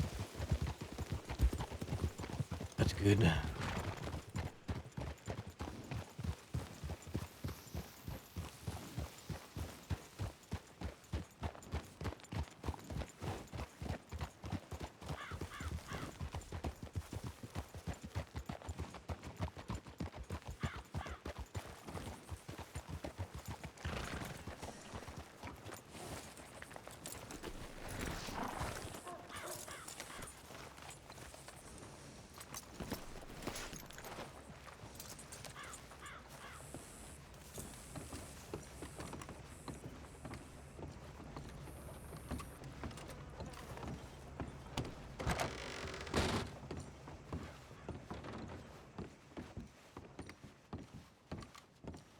Need a stick.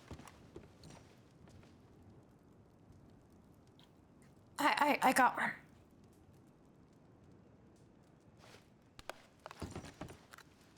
Used to work here, behind this bar.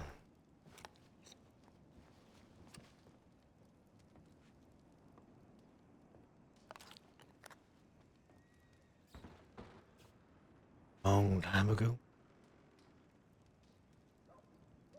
Update? I don't know when the update's supposed to be. Hard to imagine.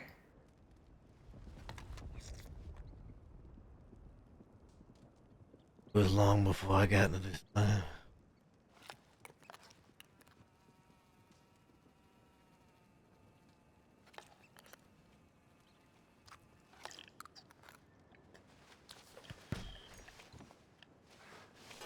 Can we telegrams? Of course.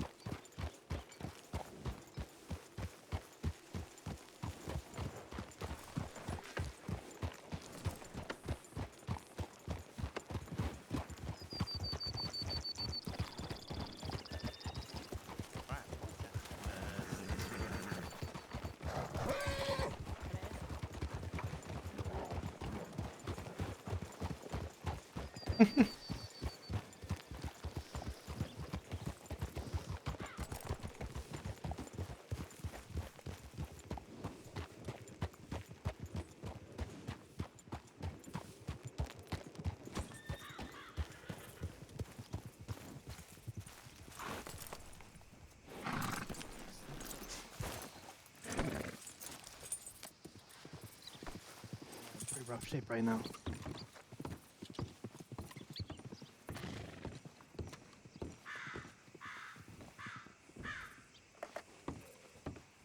Like this. Oh, Yes, that's right. Stay put it right there. This will make you know.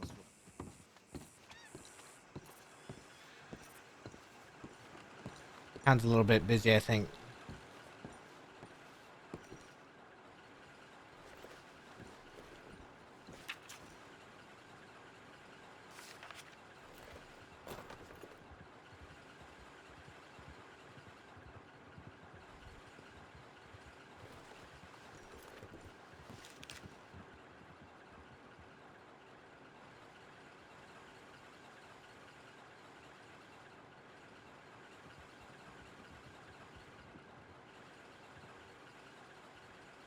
Right.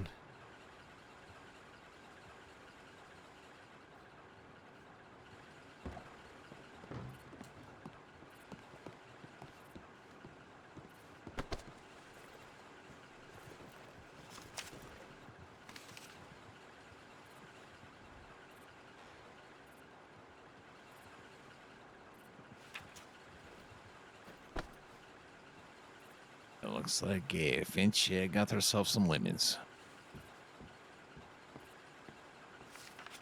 The heck was that? And she got herself some lemons. Yeah.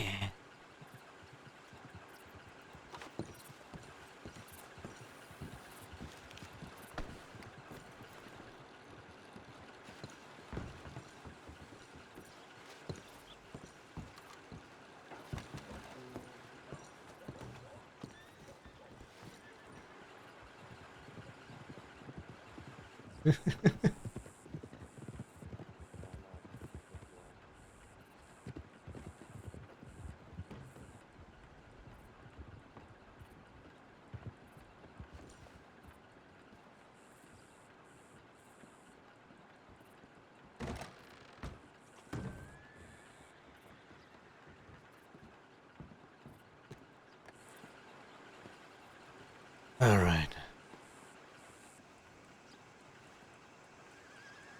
Let me give you my telephone.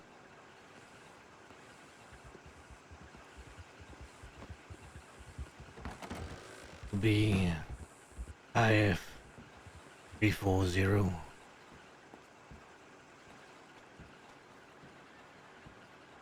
Good morning to you, sir.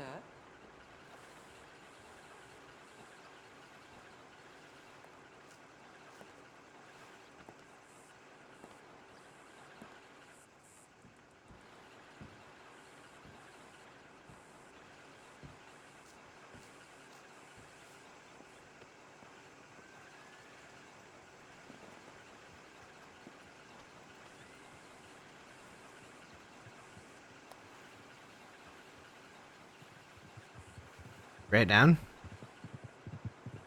You get it?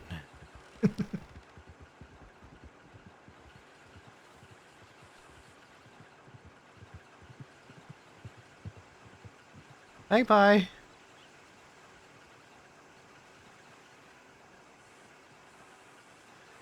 Is she talking? Red Cat, take that place in.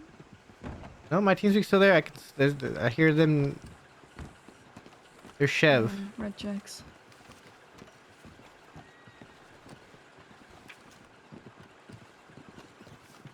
Well, this Can't is a hear busy me. time. I need you to repeat it. Hang on.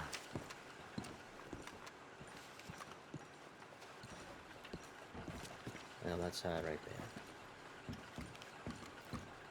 Okay.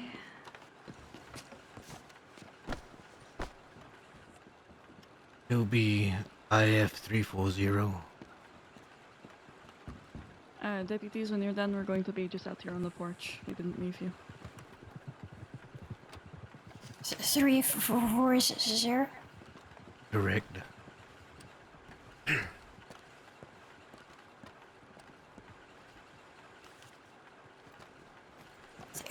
Thank you.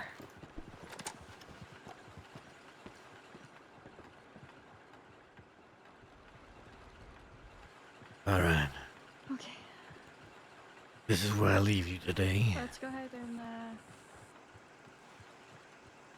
You seen you around. Thank you. Or Be safe. as well.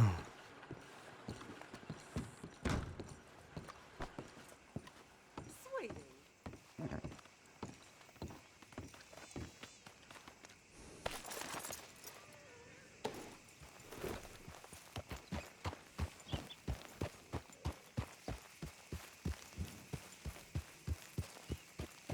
I knew those people were like waiting to talk to her.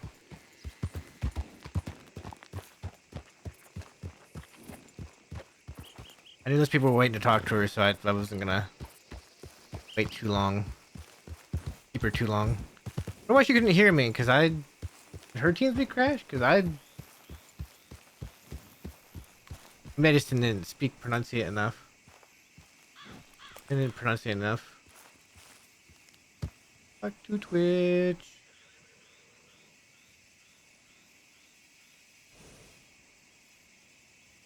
Alright guys, so it is late. I would like to get some stuff recorded. Her TeamSpeak crash, okay. I'd like to get some stuff recorded for YouTube tonight. Go say hi to Fluff. She plays Magpie. I am out of here though. Thank you all so much for stopping by watching. We'll be back tomorrow with more. Hopefully tomorrow we got that Dakota talk to happen. Yeah. Thank you guys so much. Join the Discord. I'll see you all later. Bye-bye.